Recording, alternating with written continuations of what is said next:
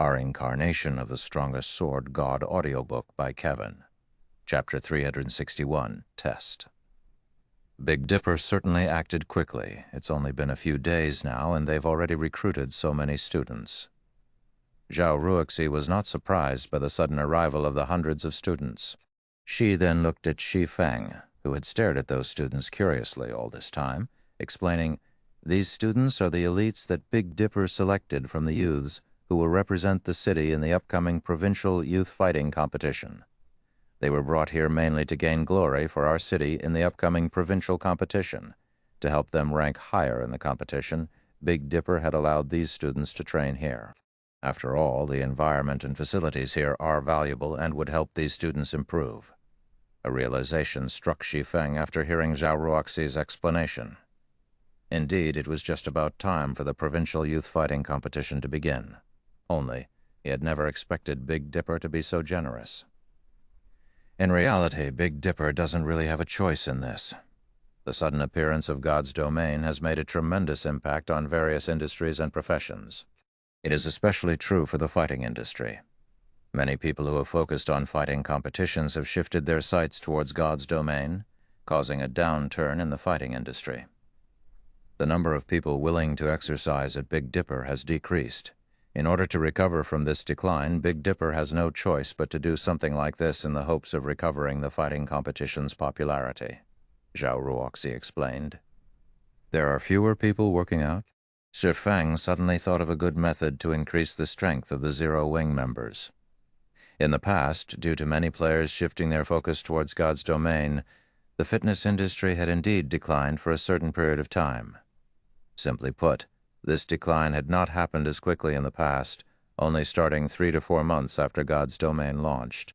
However, as more people became aware of the secret of God's domain, physical training became popular again, even bypassing the previous peak in popularity. Business boomed for the fitness industry. At that time, many large guilds would partner with training centers and gyms to allow the elite members of their guilds to train and improve themselves at any time, which would in turn allow these elites to improve more quickly in God's domain. Many first-rate guilds had even chosen to establish their own large-scale training centers specifically for their elite members.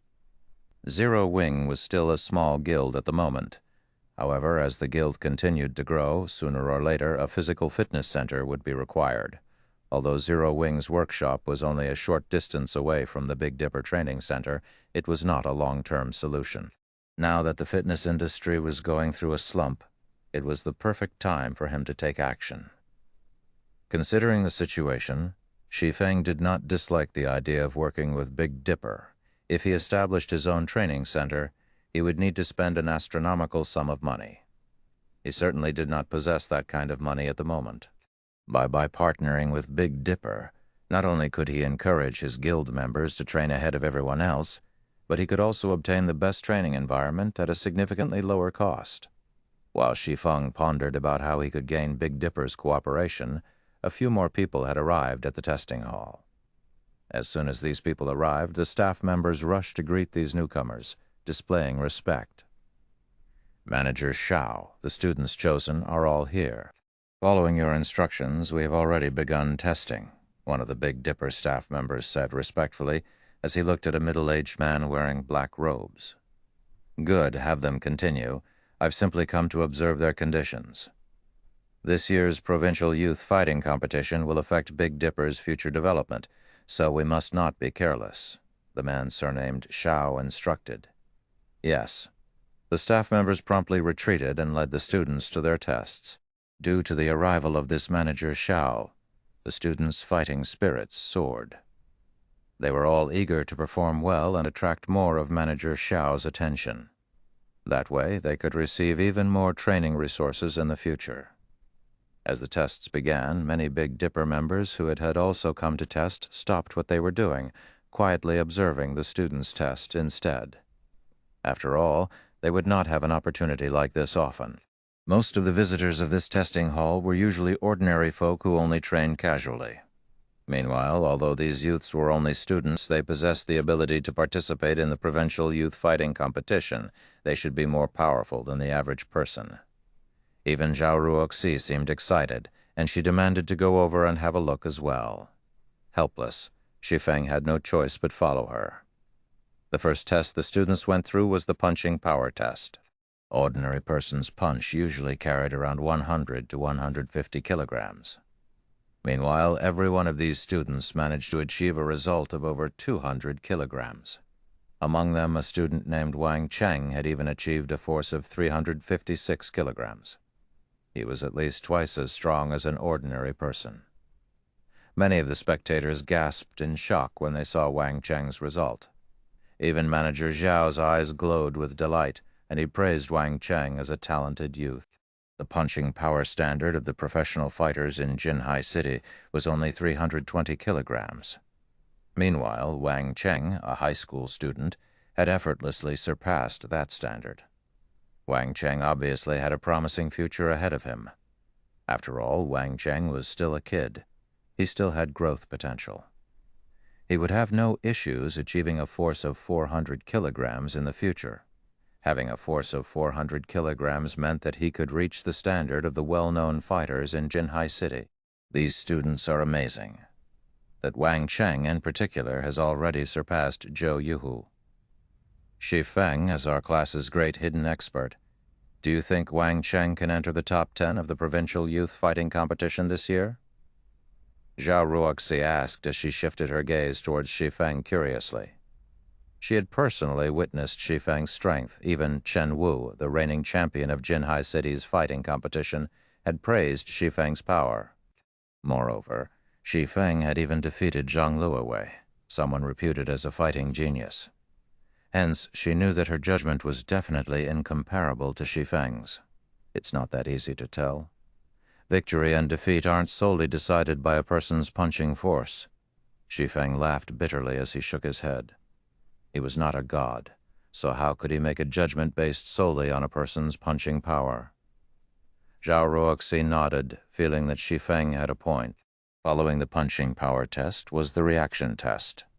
Of the hundreds of students, they all achieved a result of basic perfection or above. Among them, there were a few who achieved intermediate excellent. A student named Wu Chuan even achieved intermediate perfection, shocking everyone. Although the tests had yet to end, Wang Cheng and Wu Chuan had immediately captured the crowd's attention. Manager Xiao treated them both like treasures, doubling their training resources on the spot. Many students had cast envious gazes at the two. After the tests ended, Manager Xiao of Big Dipper had originally intended to take both Wang Cheng and Wu Chuan to meet the best instructor in Jinhai City, someone whom the Big Dipper Training Center had gone through a lot of trouble to invite. However, after he noticed Zhao Ruoxi among the spectators, he halted his steps. "Ruoxi, you little girl, why didn't you tell Uncle Zhao that you were visiting Big Dipper?" Manager Xiao said as he walked over to Zhao Ruoxi. "I was afraid that Uncle Xiao would be busy." Zhao Ruoxi giggled sweetly. Meanwhile, Wang Cheng and Wu Chuan, who stood behind Manager Xiao, were immediately stupefied when their eyes fell upon Zhao Ruoxi's sweet and beautiful smile. If not for Manager Xiao's presence, they might have dashed forward and promptly introduced themselves to this great beauty.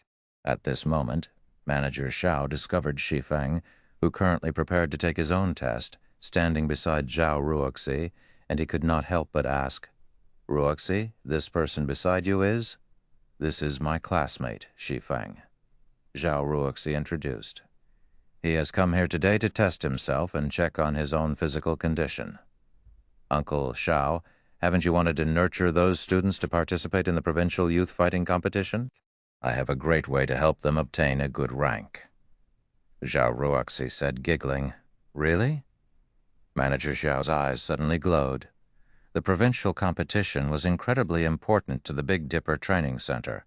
Zhao Ruoxi would have really helped him big time if she had a way to help the students to get a good rank in the competition.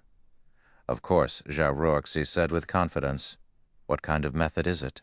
Manager Xiao asked concernedly. Seeing Zhao Ruoxi's serious expression, Manager Xiao did not think she was lying. Zhao Ruoxi then pointed towards Shi Feng with a slightly prideful tone. "It's him?"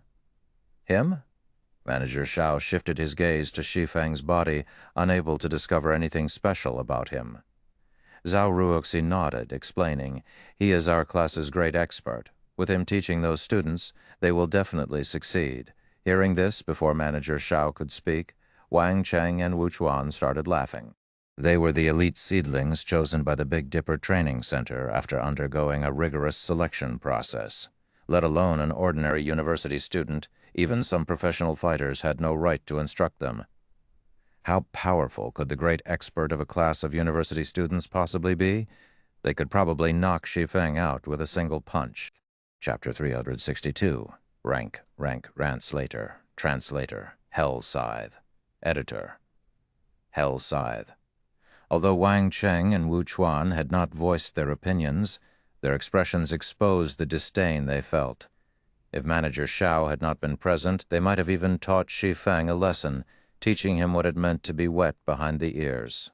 As to why the two would not dare take action in front of Manager Shao, it was not because of Manager Shao's position in the Big Dipper Training Center. Rather, they feared Manager Shao's personal strength. Because Manager Shao's strength frightened Wang Cheng and Wu Chuan, they would not make any casual remarks in front of him. Why else would geniuses like them remain silent at such a ridiculous statement? Manager Shao's full name was Shao Yan, and he was well known in Jinhai City. He had also been a professional fighter during his youth. However, after winning a championship, he retired as a professional fighter. He then joined the Big Dipper Training Center and developed himself there. Even though Shao Yan was over 40 now, he would frequently spar with some of the top fighters in the city, thoroughly defeating them. "Uncle Shao, why do you look so surprised?" Zhao Ruoxi's lips curled up slightly when she saw Manager Yan's face. "Since you don't believe me, why don't we place a bet?" Zhao Ruoxi's mesmerizing smile left Manager Yan greatly confused. He could not figure out what the little girl before him was trying to accomplish. However, since Zhao Ruoxi wished to play, he certainly wouldn't mind humoring her for a while. When all was said and done, her father was a good brother of his, and he had pampered her like a little princess since she was a child. "It seems that you have a lot of confidence in your classmate, Shi Feng Ruoxi. In any case, since you've already made the offer, I'm guessing that you won't let your uncle say no. What do you wish to bet, then? However, I'll tell you this in advance. Your Uncle Shao cannot get you the secret pavilion's information viewing rights."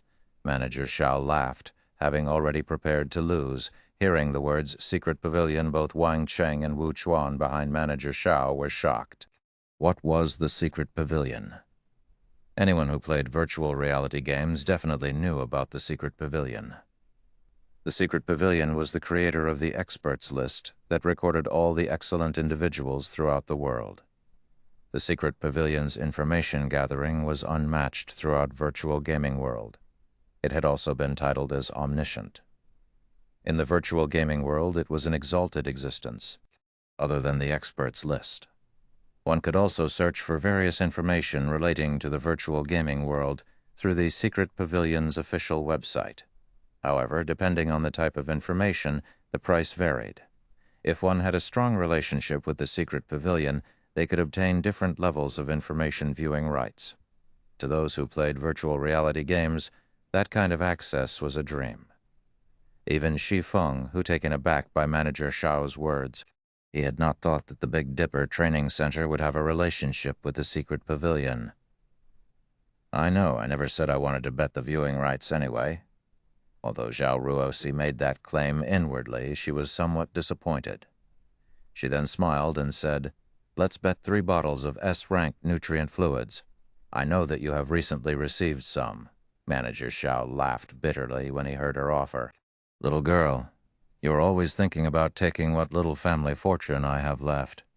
I've only managed to obtain these few bottles of S-rank nutrient fluids after much difficulty, and I had planned to reward them to the most excellent students." When Wang Cheng and Wu Chuan heard these words, their hearts began to pound with excitement. They had even thought that they had heard wrong for a second there.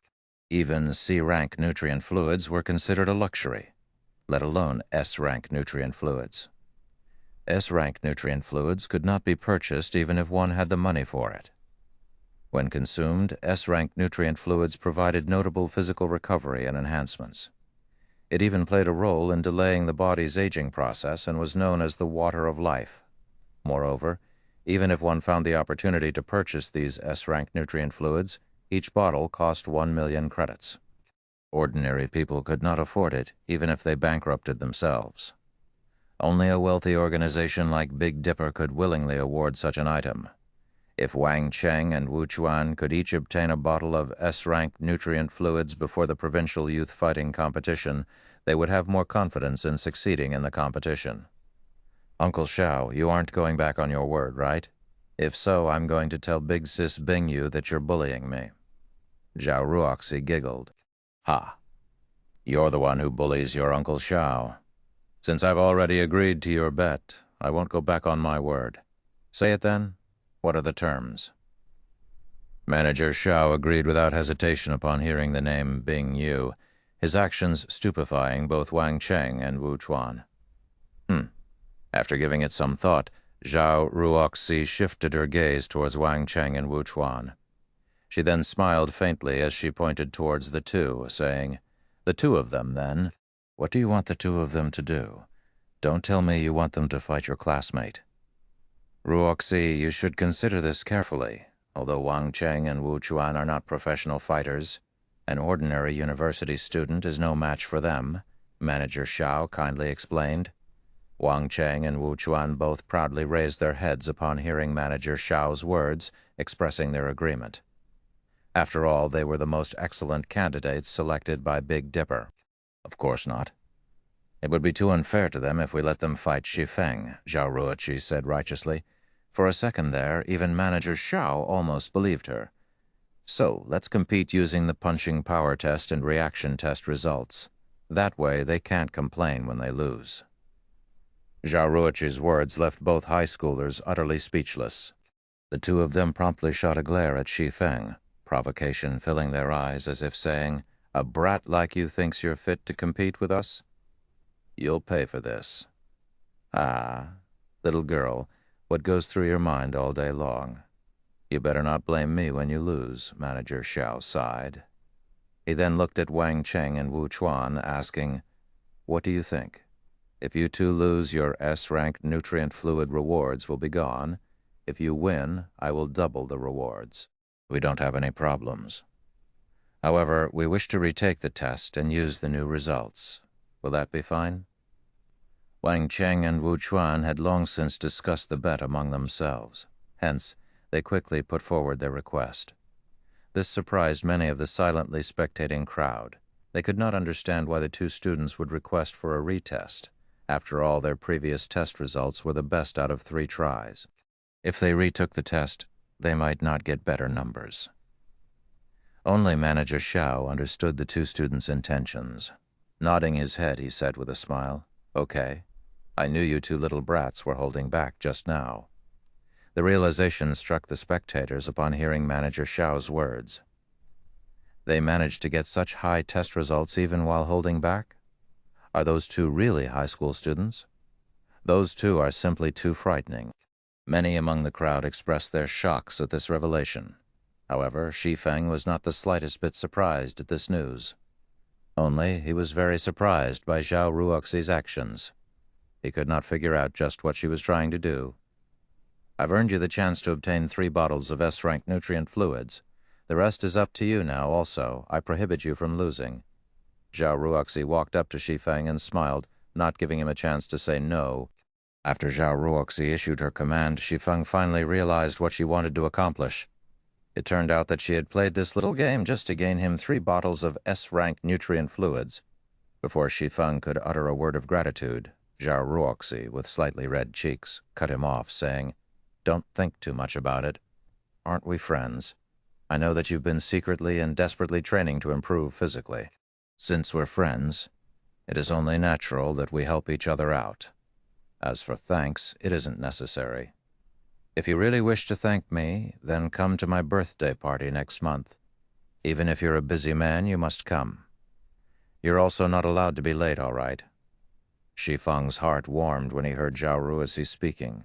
Although he had many things he wished to say after racking his mind on what he should say, a single, simple sentence left his lips. "I'll be there." However, When Manager Xiao heard Zhao Ruoxi's demand, his originally friendly smile suddenly froze. He then shifted a stiff gaze towards Shi Feng, looking at the youth with disbelieving eyes. "Just what sort of demonic power does this brat have?" Manager Xiao could not help but pay more attention to Shi Feng. There must be a reason why the little swindling girl had such an optimistic opinion of him. Following which, Shi Feng, Wang Cheng, and Wu Chuan walked towards the punching power testing apparatus to begin their examination. Chapter 363, Breaking the Record. Chapter 363, Breaking the Record. Is this really happening? They're going to compete with each other? Both Wang Cheng and Wu Chuan are the most excellent among these students. Their results were so impressive despite their age. Calling them geniuses wouldn't be an exaggeration. That guy called Shi Feng is only going to humiliate himself. You don't know, Shi Feng didn't request this competition himself. Instead, it is the great beauty standing beside him who claimed that Shi Feng could defeat Wang Cheng and Wu Chuan in a fight easily. For fairness' sake, they chose to compete using the test results. That beauty is blinded by love. Does she really believe whatever that Shi Feng says? What do you even know about it? This is called having skill. However, that Shi Feng is going to suffer for his bragging. Soon the tests will reveal his true colors. The testing hall had originally been very lively. Now, because of the competition between Shi Feng and the two students, everyone immediately crowded around the trio. The spectators present had already witnessed Wang Cheng's and Wu Chuan's strengths, though none of them had ever seen Shi Feng before. However, nobody among the crowd felt optimistic about Shi Feng's chances. Shi Feng possessed neither a strong and sturdy frame, nor a giant muscular body. Shi Feng's appearance was simply too ordinary. Shi Feng was overestimating himself by challenging Wang Cheng and Wu Chuan's punching force and reaction time. Let's start with a punching test first. Each one of you will have 3 tries. Wu Chuan, you'll go first, Manager Xiao said from beside the testing apparatus. Although Wu Chuan's test results before had not been as eye-catching as Wang Cheng's. His strength was still over 320 kilograms. He was already at the standard of a professional fighter. Wu Chuan nodded before stepping up to the testing apparatus. Holding up and clenching his fists, his arms abruptly burst with strength as he sent 3 accurate strikes towards the leather target. Pang!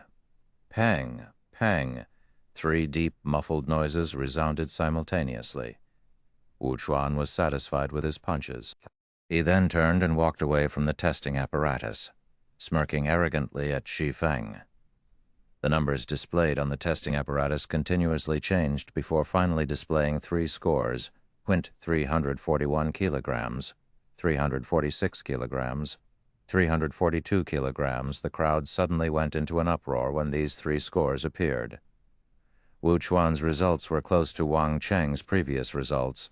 Regarding pure strength, Wu Chuan definitely ranked second within the elites Big Dipper had recruited. Manager Xiao was elated when he saw these numbers. His heart was already set on placing more emphasis on Wu Chuan's training in the future. After all, Wu Chuan was far more superior than Wang Cheng in reaction time and speed. Overall, Wu Chuan was more powerful than Wang Cheng. Next, Wang Cheng, Manager Xiao shouted. Wang Cheng walked up to the testing apparatus and took up his stance. Immediately, his muscles bulged and the blood vessels across his arms also appeared. Sheng sent 3 quick punches towards the leather target. Pang! Pang! Pang! The punching power testing apparatus suddenly released 3 crisp sounds, and even the machine itself trembled slightly. Meanwhile, the score the machine displayed broke through the 300 kilograms threshold and continued to rise. Within a moment, it shot the 360 kilograms threshold. Wang Cheng had surpassed even his previous highest record. Finally, the punching power testing apparatus displayed the final results: 385 kilograms, 391 kilograms, 388 kilograms. 3 scores, and each one surpassed Wang Cheng's previous record. Impressive. I didn't realize how much you had held back. Manager Xiao laughed upon seeing the scores.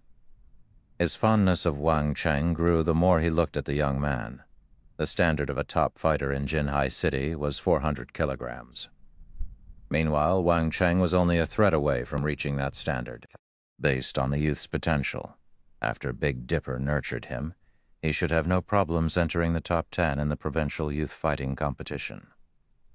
Zhao Ruoxi's confidence wavered when she saw the results.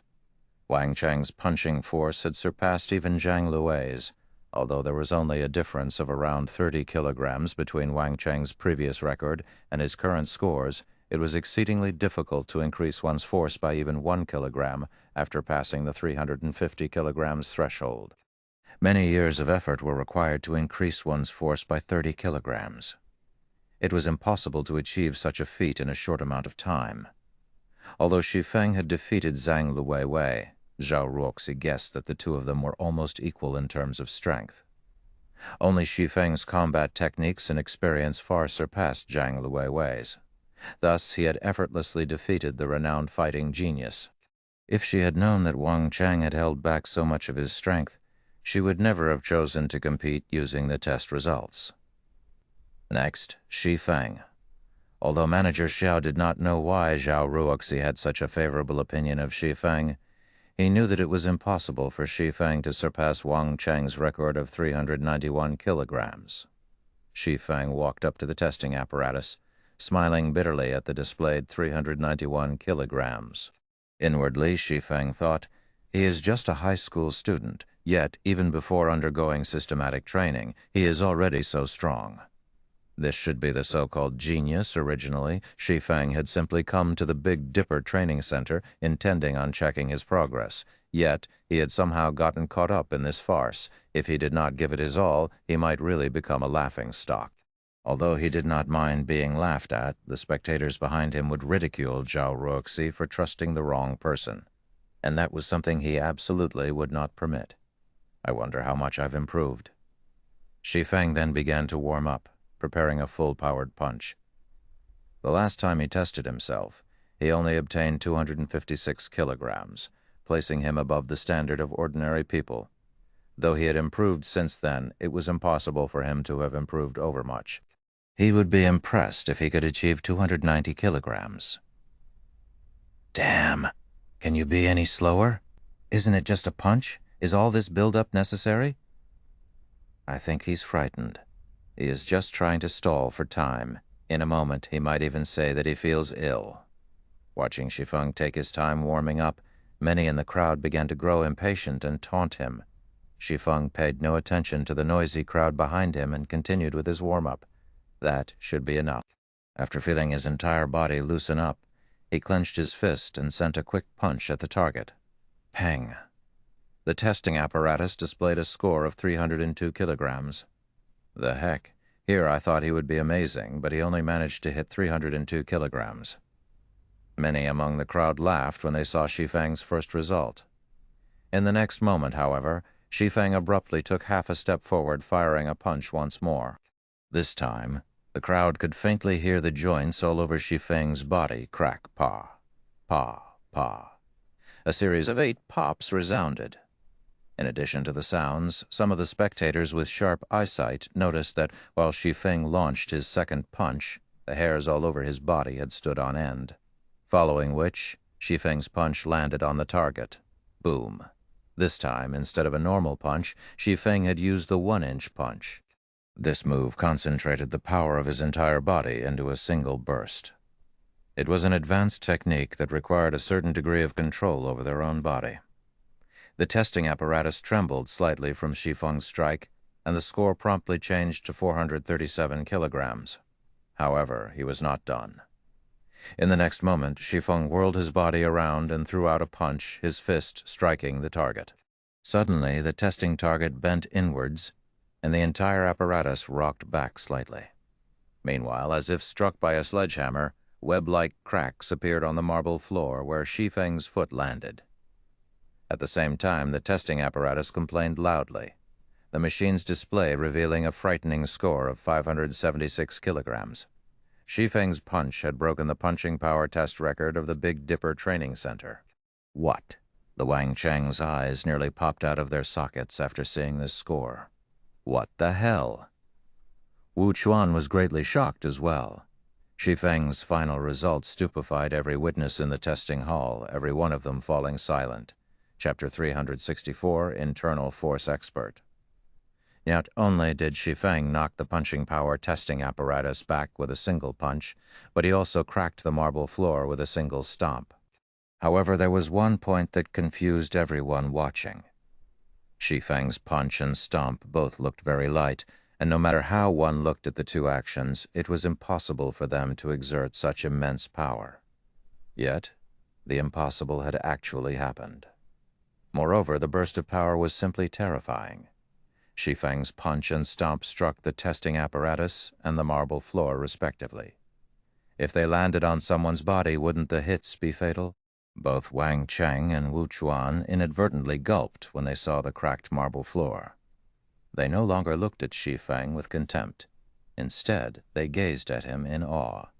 Only now did they understand why Zhao Ruoxi's claim. If they fought Shi Feng, the result would not be pleasant. What a hateful bastard. Despite being so powerful, he is constantly trying to hide it. For a second there, I was afraid he might lose. Zhao Ruoxi finally sighed in relief after watching Shi Feng's stunning performance. Standing beside the testing apparatus, Manager Shao gaped at Shi Feng's flushed and sweating face with disbelieving eyes.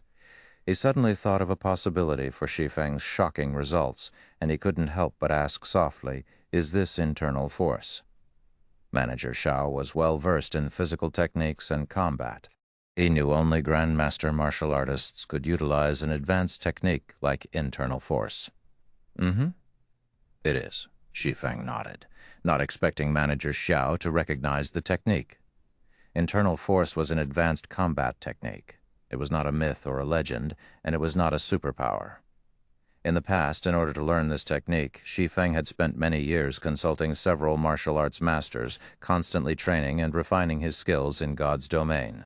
Only after he finally achieved a certain level of control over his own body could he perform this technique. Although internal force granted vast destructive power, it was also extremely taxing on the body. A single strike fatigued him. Right now, he began to show signs of collapsing. If he launched another strike using internal force, he would most likely fall flat to the floor. "Mr. Shi, I represent Big Dipper to thank you for breaking our all-time punching power record. According to Big Dipper's rules, we will award you 300,000 credits for this achievement. However, at my disposal, in addition to paying you 300,000 credits, Mr. Shi, in the future, you will be a platinum member of Big Dipper. You can enjoy a 60% discount on all expenses at Big Dipper. You will also receive a specially reserved platinum suite at the Big Dipper Training Center for your pleasure, Mr. Shi." After receiving Shi Feng's nod of recognition, Manager Xiao was nearly speechless from excitement. He no longer looked down at Shi Feng as a member of the younger generation. Instead, he treated Shi Feng as his predecessor, even changing the way he addressed Shi Feng. Since his youth, Manager Xiao had been infatuated with martial arts. He had never stopped training his body. Even now, his dream was to achieve a higher level in martial arts and successfully practice internal force. However, despite his many years of effort, he had never been successful. So, now that an internal force expert stood before him, how could he contain his excitement?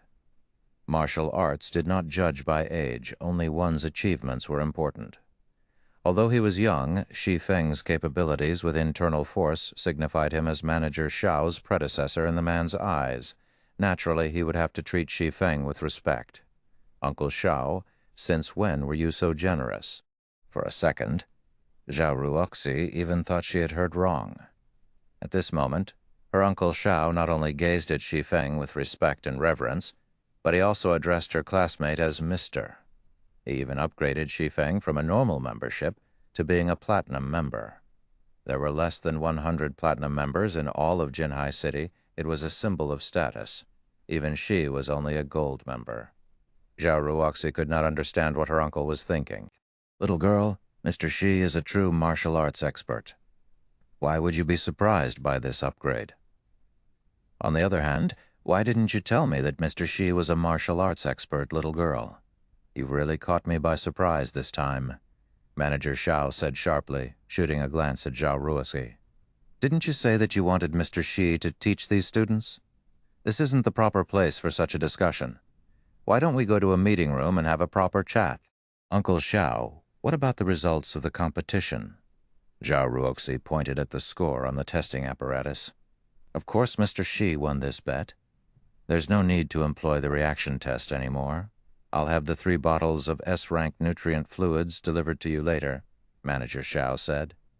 He then shifted his gaze to Wang Cheng and Wu Chuan, asking, "Do you two have any concerns?" Both Wang Cheng and Wu Chuan hurriedly shook their heads.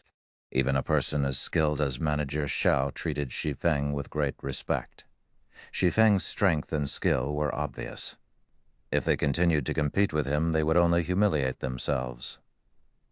Mr. Shi, now that this competition is over, let's go to a meeting room upstairs and talk. I have many things I would like to ask you, Manager Xiao said. Zhao Ruoxi's heart fluttered with joy when she saw her Uncle Xiao's respectful attitude towards Shi Feng. She also felt a little prideful, as if Shi Feng's success were her own. After the crowd in the testing hall dispersed, Manager Xiao led Shi Feng and Zhao Ruoxi to a meeting room on the 21st floor. Mr. Shi, would you be interested in becoming the head instructor of Big Dipper? Manager Xiao asked seriously. As long as Mr. Shi is interested, you can state any conditions you want.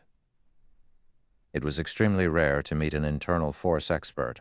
After all, every one of these experts was a master of the martial arts world. Their statuses and positions were all extremely impressive.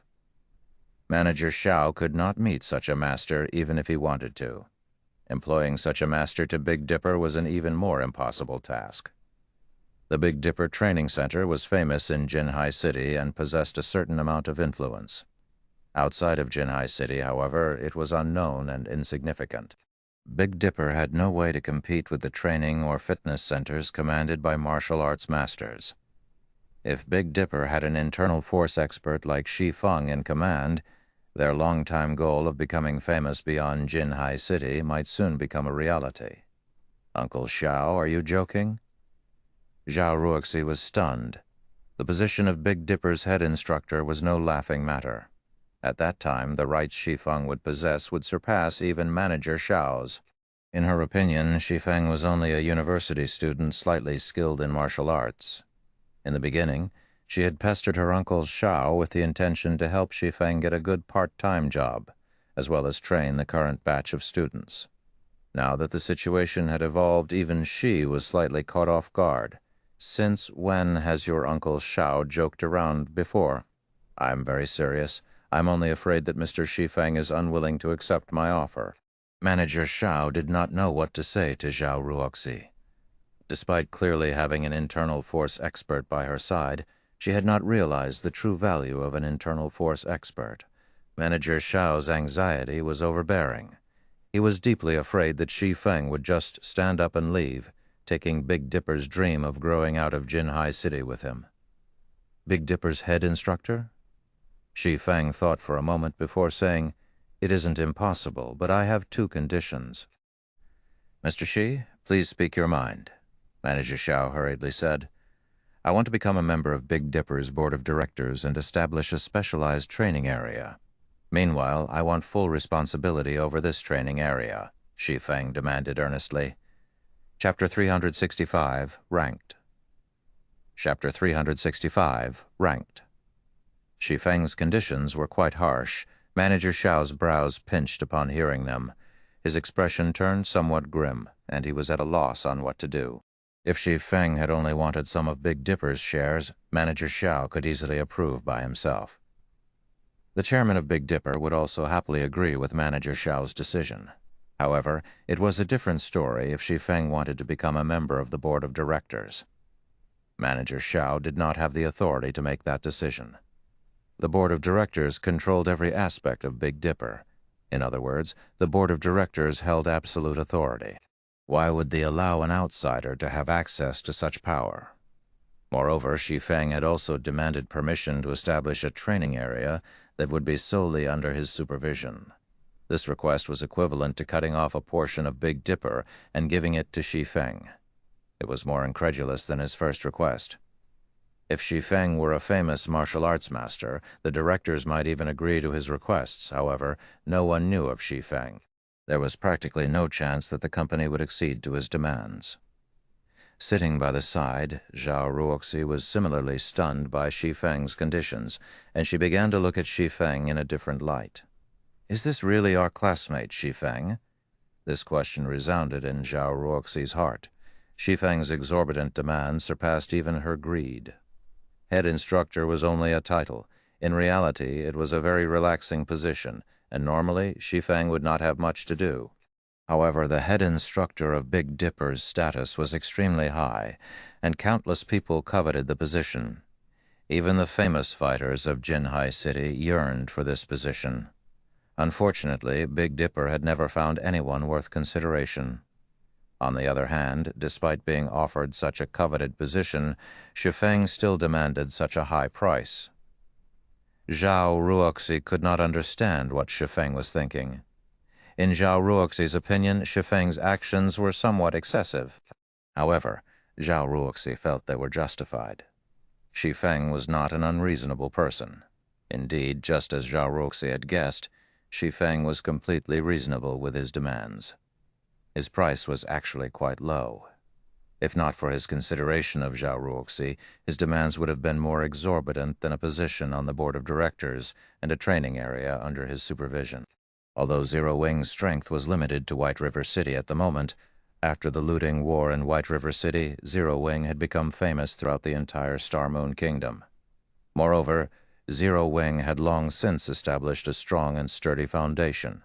It already qualified to fight for the position of Overlord of Star Moon Kingdom. It was possible that only the higher-ups of first-rate guilds knew what this signified. There were hundreds of millions of players. Moreover, this number increased with each passing day. Only a few million people lived in Jinhai City. At most, it was as large as White River City. As for the authority Zero Wing commanded in White River City and the Big Dipper's authority in Jinhai City, it would not be an exaggeration to describe the difference between them as the difference between heaven and earth. Moreover, as God's domain grew increasingly popular, the number of people Zero Wing could influence would also grow. That influence could massively impact whichever training center it partnered with. What about the training center itself? To put it bluntly, it was simply a place for people to improve physically. What sort of influence could it possibly have? A casual remark made by a first-rate guild could allow a training center to rise to prominence at any given minute. Hence, rather than sharing the profits with others, wouldn't it be better just to establish their own training centers? What is your opinion on this, Manager Xiao? Shi Feng looked at Manager Xiao and asked, "Mr. Shi, your conditions are a little harsh. How about 5% of Big Dipper's shares?" Manager Xiao could tell that Shi Feng was not some random knowledgeable person, and Shi Feng most definitely knew the value of an internal force expert. Hence, after giving it some thought, he offered the highest possible benefit that he could authorize by himself. Although 5% of the shares of a successful company like Big Dipper is generous, my conditions are firm. It would truly be a pity if you cannot agree to them. Shi Feng shook his head. "This, Mr. Shi, I do not have the authority to agree to the demands you've stated. Can you give me some time? I'll report this to my superiors. After they have reached a decision, I'll give Mr. Shi an answer. How about it?" Shi Feng's unwavering attitude frightened even Manager Xiao. Originally, he had thought that a young man like Shi Feng would jump with joy when offered the position of head instructor and 5% of Big Dipper shares. However, he had never expected anything like Shi Feng. Manager Xiao refused to believe that Shi Feng was only a university student. 5% of Big Dipper's shares was a lot of money, enough to grant one a lifetime of luxury. However, Shi Feng had insisted on his original demands. If Shi Feng were not insane, then he was absolutely confident. "Certainly. I'm not in a hurry for this matter. I'll wait for your reply," Shi Feng smiled. He had not expected to deal with Zero Wing's training issues in a short amount of time. He still had many things he needed to do in God's domain. Zero Wing's workshop had also just opened, and he needed time to allow all these changes to settle in. He had simply come here today to test his physical limits. However, Shi Feng also had Zhao Ruoxi to thank. If not for her, establishing a dialogue with Big Dipper's upper management would have been a struggle and taken some time. His current progress had already surpassed his expectations, following which Manager Xiao had consulted with Shi Feng on some matters relating to martial arts. Although Zhao Ruozi was indifferent to such topics, when she saw how her uncle Xiao looked up to Shi Feng, she could not help but find the scene funny. If she related this matter to her father would definitely be shocked. After roughly 3 hours of lengthy conversation, Manager Xiao's admiration towards Shi Feng had grown by leaps and bounds. If not for the lack of time, Manager Xiao would have continued the conversation for 3 days and 3 nights. After Shi Feng left the Big Dipper training center, Zhao Ruoqi drove him back to his rented apartment. Meanwhile, Manager Xiao immediately contacted Big Dipper's chairman, his elder brother, Xiao Yu. Manager Xiao was prepared to discuss Shi Feng's demands in detail.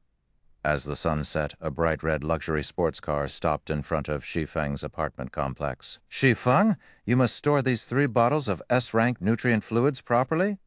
Unlike other nutrient fluids, S-ranks need to be kept below freezing. Otherwise, their effects will gradually weaken, and after 2 or 3 days, they will lose their effects completely. Also, you can only consume them once every 5 days. It would be detrimental to your body if you drink them more often. You must keep this in mind, all right?" Zhao Ruoxi said, carefully handing over the metal briefcase containing the S-rank nutrient fluids. She reminded Shi Feng repeatedly, worried that he would carelessly waste the S-rank nutrient fluids as he had never consumed them before. Although 1 million credits was only a small matter to her, S-rank nutrient fluids were impossible to obtain even if one had the money. Shi Feng could not easily get more. Big Dipper was only lucky enough to procure a few bottles after much difficulty because of some of its connections. I understand," Shi Feng said, a bitter smile on his face. In reality, this was not his first time consuming an S-rank nutrient fluid. However, Zhao Ruoxi did not know about that. "I'll take off then. Don't forget about my birthday party next month. I know where you live now, so if you're not there, I won't let you off lightly." Zhao Ruoxi brandished her little fist through the car's window. She then sped away in her hovering red sports car. At this moment, Shi Feng finally reacted. It turned out that Zhao Ruoqi had actually sent him home with such intentions. Although he was almost never on time, he shouldn't be that unreliable of a person, right? When Shi Feng turned around and was about to enter the apartment complex, he suddenly discovered someone squatting by the building's entrance. That person stared at Shi Feng with a wretched smile on his face. It was none other than Blackie. "Brother Feng, you're simply too amazing. I don't see you for a few days, and already you've managed to hook up with class monitor Zhao. You need to teach me some of your skills. If you don't, I'll tell Sister Firedance," Blackie said, giving Shi Feng a meaningful smile. "Scram. Don't think that I don't know how frequently you hook up with some of the beauties in the guild." Shi Feng rolled his eyes at Blackie. Although Blackie had attempted to behave himself ever since he joined Zero Wing Workshop, a man's nature would not change easily. Currently, he was already growing closer with one of the female mages in the guild. "Speak. Why are you here?" Okay. I admit I have important news that I needed to relay to you personally. After you hear it, don't get too excited," Blackie said excitedly. Clearing his throat, he happily announced. 1 hour ago, the Secret Pavilion published its latest experts list. Meanwhile, Brother Feng, your ID has been included. Right now, the entire Star Moon Kingdom is going crazy. Chapter 366, Virtual Gaming Cabin. Chapter 366, Virtual Gaming Cabin. Listening to Blackie's excited report, Shi Feng was speechless. Even if Blackie hadn't told him the news, he would have discovered it after he entered God's domain. It was not necessary for Blackie to hunt him down. "Did you run all the way here just to tell me this?" Shi Feng asked. "Of course not. Sister Aqua said that using the advanced virtual gaming helmet constantly would affect your strength and growth in-game. After all, the helmet only has a synchronization rate of 90%. The cabin, however, has a synchronization rate of 97%. So, some time ago, she tried to buy a few virtual gaming cabins," Blackie said. However, there aren't many of them. Even with Sister Aqua's influence, she could only purchase 5 cabins for us. I came to deliver your unit. The workers have already installed the cabin in your apartment. You can use it immediately. Virtual gaming cabin? Where did you guys get so much money? Shi Feng could not help his shock, although there was quite a lot of money in the workshop's bank account. It was not enough to buy 5 virtual gaming cabins. A single unit cost 3 million credits. Moreover, virtual gaming cabins were always scarce, as they were extremely difficult to manufacture. Unlike the virtual gaming helmet, the materials the virtual gaming cabin required were very rare, so they only produced and sold a limited number each day.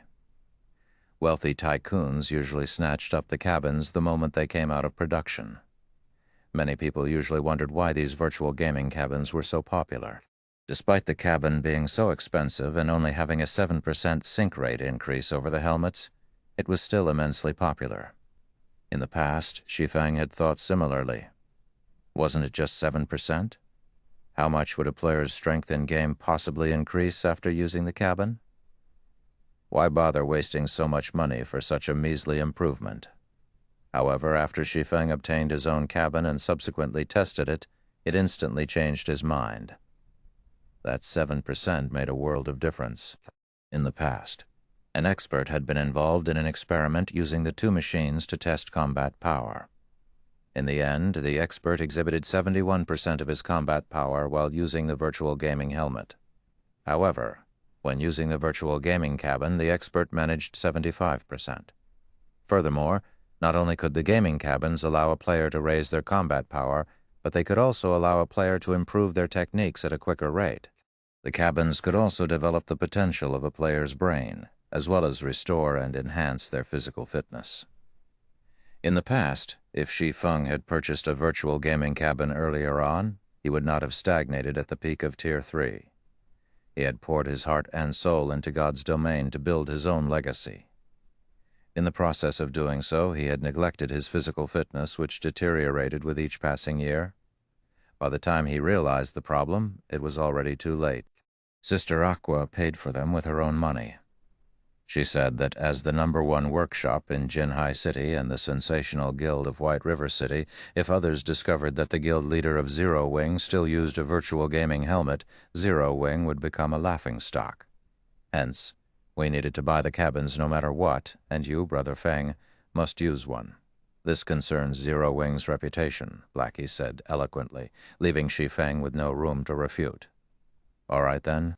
I'll accept the cabin, however. We must pay Aqua back for all of the money she spent. There's still around 2 million left over from the White River City guidebook sales. Send that to Aqua for now. I'll think of a way to gather the rest. Shi Feng agreed that he needed a virtual gaming cabin. However, he couldn't have purchased one before because he lacked the proper channels.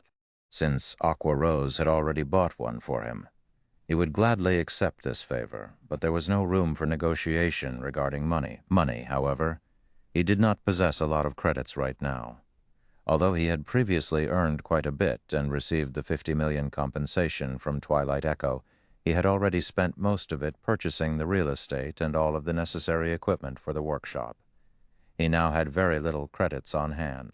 Coins, on the other hand, he had a lot of. If he converted the coins into credits, he would have more than enough to repay Aqua Rose. However, unless he had no other choice, he would never trade his coins for credits. There was not much time left to complete the Epic Quest Gospel project. After his few recent large purchases, the gold coins he had on hand had grown further and further from his target of 30,000 gold. He could no longer afford to trade coins for credits. He could only search for other avenues to earn credits. Ha ha ha ha. Brother Feng, Sister Aqua truly understands you. She knew you would say such a thing. So she told me to tell you that since she was paid 5% of Zero Wing's shares for doing nothing, you can consider this as her investment in Zero Wing. Also, if you really wish to repay her, make Zero Wing a guild that surpasses Twilight Echo. To her, this would be the greatest form of repayment, Blackie said. He laughed when he heard Shi Feng reply exactly how Aqua Rose said he would. The cabin has already been installed in your home. Since I've finished my report, I'll return to the workshop now. You have no idea how busy the guild is right now. Finished speaking, Blackie quickly departed from the apartment complex. Surpassed Twilight Echo, huh? Shi Feng muttered as he watched Blackie leave. His goal was not just to surpass Twilight Echo. However, there were still too many things he needed to deal with in White River City right now. It was especially true for Underworld. They had been too quiet during the looting war. This was out of character for them. After a short moment of silent contemplation, Shi Feng turned and walked into the apartment complex, returning to his apartment. Inside his home, as expected, Shi Feng discovered a white virtual gaming cabin that was 2.5 meters long, 1.8 meters wide, and 1.5 meters tall, quietly laying inside his bedroom. He would no longer have to rely on the virtual gaming helmet to play God's Domain. There were nutrient fluids as well as various health monitoring devices implemented in the cabin. Players would not have to worry about hunger or physical discomfort for extended periods of time while inside. On the contrary, they would get plenty of rest and recovery. Moreover, with the 97% sync rate, players would find their five senses reaching new heights in the game. With the cabin, Shi Feng could finally display his true strength in God's Domain. Shi Feng examined the cabin before shifting his gaze towards the furnishing around the room. His apartment suddenly felt empty. There was absolutely nothing in his home that was even close to rivaling the value of the virtual gaming cabin. Rather, the cost of a single cabin could pay for the whole apartment. It should be about time. Shi Feng looked at the time. It was currently 8 p.m. and about time for him to enter God's Domain once more. Following which, Shi Feng went to the kitchen and stood before the fridge. He then removed the bottles of S-rank nutrient fluids from the metal briefcase. Shi Feng placed 2 bottles in the freezer, opening and drinking the last bottle. Compared to the lower-grade nutrient fluids, the S-rank nutrient fluid was very special. Despite being stored in freezing temperatures, when he drank the liquid, it felt as if he had swallowed a mouthful of liquid fire. Every organ the liquid passed from his mouth to his stomach felt as if they had been scorched. There was no pleasure when drinking the S-rank nutrient fluid, only piercing pain. Moreover, this pain quickly spread throughout his body, even his skin started to redden. It felt as if hot air flowed through his body, cleaning away all the toxins and restoring the vitality of his cells. His previous efforts had paid off, increasing his punching power from 256 kilograms to 302 kilograms. Everything in life involved balance. It was the same with the human body. If there were gains, then there were bound to be losses as well. Such a huge and sudden improvement would definitely cause plenty of damage to his body. Originally, Shi Feng had intended to purchase an A-rank nutrient fluid to recover slowly. However, that was no longer necessary. A single bottle of S-rank nutrient fluid could completely heal all the damage to his body. It's been so long since I've drunk this. I almost forgot about the burning sensation. Shi Feng smiled faintly. Although he was in pain, his body had never felt better. As for the remaining 2 bottles, he planned to leave them for his parents. That way, it could also help strengthen his parents and relieve some of the exhaustion they had piled up from work. Following which, Shi Feng lay down in the virtual gaming cabin and connected to God's Domain. The drops from the mechanical slayer still waited for his appraisal. After all, aside from a 2-hour waiting period, there was also a 12-hour period before the drops of field bosses could be unsealed, appraised, or used. Fortunately, by the time Shi Feng logged in, that 12-hour period should be almost over. The drops of a mutant. Just thinking about them excited Shi Feng. In the past, the drops from a common mutant were enough for guilds to drool over. Meanwhile, the mechanical slayer was a High Lord mutant. Shi Feng couldn't even begin to guess just how amazing its drops would be. Chapter 367, Asura. Chapter 367, Asura. A series of notifications flooded Shi Feng the moment he logged into the game. There sure are a lot of people trying to contact me. Shi Feng slowly browsed through the notification list, discovering that a vast majority were friend requests or private messages. Among them, there were plenty of messages from high-ranking members of first-rate guilds. Most of them wanted to acquire Zero Wing. There were also a few first-rate guilds who had messaged Shi Feng with different intentions. These first-rate guilds stated that as long as Shi Feng willing joined their guilds, they promised to promote him into an elder position in their guild immediately and offered him a significant percentage of the guild's shares. Shi Feng couldn't understand these offers. Since when had he become so valuable? Even Feng Xuanyang sent me a message. Interesting, Shi Feng read Feng Xuanyang's message, feeling slightly surprised. Although he had yet to discard all pretenses with Feng Xuanyang, they were already mortal enemies. Neither would rest until one side was annihilated. Based on Feng Xuanyang's arrogance, it would be a miracle if he stopped trying to dispose of Shi Feng. So why would Feng Xuanyang contact him? This wasn't his style at all. When Shi Feng opened and read Feng Xuanyang's message, he could not but laugh. Feng Xuanyang sure is quick to change his attitude. It's no wonder he was promoted to Underworld's management. In the message, Feng Xuanyang had expressed his agreement to the conditions Shi Feng had previously stated.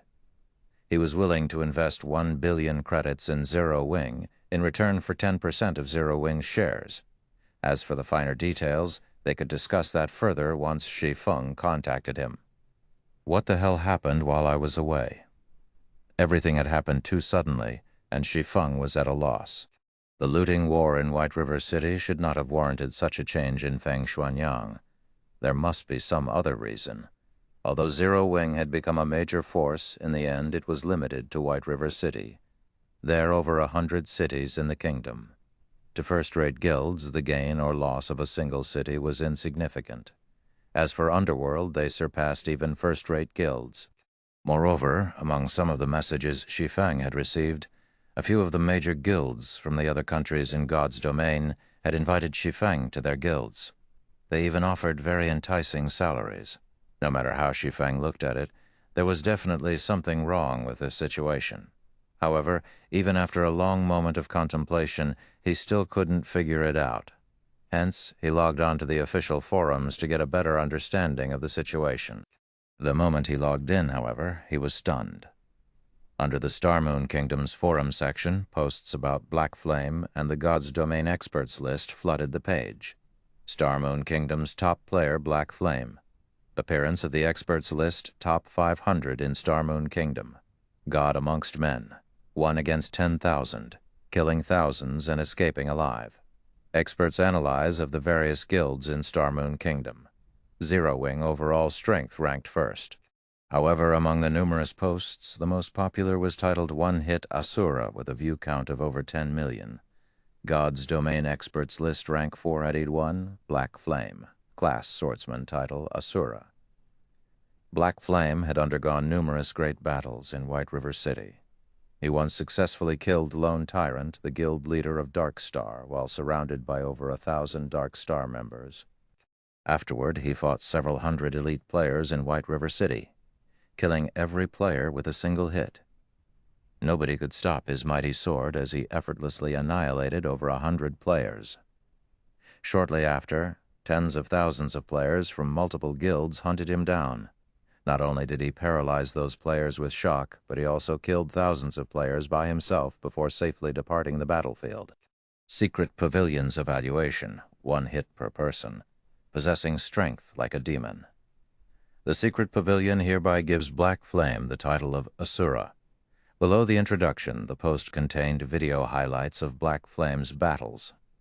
Black Flame is simply too amazing. He is the role model of us swordsmen. I must take him as my teacher. I heard that the Secret Pavilion doesn't give out titles casually. It's a pity that Black Flame has been in so few battles. Otherwise, he would definitely get a higher ranking on the experts list. You don't say? 1 hit per person? Black Flame even killed a level 19 shield warrior with a single hit, and he only took a few seconds to kill over 100 players. With such godlike strength and techniques, no matter how you look at it, he should not rank at just 481. In my opinion, first place should be just about right. The Secret Pavilion is definitely pulling some strings, so they're using the title of Asura to divert people's attention. I had hesitated about joining Zero Wing before. Now, however, I've decided to head straight for White River City. I must join Zero Wing no matter what. Ha! I've long since arrived at White River City. I heard that the benefits Zero Wing offers to its members are superbly good. The weapons and equipment available for trade are also top tier. In particular, the core members' equipment is a feast for the eyes. You'll just be ashamed if you wear secret silver equipment in front of them. The lowest quality equipment is at least of fine gold rank.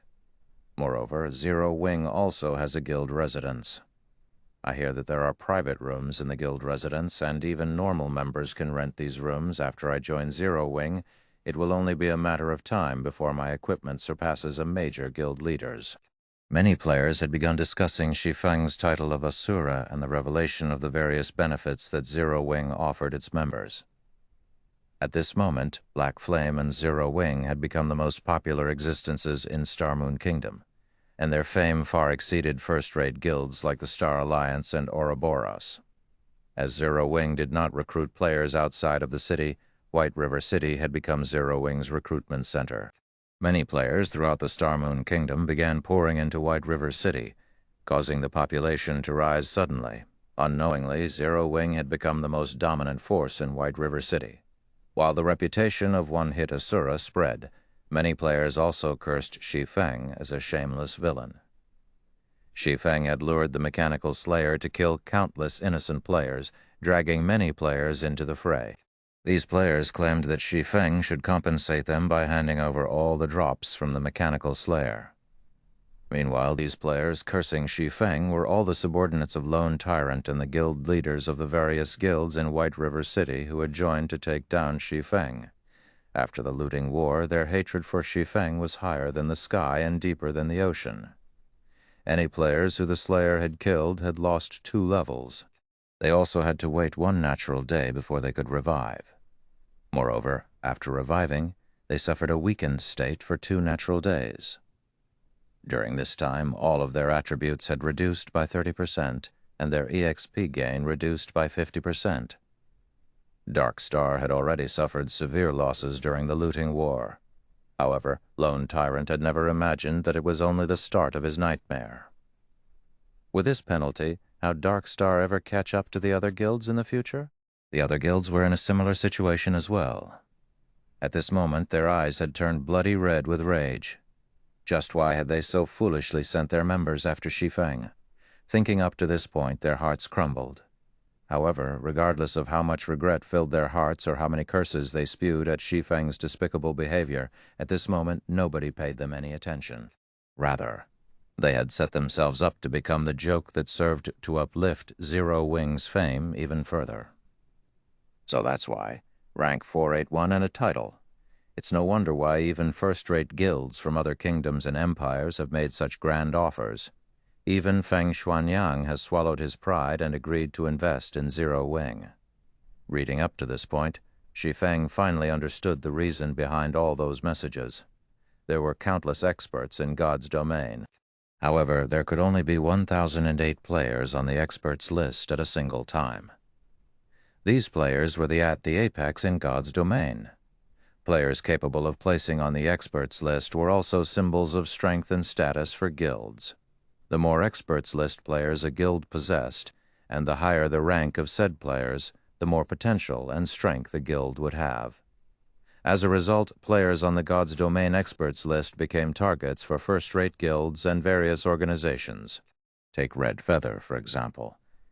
Despite ranking only within the top 900, the Star Alliance treated him like their precious baby. The Star Alliance had even given Red Feather a certain percentage of the guild's shares. As for Shi Feng, not only did he rank within the top 500 on the experts list and was the #1 player in Star Moon Kingdom, but he had also received a title from the Secret Pavilion. Naturally, he was quite valuable. Just as Shi Feng was about to contact Aqua Rose and have her appraise the drops from the Mechanical Slayer with him, he suddenly received a call request from Feng Xuanyang. Shi Feng had only logged into the game moments ago, and already Feng Xuanyang had contacted him. Feng Xuanyang's speed left even Shi Feng speechless. Chapter 368, Lunatic Against Lunatic. Chapter 368, Lunatic Against Lunatic. Maple City was one of the major cities in Star Moon Kingdom's eastern region. Although its population was no match for White River City, it was not too far off. At this moment, over half of Maple City had fallen under World's control, and it was only a matter of time before the organization controlled the city entirely. "Young Master Feng, do you really plan to contact Black Flame?" Southwolf asked curiously, watching Feng Shuanyang as he sat on the sofa enjoying delicacies. Currently, Black Flame had become one of the great experts ranked on the God's Domain Experts list, and had even received the title of Asura from the Secret Pavilion. He had now become an expert recruiting, however. Black Flame had once rejected their kind offer in the past, going as far as to toy with Feng Shuanyang. He had even ruined Underworld's plans. Based on Feng Shuanyang's personality, he would continue to plan Black Flame's destruction. Now, however, Feng Shuanyang had actually taken the initiative to contact the Black Flame he hated so fiercely. "There are some things you will never understand. Based on our previous investigations, that mechanical slayer was a very special monster," Feng Shuanyang said as he examined the compiled data in his hands, a playful smile appearing on his handsome face. "A special monster?" Southwolf was confused. "That's right. According to the information I have here, any player killed by the mechanical slayer had to wait 1 natural day before reviving. Even healers' resurrection skills were ineffective on these players. Moreover, the penalty for death doubled. After these players revived, they also entered a weakened state for 2 natural days. During this period, all their attributes have decreased by 30%, and the EXP they can receive has decreased by 50%. Feng Shuanyang reported pleasantly as he lightly shook his head. "Do you understand what this means?" Southwolf shook his head, growing more confused at Feng Shuanyang's words. "Have you ever seen a monster with such strength? With God's Domain's basic settings, the stronger a monster is, the greater its loot will be. The mechanical slayer's loot must be stunning. There might even be many epic items among its drops. Meanwhile, Zero Wing is the largest beneficiary from the looting war. They claimed more drops than any other guild in White River City. Obtaining these drops could skyrocket Underworld's future development. However, it is simply too difficult for us to obtain them. Moreover, we don't have any concrete information about the loot. Trying to steal it from Zero Wing would not be easy. Hence, I've decided to invest in Zero Wing. Although we would have to spend a large sum of money, when I become one of Zero Wing's stockholders, I can easily obtain any information I want. Afterward, I can just set up a trap to steal those items and slowly but surely destroy Zero Wing from the inside. Isn't it just money? I have plenty of that." Feng Shuanyang was determined to join Zero Wing. Nobody could resist the enticement of 1 billion credits. As long as he could get a hold of a small percentage of Zero Wing's shares, he could obtain all information relevant to Zero Wing fair and square. Previously, not only had Shi Feng acted so arrogantly before him, but Shi Feng had also caused his plans to support Darkstar to fall short. So, why would he ever let Shi Feng escape his punishment? Southwolf trembled upon hearing Feng Shuanyang's plans. Suddenly, Southwolf realized that he was still naive. His understanding of Feng Shuanyang was still too shallow. Feng Shuanyang's plans were simply insane and terrifying. In Southwolf's opinion, Feng Shuanyang's plans weren't related to the mechanical slayer's loot at all. Feng Shuanyang just wanted his revenge on Shi Feng. The drops were an excuse to take action. To think that Feng Shuanyang was actually willing to spend 1 billion credits just to destroy Zero Wing and get his revenge. He was a lunatic. "Young Master Feng, I'm not trying to overstep my boundaries, but we have gone looking for trouble with Black Flame many times before. We have hunted Zero Wing's core team. Now that we are trying to become the guild's shareholders, won't he just reject us outright?" Southwolf said softly, "Of course, I have already considered that. Although we were behind the attacks on Zero Wing, Darkstar stood in the forefront. I have never personally made an appearance. Although Black Flame knows the truth on the surface, we maintain our pretenses with each other. Moreover, the reason I've contacted Black Flame during his time of glory is that I want him to think that I noticed his potential and that I am willing to pay any price to obtain him. That way, I can smoothly become a shareholder of Zero Wing without arousing any suspicion. Feng Xuanyang smiled coldly as he gazed into the wineglass in his hand. After taking a sip, he added, "Besides, is there anyone who would willingly refuse money? I've investigated Zero Wing's background. This guild does not possess any sort of funding. If Black Flame wishes to develop his guild further, he will inevitably need large sums of credits. To Zero Wing, 1 billion credits is like a heaven-sent fortune. If Black Flame is intelligent, he will set aside personal feelings and act logically. He has no reason not to accept my offer." Southwolf's heart suddenly pounded. He never expected that his guess would hit the mark. Feng Xuanyang's true goal had never been to obtain the drops of the mechanical slayer. Instead, he only ever cared about Zero Wing's destruction. To put it another way, Feng Xuanyang planned to incidentally obtain the drops after he destroyed Zero Wing. As fear began to grip Southwolf's heart, Feng Xuanyang contacted Shi Feng. "Oh?" "Vice Leader Feng, to what do I owe the pleasure of your call today?" Shi Feng asked rhetorically the moment the call connected. "Guild Leader Black Flame, regarding the matters we discussed during our last meeting, I have thought them through. Regarding a guild with boundless prospects like Zero Wing, Underworld is willing to pay 1 billion credits to become one of its shareholders. At that time, with the support of Underworld, Zero Wing will certainly grow to become the overlord of Star Moon Kingdom's eastern region, Guild Leader Black Flame. When will you have time to sign the contract with us?" Feng Xuanyang asked, smiling. "It looks like you have finally realized Zero Wing's value. Although your previous conduct was slightly excessive, I will be magnanimous and forgive you this time. Let's first talk about the shares, then. If there are no problems after our discussion, we can discuss a time to sign the contract. After all, the shares of the utmost importance to Zero Wing," Shi Feng said, expressing his interest. However, the moment Feng Xuanyang heard Shi Feng's words, he very nearly erupted into a flurry of curses. The wineglass Feng Xuanyang had held, however, was less fortunate, as it fell from his trembling hand and shattered on the floor. Shi Feng spoke as if he thought Feng Xuanyang was a child who had done something wrong, and that Feng Xuanyang was currently pleading for Shi Feng's forgiveness. Why wouldn't such blatant humiliation enrage the proud and arrogant Feng Xuanyang Black Flame? "I will endure today's matters. The moment I become a shareholder of Zero Wing, I will sign your death certificate." Feng Xuanyang inwardly swore as he suppressed his anger. As calmly as possible, he said, "Of course. Underworld will willingly purchase 10% of Zero Wing's shares for 1 billion credits. We will also supply Zero Wing with 100 gold coins every week, as well as send a large number of experts and talents from various fields, allowing the guild to become the overlord of White River City."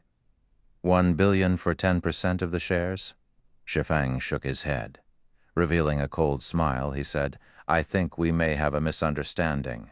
Vice Leader Feng, do you know what times have changed means?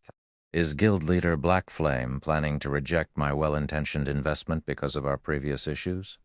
Feng Xuanyang hurriedly said, "It was truly just a misunderstanding. I had no knowledge of the actions against Zero Wing. Lone Tyrant was responsible for those attacks. Despite my explicit command barring him from taking action against Zero Wing, Lone Tyrant insisted on doing so. Underworld never intended to strike Zero Wing. Vice Leader Feng, you misunderstand me. I'm not saying that I don't agree to Underworld's investment. However, 1 billion for 10% of Zero Wing's shares. Vice Leader Feng, don't you think you're being a little too greedy?" Shi Feng shook his head slightly. He said seriously, "Vice Leader Feng, greed can ruin one's life. However, seeing Vice Leader Feng's sincerity, I will sell you 0.1% of Zero Wing's shares in exchange for 1 billion credits. What do you think?" At this moment, Shi Feng's tone implied that this was an incredibly generous offer. There was no sense of disharmony in Shi Feng's words, and it sounded as if his every word was true. Black Flame.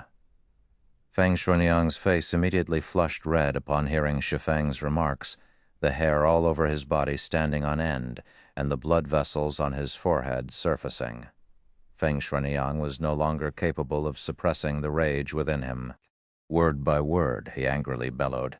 Have you gone insane? Why don't you rob a bank instead? Shi Feng's offer even frightened South Wolf. A 100-fold increase, even if Zero Wing had grown. Chapter 369, King's Return. Chapter 369, King's Return. By demanding such a price, Shi Feng made it clear that he was still angry about Feng Xuanyang's previous actions. Misunderstanding was just another form of deceit. Everybody knew this. After all, if anything could be chalked up to a misunderstanding, why would anyone need the police? Vice Leader Feng, I'm really losing a lot with this transaction. If you aren't interested, there are many others who will jump at the offer. Shi Feng chuckled. In fact, Shi Feng wasn't lying. Many guilds and organizations outside of Star Moon Kingdom had expressed interest in collaborating with Zero Wing. In addition, there were also major corporations who had offered high prices to purchase the guild. At this moment, Feng Xuanyang's complexion darkened, and his eyes flashed with a fierce chill. Even South Wolf, who stood by Feng Xuanyang's side, silently lowered his head, his legs trembling. He was deeply afraid that Feng Xuanyang would erupt with rage and take it out on him. Whenever Feng Xuanyang was this angry, he would secure a painful ending for any who incurred his wrath. Meanwhile, Shi Feng had toyed with Feng Xuanyang many times now. No one knew what Feng Xuanyang would do next. After a long moment, Guild Leader Black Flame, I'm very sincere here. How about this?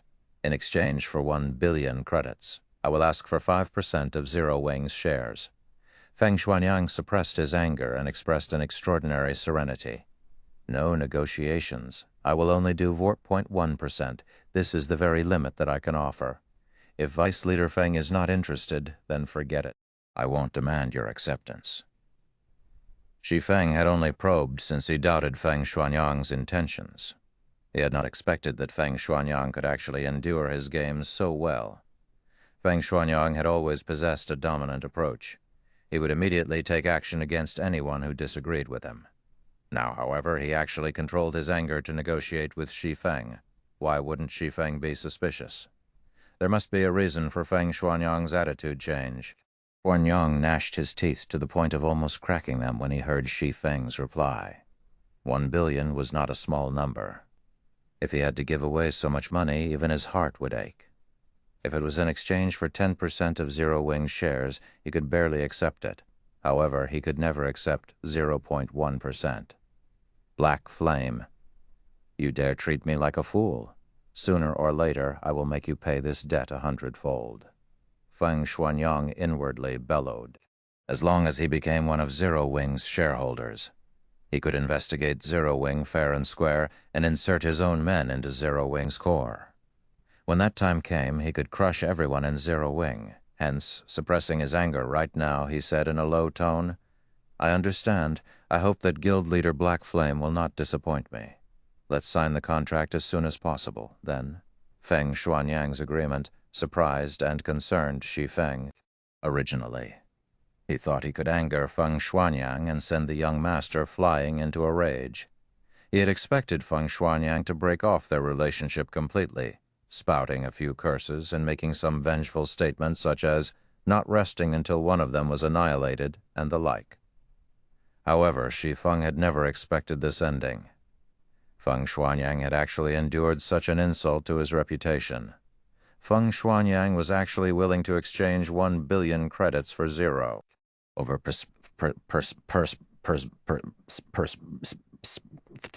E.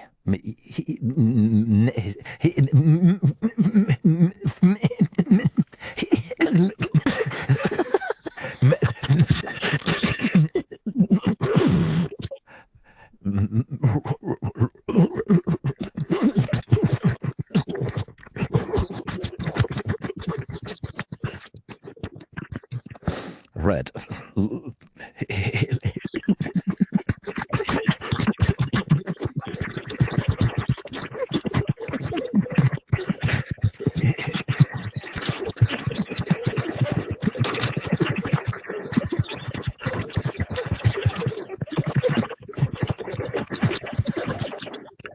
In the place where they went between desolations, 1% of Zero Wing's shares. If you can promise that, I won't hesitate to sign. Black flame, you're courting death. Feng Xuanyang exploded. He was now fully aware that Shi Feng was not deliberately raising the price out of anger. Instead, Shi Feng was wholeheartedly toying with him right now. Not only did Shi Feng want to sell 0.1% of Zero Wing's shares for 1 billion credits, but he also wanted 50% of Underworld's shares. What was Underworld? It was a force that far surpassed a first-rate guild. Not to mention 50%, Feng Xuanyang did not even possess 1% of the organization's shares. Yet, Shi Feng wanted 50%. Vice Leader Feng, you're not going to keep up the act anymore? Shi Feng faintly smiled. I wanted to play around with you for a little longer. Black Flame, don't think that just because you're invincible in White River City that I can't do anything to you. You underestimate Underworld too much. Zero Wing is merely the overlord of White River City. Meanwhile, the several cities surrounding White River City have already fallen under our control. It won't be long before I personally finish you off and eradicate your guild. Feng Xuanyang could no longer control his anger. Like a berserk beast, he let out a lung-piercing roar, causing everyone who heard it to shiver with fear. Black Flame, originally, you could have had 1 billion credits as your retirement fund. Now you no longer have that chance. I will force you into a corner bit by bit and make you regret all your actions today. At first, Shi Feng was slightly surprised when he heard Feng Xuanyang's fury. In the next moment, however, he smiled and said, I will be waiting. Afterward, Shi Feng disconnected the call. Although he had only said 4 words, his statement contained utter confidence and determination. Even Feng Xuanyang was slightly stunned, having no comeback.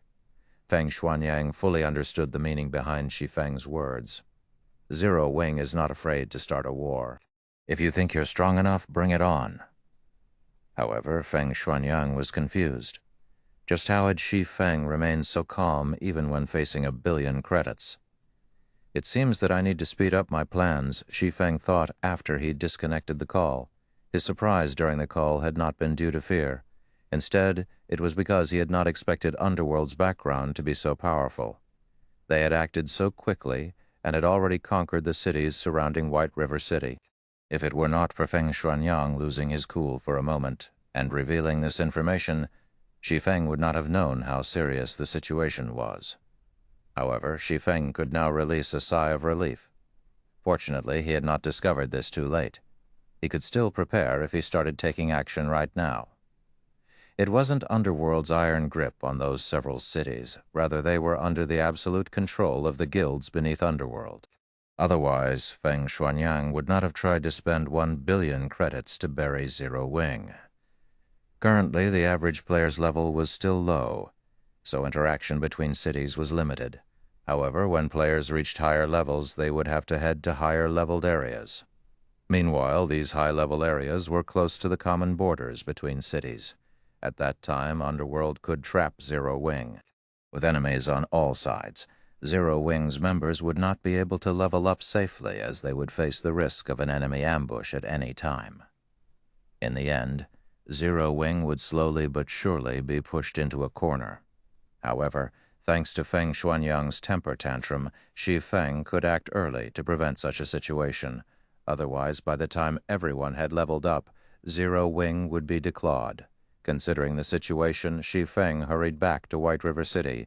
Upon his return, Shi Feng discovered that the area outside the teleportation hall had already been fully repaired. Meanwhile, many players wandered the streets. A majority of these players were independent. Whenever these independent players saw someone wearing Zero Wing's emblem, they would watch that person enviously, letting the Zero Wing member feel very proud. As for the members of Darkstar and other guilds, whenever they saw a member of Zero Wing, they would consciously avoid contact. These guild players were no longer as arrogant as before. Moreover, Shi Feng discovered that the independent players walking around on the streets possessed very high levels. These independent players were clearly above the standard of ordinary players. Currently, many of these independent players were trying to form parties to raid high-level dungeons or grind in high-level areas. Before Shi Feng had even left the teleportation hall, the atmosphere on the street changed. Practically everyone turned to stare at him. Isn't he one-hit Asura, Black Flame? Guild leader Black Flame has returned? Where? Where? Wah! It's real. It's the real deal. He's just too handsome. Crap, I'm going to faint at this rate. Shi Feng was not currently wearing his black cloak, so he was easily and quickly recognized. Suddenly, everyone on the street grew excited. Some female players looked as if they would pounce on Shi Feng as soon as he passed, and many of them squealed in excitement. However, before these female players even had the chance to pounce on Shi Feng, a group of players wearing dazzling equipment quickly swarmed over from a distance. The poorest quality weapons and equipment these players had were secret silver rank, and every one of these players was above level 20. They all wore a six-winged emblem on their chests, and the appearance of this group immediately attracted everyone's attention. This group of players was none other than Zero Wing's core team. In addition to these core members, there were also over 1,000 elite members behind them. These players moved in unison, and the extraordinary momentum they displayed caused the players to make way for them unconsciously. Meanwhile, all of these members of Zero Wing were here to receive Shi Feng. Guild leader, welcome back. Aqua Rose, Fire Dance, and everyone else walked over, smiling faintly as they looked at Shi Feng.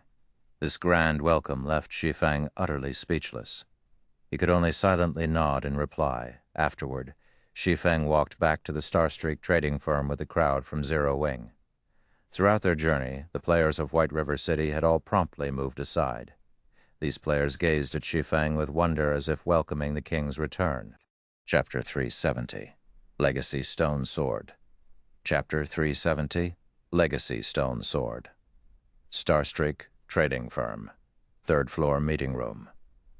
At this moment, all of the core members of Zero Wing had gathered here. Compared to other guilds, Zero Wing was more fortunate as it had a meeting place exclusively for its own members. Normally, other guilds would have to use the temporary rooms available at the Adventurers Association. However, those temporary rooms could only hold a limited number of people at a time. Other than the Adventurers Association, guilds could also pay a large sum to rent conference rooms at hotels or bars. However, only wealthy and powerful guilds could afford such rentals. Guild leader, we have completed all of the necessary preparations for tomorrow's recruitment. We can start as soon as the guild residence's construction has completed. In addition, here is the detailed list of tomorrow's tasks. Everyone can take a look at what they need to do tomorrow. Aqua Rose presented a list of tasks on the meeting table's system screen and explained them one by one. Aqua Rose had long since prepared for Zero Wing's recruitment. However, when she considered the large number of players coming from other cities as well, she had to revise her plan. Moreover, she had also made detailed adjustments to the guild's benefit system. Now, they would not have to fear the sudden influx of members overloading Zero Wing's capacity and harming the guild's development. Aqua Rose's list shocked everyone present. The information Aqua Rose had compiled so impressively organized, they felt as if they were reading a university textbook. The section relating to Zero Wing's benefit system consisted of over a dozen pages. Moreover, Aqua Rose had carefully planned how they were going to counter the spies sent by other guilds. To access more information about the guild and its benefit system, members would need to be promoted to a higher rank within the guild. However, the lowest-ranking members could still view the benefits that Zero Wing offered, and they were enough to impress many players. What? There are actually 150 private rooms available for rent in the guild residence? I thought there were only going to be 7 or 8 rooms available. That's only what is available for the normal members. Look at the benefits for elite members. They can actually rent 2-star private rooms. Moreover, there are a total of 50 2-star private rooms available. Just how huge is our guild residence? Many of the core members present were shocked by the information revealed. Their curiosity about their guild residence grew. Look at their surprise.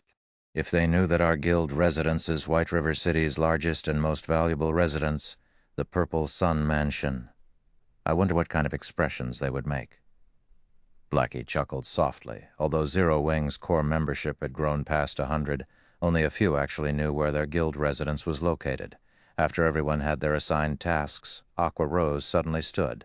Clearing her throat, she said seriously, The next thing we are going to talk about is classified information regarding Zero Wing. It is also what that everyone present is most concerned about today, the loot from the mechanical slayer. Other than the people here, no one is allowed access to this information. Everyone nodded nervously in reply to Aqua Rose's words. Every player who had been invited to this meeting today had a huge responsibility to the guild. The mechanical slayer was extraordinarily powerful. So the items it dropped were also extraordinary. The importance of the role these items could play went without saying. Whether it was competing for a dungeon's first clear or fighting in a guild war, these items would definitely be of immense help a guild's development. If the information of these items went public, not only would their enemies have an edge against them, but it would also rouse the greed in others. At that time, their enemies would definitely plot to steal these items. Looking at the anticipation in everyone's eyes, Shi Feng slowly reported, "We have obtained a total of 102 items.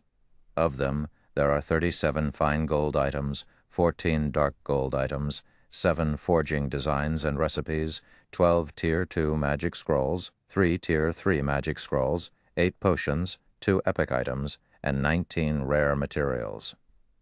What? There are actually epic items? Awesome. With epic items, our guild will flourish in dungeons. We can claim all of the first clears easily. Everyone grew incomparably excited after listening to Shi Feng's report. The large number of fine gold and dark gold items alone had greatly shocked the team. They could fully arm a 20-man team with so many items. Just the thought of having a 20-man team fully geared in fine gold and dark gold ranked weapons and equipment was enough to give them the shivers. Not even first-rate guilds could produce such a powerful team. Fully arming a team with secret silver equipment was already impressive. As for a 20-man team in fine gold equipment, that was simply impossible. Meanwhile, if Zero Wing could establish such a powerful team, they would be invincible in 20-man team dungeons. The dungeon bosses would become pushovers. At that time, they could continuously supply the guild with loads of precious equipment.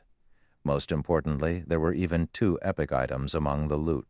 Previously, epic items only existed in their thoughts and dreams.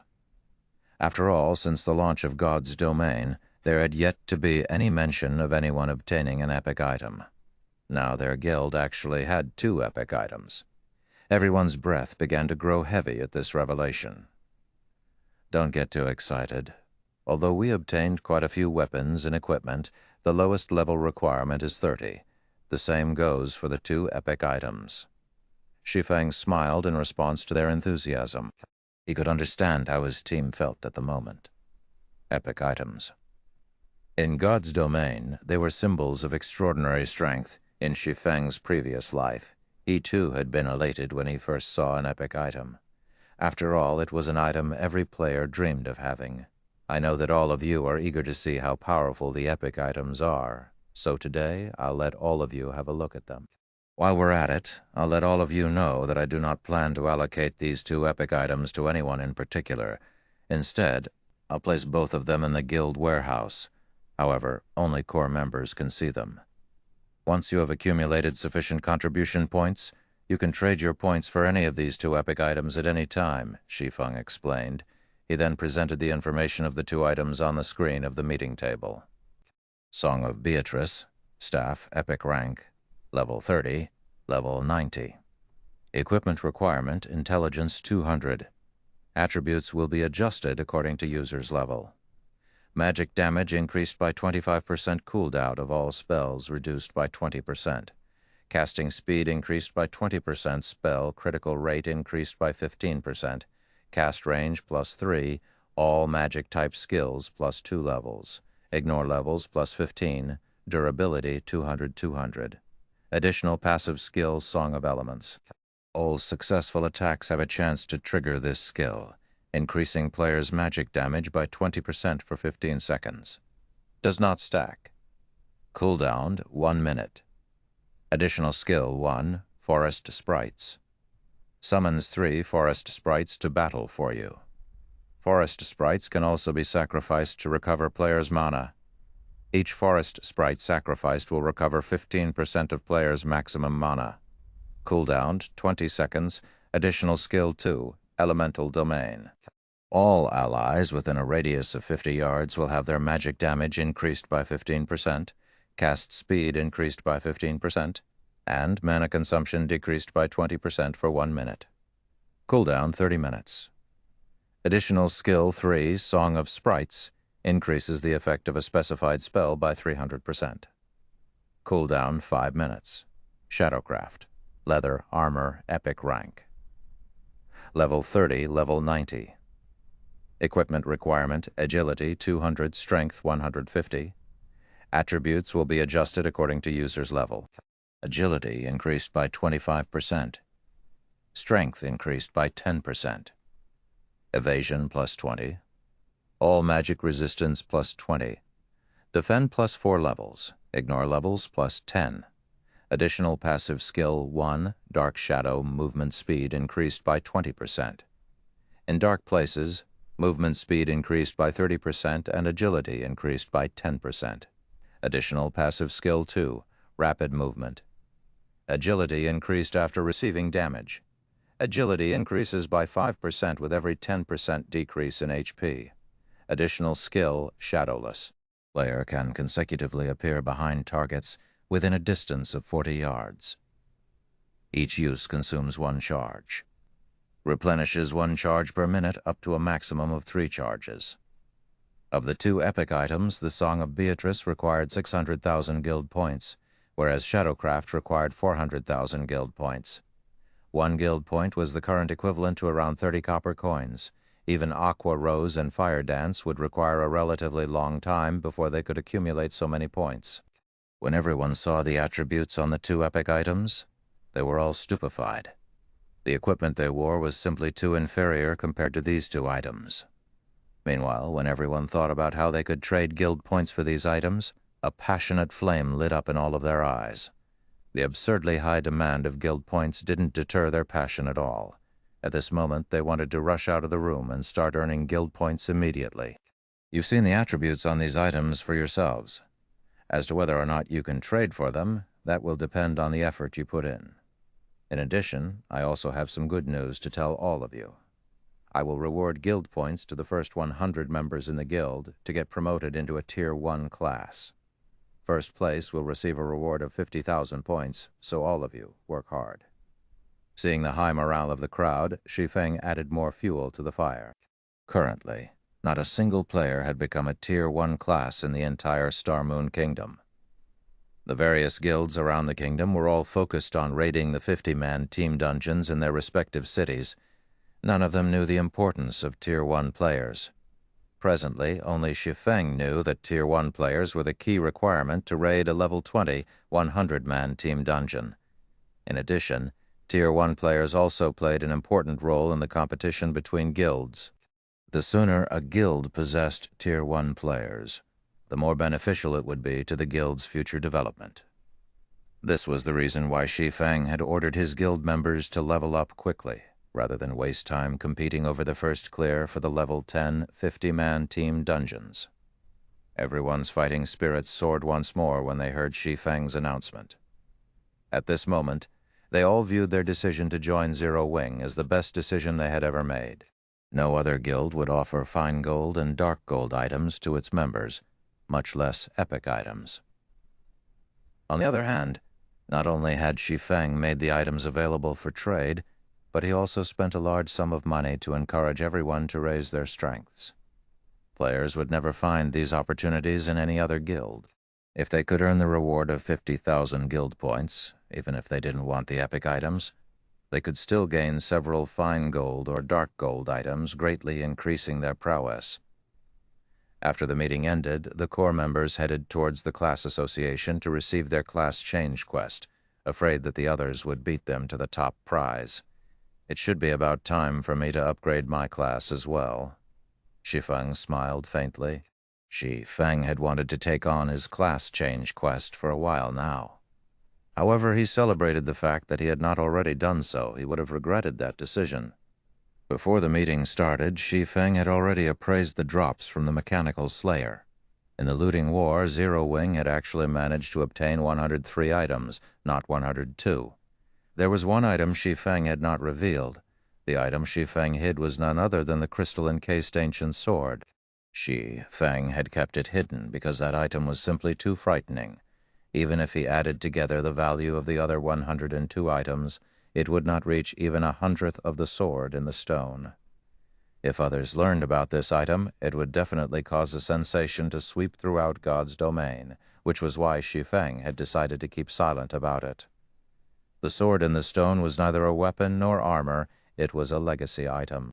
Moreover, the legacy it contained was no ordinary legacy. It was a legacy item even more powerful than the magic weapon star's reminiscence. Chapter 371, Peak Legacy. Chapter 371, Peak Legacy. A legacy hinted at a hidden class. This was also one of the reasons why legacy items were extremely rare in God's domain. Previously, the fact that they had obtained the Astromancer's legacy from the Bloodhand Association's stronghold had already blown Shi Feng's mind. Now, however, he had an even more powerful legacy. Moreover, only berserkers and swordsmen could use this legacy. Shi Feng knew that the legacy contained within the sword in the stone was more powerful than the Astromancer's legacy was because of its unsealing conditions. Violet Cloud's legacy item, the magic weapon star's reminiscence, required a Tier 3 Great Mage to help unseal it. Based on these stringent requirements, the Astromancer's legacy should be superior among the many legacies that existed in God's domain. However, Shi Feng's sword in the stone was far more amazing than the star's reminiscence. Sword in the stone, the sword inside the crystal faintly emits a power from the ancient era. It occurs naturally with no signs of being crafted. However, a frightening power had damaged this ancient sword severely in the past. If one wishes to awaken the power contained within and gain a better understanding of this sword, they need to gather the power of 3 Tier 4 classes and expend 21 mana stones. Class restriction, Berserker and Swordsman. Not to mention the 3 Tier 4 NPCs, just the number of mana stones required was a huge headache for Shi Feng. Mana stones were extremely precious in God's domain. Although they weren't as valuable as 7 Luminaries crystals, they were not far from them either. Mana stones were rare materials required to craft epic-ranked weapons and equipment. However, the most dreadful aspect of mana stones was that nobody sold them in God's domain. Only bosses in 100-man hard-mode team dungeons dropped mana stones. Moreover, the drop rate was a minuscule 2%. Currently, throughout all of God's domain, Shi Feng had yet even to hear news about anyone obtaining the first clear of a level 10 50-man team dungeon, not to mention a level 20 100-man team dungeon. Even Zero Wing, his own guild, was only in the preparation stage of raiding a level 20 100-man team dungeon. Only players who had gathered 100 Tier 1 players had a chance of success in the hard-mode versions of those dungeons. In other words, it was simply impossible for Shi Feng to get his hands on a mana stone right now, let alone 21 of them. The difficulty of unsealing the sword in the stone far surpassed the magic weapon star's reminiscence. Shi Feng was certain that the legacy contained within the sword in the stone was far superior to the star's reminiscence. At the very least, it should be one of the peak legacies of God's domain. I can only give it a try. Shi Feng smiled bitterly as he gazed at the sword in the stone inside his bag. The awakening conditions of the sword in the stone were too high. Ever since Shi Feng had appraised the legacy item, he had constantly been thinking of a way to fulfill those conditions. He could not afford to wait until Zero Wing obtained the first clear of a 100-man hard-mode team dungeon before gradually collecting 21 mana stones. If the guild leader of any other guild stood in Shi Feng's place right now, activating the class change quest of the sword in the stone would be nigh impossible, and ordinary players could never meet these conditions. Only after racking his brain did Shi Feng think a way to awaken the sword in the stone early. Soon, Shi Feng left the meeting room as well and headed to one of the forging rooms on the 4th floor of the Starstreak trading firm. They had obtained a total of 7 forging designs and recipes from the looting war. Of them, 3 were forging designs. All 3 forging designs produced different types of basic strengthened armor kits, which were respectively meant for plate armor, leather armor, and cloth armor. Although these basic strengthened armor kits were a lot weaker than the basic mana armor kit, their effects only half of the latter, they were still very valuable. After all, Shi Feng was not a dedicated lifestyle player. He could not afford to spend a large amount of time producing the basic mana armor kits. Meanwhile, the supply of basic mana armor kits available on the market would not meet the demand. Hence, these 3 basic strengthened armor kit forging designs were extremely important. At this moment, a knocking came from the door of the forging room. "Guild leader, the ones you called for are here," Melancholic Smile said respectfully as she entered the room. While Shi Feng had been busy, Melancholic Smile had grown to have the aura of a strong and capable woman. The current Melancholic Smile was already an advanced forging apprentice, and she was only a short distance from her promotion to a basic forger. Under Melancholic Smile's management, the Horizon Alliance, the lifestyle guild Shi Feng had secretly established, had grown to house over 3,000 members. These lifestyle players had been recruited from various places. Currently, these members had crafted a majority of the products sold at the Starstreak trading firm. Not even Aqua Rose and Blackie knew about the Horizon Alliance. In the eyes of the public, the members of the Horizon Alliance were simply players that the Starstreak trading firm had hired. "Ah, come on in, then." Shi Feng nodded, following which a man and a woman entered the forging room. The woman who followed Melancholic Smile was none other than the forging genius, Cream Cocoa. She had already become an advanced forging apprentice. Meanwhile, the man who entered with Cream Cocoa was a 40-year-old man called Roasted Ironheart. Because of his age, the guild's Roasted Ironheart had joined in the past, had looked down on him, however. After he passed the test set by Melancholic Smile and became a member of Horizon Alliance, he had poured his heart into forging items and displayed frightening talent. Regarding forging techniques, he was even more talented than Melancholic Smile. Currently, he had already become one of the 5 great forgers of the Horizon Alliance. After the 2 entered, upon seeing Shi Feng, Roasted Ironheart immediately grew cautious. Normally, Melancholic Smile was responsible for dealing with all matters within the Horizon Alliance, so no one had ever met the true owner of the guild. The members of the Horizon Alliance only knew that their guild leader was extremely mysterious, and he had actually managed to form a relationship with a Starstreak trading firm.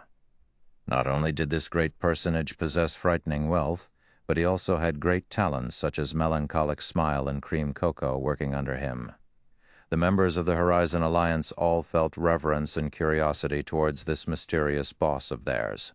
Today, as Roasted Ironheart finally met the mysterious boss behind the Horizon Alliance, his heart was filled with incomparable shock. Originally, Roasted Ironheart had believed that the force behind the Horizon Alliance was a wealthy tycoon. However, he would never have imagined that proprietor of this lifestyle guild was actually White River City's, no, the entire Starmoon Kingdom's #1 expert, the one-hit Asura, Black Flame. How could this revelation not shock him? Moreover, Black Flame was also Starmoon Kingdom's publicly acknowledged #1 forger. At this moment, Roasted Ironheart's mind was a complete mess. There is no need to panic. I don't eat people. Shi Feng could not help but console Roasted Ironheart when he noticed the man's trembling legs. Hearing Shi Feng's words, Roasted Ironheart nearly slumped to the ground. The #1 expert of Starmoon Kingdom, the guild leader of Zero Wing, the great character that dominated White River City. There was simply no chance that a small fry like Roasted Ironheart could meet such a great character like Shi Feng. Yet, not only had such a situation occurred, but Roasted Ironheart was also speaking directly with such a great character. How could Roasted Ironheart not panic? Uncle Ironheart, relax. Our guild leader is a very kind and friendly guy, Cream Cocoa said, smiling. Roasted Ironheart silently nodded. After taking a long moment to calm down, he said, "Hello, boss." Melancholic Smile and Cream Cocoa giggled at this sight. Shi Feng had grown speechless at Roasted Ironheart's actions as well. He was not a monster. Why was he so intimidated? "All right, I have some important matters to discuss with you. I've called the 3 of you here today because of these." Saying so, Shi Feng took out the 3 basic strengthened armor kit forging designs. "Each of you will take one. Your task for this is to produce these items. The more the better. As forgers, Melancholic Smiles Group was stunned when they saw the forging designs. They understood the value of the basic strengthened armor kits. By producing these items, not only could they increase their promotion speed to basic forgers, but they could also use these items to dominate the forging market and create names for themselves. When the trio thought about how Shi Feng was actually willing to let them learn such precious forging designs, their hearts were moved. I'll leave these forging designs to you, so research them properly. If you can achieve a 20% success rate, then you can start mass-producing them, Shi Feng said, although the basic strengthened armor kits were not as difficult to produce as the basic mana armor kits. Advanced forging apprentices still had a low success rate. Melancholic Smile and the others would be lucky if they could successfully produce 1 or 2 pieces out of 10 tries. Guild leader, rest assured, we will accomplish this task. We definitely won't disappoint you, all 3 of them guaranteed. Following which, the 3 returned to their respective forging rooms and began their research on the forging designs. Meanwhile, Shi Feng also departed from the Star Streak trading firm and hurried towards White River City's bank. He planned to start the first step of awakening the sword in the stone. Chapter 372, 5 Big Cities. Chapter 372, 5 Big Cities. Walking in the middle of the street in White River City, Shi Feng had used the demon mask to change his appearance back to Ye Feng. The color of his ID reverted to white as well. All this while, Shi Feng had used his artificial ID of Black Flame. It had been a long time since he used his actual ID. In a rapidly changing game like God's Domain. Not only were there tons of new players flooding into the game every day, but there were also many experts rising and falling with every passing moment. Meanwhile, the duration of Ye Feng's disappearance from the public eye had been long enough for everyone in White River City completely forget about him. Throughout Shi Feng's whole journey to the bank, not a single player he passed by had recognized him. Although some players had glanced his way, they had not done so because of Shi Feng's identity. Instead, it was because of the equipment he wore. The magic weapon Abyssal Blade and the dark gold ranked Purgatory's Shadow hung from his waist. Even if Shi Feng had removed the 2 weapons' glow effect, when one saw the intricate patterns carved onto the swords as well as the flowing lights flashing on the blades, no one believed they were ordinary weapons. White River City sure has changed. Even the average level of ordinary players is almost the same as Star Moon City. Making a casual observation, Shi Feng discovered that a majority of the independent players wandering the streets were level 15 or 16 and armed with a few pieces of bronze equipment. Shi Feng occasionally saw some independent players who were level 17 or 18 and fully geared in bronze equipment with a few pieces of mysterious iron equipment. In the past, this sight could not have been found in White River City. Suddenly, Shi Feng thought of an idea. What if he transformed White River City into the heart of Star Moon Kingdom? Originally, Shi Feng had intended to develop a branch guild in Star Moon City once Zero Wing was sufficiently powerful to compete for the resources available there. After all, Star Moon City was the heart of Star Moon Kingdom. It was a gem that incited fierce competition among the many first-rate guilds. Star Moon City was also the hub for elites. The player population there was simply immense, with no other city within Star Moon Kingdom capable of being its rival. Meanwhile, controlling Star Moon City meant obtaining the large number of elite players and resources there. A guild's development in Star Moon City would be much faster than in any other city in Star Moon Kingdom. However, when Shi Feng saw the current state of White River City, a thought suddenly came to his mind. Why must he torture himself to compete over Star Moon City with all those first-rate guilds? Most players went to Star Moon City was because it had far more opportunities for development. The city also contained many advantages that no other city possessed. But what about now? Due to Zero Wing's existence in White River City and the fact that the guild did not recruit members in any other city, many players had now migrated to White River City. As for the reason behind this migration, wasn't it because Zero Wing offered advantages that no other guild possessed? As long as Zero Wing offered its members more benefits than other guilds, players would continue to flood into White River City. Moreover, as players' levels increased, their income would increase as well. Soon, the teleportation fee between cities would no longer be a problem. At that time, it was not entirely impossible for White River City to surpass even Star Moon City. Is it about Underworld's inside information? Shi Feng suddenly heard the arrival of a message. Absolute Heaven had contacted him. Meanwhile, the assassin's message was perfectly timed. Underworld had already become the dominant force in the several cities surrounding White River City. As for how much control they possessed over those cities, and exactly which cities they controlled, Shi Feng had no clue. Without that information, he could not take appropriate measures against Underworld. Shi Feng did not want to waste too much time searching for Underworld and subsequently ruining the organization's plans. If he could find access to detailed information about Underworld, he would have a much easier time preparing for the future. There sure is a lot of information here. Shi Feng was inwardly surprised when he opened up the file attached to Absolute Heaven's message. The file was dozens of pages long, and its level of detail was above and beyond what Shi Feng had expected. An outer member like Absolute Heaven should not have had access to the kind of information contained in the file. Most likely, only those at Feng Xuanyang's level would possess the authority to know such information. Did Absolute Heaven kidnap and interrogate Feng Xuanyang? I'm impressed that he could obtain such detailed information. Now that he had such detailed information about Underworld, without wasting any time, Shi Feng quickly found a quiet spot inside the bank and sat down.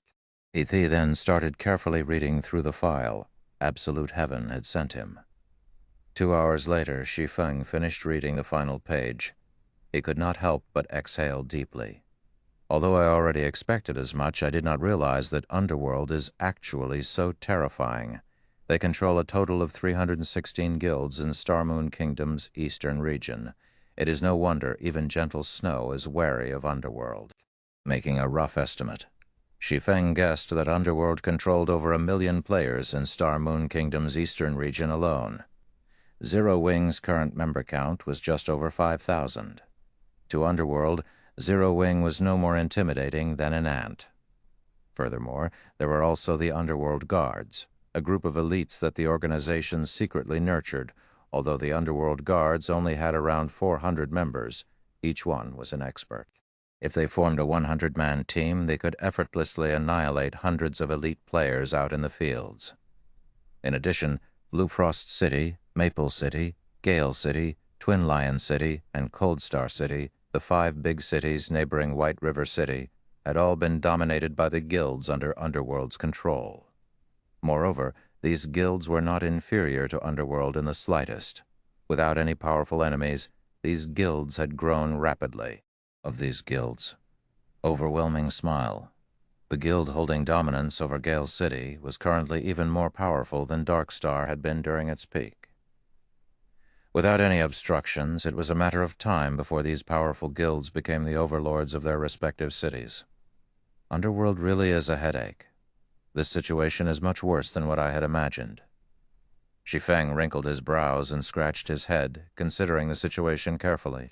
Based on Zero Wing's current strength, moving out and dealing with just one of the 5 cities Underworld's control would be a massive undertaking. As for dealing with all 5, it was simply impossible. Setting aside the disadvantages of fighting in enemy territory, Zero Wing would first need sufficient strength. With the current number of members Zero Wing possessed, it wouldn't even be a threat for any of these guilds. For such an endeavor, not only would Zero Wing need to pay a large number of teleportation fees, but it also had to waste a lot of manpower and material resources. As for Shi Feng himself, although he was strong as an individual, he wasn't strong enough to threaten an entire guild with tens of thousands of members. I need to hurry and get my class change done. Shi Feng looked at the sword in the stone inside his bag, a sense of urgency overwhelming his thoughts of upgrading his class. No matter how Shi Feng racked his mind, he could not think up of a proper solution. The only thing he could do now was to increase his own strength. There was a large gap in combat power between a Tier 1 player and a Tier 0 player, not to mention a hidden class. If Shi Feng could successfully upgrade his class and become a Tier 1 player, he could cause some trouble for the guilds controlled by Underworld and buy Zero Wing more time to grow. Following which, Shi Feng walked towards the bank's counter, retrieving the larger of the 2 Philosopher's Stones from inside his personal warehouse. He then retrieved a large number of magic crystals from the guild warehouse. Guild members had come across these magic crystals while they had raided dungeons.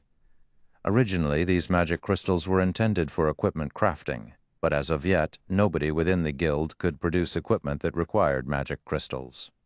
A large stockpile had accumulated inside the guild warehouse. Now, however, Shi Feng emptied their stock, following which Shi Feng returned to his forging room inside the Starstreak trading firm. He then took out the Philosopher's Stone and all of the magic crystals. Mana stones were originally born from the minerals inside magic crystals. If magic crystals were refined, there was a chance to obtain a mana stone.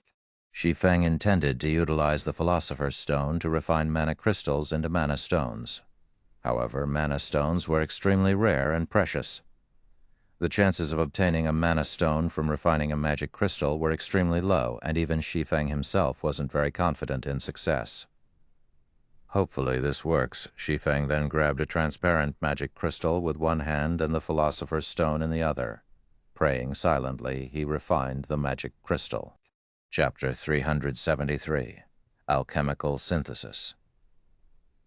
With his right hand, Shi Feng lightly tapped the Philosopher's Stone on the magic crystal in his left hand.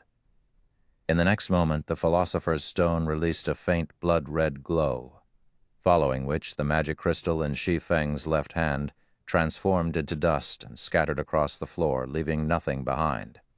A magic crystal which cost 8 silver coins was gone just like that. In the god's domain, 8 silver coins were the current equivalent of a day's income for an entire elite team. However, without even blinking, Shi Feng snatched a second magic crystal from the table and attempted the elemental refinement once more. 2 seconds later, another pile of dust scattered to the floor. After over 100 consecutive attempts and failing every time, Shi Feng stopped and reevaluated his actions. Is it not possible with elemental refinement? Shi Feng frowned at the dust-covered floor. There were not many members in Zero Wing, so the number of accumulated magic crystals was not high. There had been only around 600 in the guild warehouse. Meanwhile, Shi Feng had not obtained a single mana stone, even after refining over 100 magic crystals. At this rate, he would never refine 21 mana stones. No, it is just because the success rate is so low. Do I need to raise my chances before it'll work? Mana stones are the product of polymerization of magic crystals. Logically, it should be possible to refine a magic crystal into a mana stone. Is it because the magic crystal's quality is too poor? Thinking up to this point, Shi Feng took another magic crystal and tested his theory. This time, after clicking Refine, Shi Feng thoroughly focused on observing the changes that occurred during the refinement process of the magic crystal. After God's domain underwent its first evolution, both forging and alchemy had become far more realistic.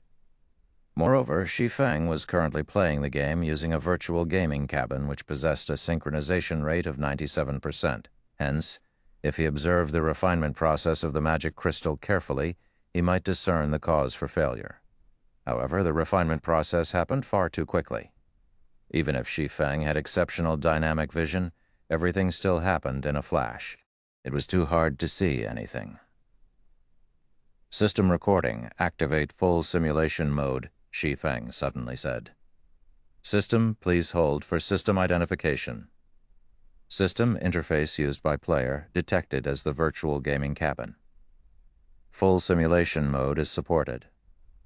System, full simulation mode has activated. After the system activated full simulation mode, Shi Feng picked up a magic crystal and attempted elemental refining once more. As expected, the magic crystal still crumbled into dust that scattered all over the floor. Unperturbed, Shi Feng said, System, play the video recorded through full simulation mode. In the next moment, a 3D holographic image appeared before Shi Feng's eyes, showing the exact scene when Shi Feng had attempted elemental refinement on the magic crystal. Aside from allowing players to experience a synchronization rate of 97%, the virtual gaming cabin also allowed players to activate full simulation mode in the game. With this function, the videos players recorded in-game could be viewed as a holographic projection rather than on a flat surface. This function was unavailable to those who used both the ordinary and advanced helmets. In the God's domain of the past. If one were a master lifestyle player, they would have definitely purchased a virtual gaming cabin for themselves. They did so for the sole purpose of this holographic recording function. Through this function, players could realistically reproduce the videos they recorded. Players could experience what they normally couldn't through a flat-screen video, and this included the refinement process of the magic crystal. However, the main purpose of the full simulation mode lay in the analysis of enemies. Players could record their battles with enemies to study their enemies' fighting habits, defenses, attacks, dodges, and other detailed actions. After analyzing their enemies' habits and weaknesses, even if they were weaker than their opponents, players could take advantage of said habits and weaknesses to triumph against their enemies. In the past, this often happened in God's domain. It was especially true for fights between experts. At the same time, players could also utilize the holographic recording for self-reflection, improving weaknesses, and discovering new techniques. This was one of the quickest ways for a player to improve themselves. This was also why players who used the virtual gaming cabins improved so quickly. In the past, Shi Feng had done countless self-evaluations through using the full simulation mode, continuously improving his combat power. Back then, if he had used the virtual gaming cabin a few years earlier, he might have reached even greater heights. Unfortunately, Shadow had only a few million credits. A single virtual gaming cabin cost 3 million. How could Shadow possibly afford a virtual gaming cabin? Moreover, even if they purchased one, Shi Feng would not have had access to it. Following which, Shi Feng adjusted the settings of the holographic recording and played the refinement process into slow motion. That way, he could fully observe and analyze the entire process in detail without needing to waste magic crystals and stress his eyesight over and over. After observing the process dozens of times, Shi Feng finally discovered the reason. As expected, the mana density inside the magic crystals is too low. I wouldn't get a single complete mana stone even if I used the elemental refinement 10,000 times. Although Shi Feng had discovered the cause of his failures, he didn't have a solution. In God's domain, there was no difference in quality between magic crystals. In other words, it was simply impossible to obtain a mana stone through refining mana crystals. Shi Feng could not help his frustration. If refinement could not work, then he had to go at it from another angle. The only method he had left was to use alchemical synthesis, combining two magic crystals into one. Once the accumulated mana inside the magic crystals reached a sufficient level, it would become a mana stone naturally. However, how could alchemical synthesis be easy? Even a Grand Master alchemist would struggle with alchemical synthesis. The price they had to pay would also exceed the value of the final product. Normally, nobody would willingly take on such a risk.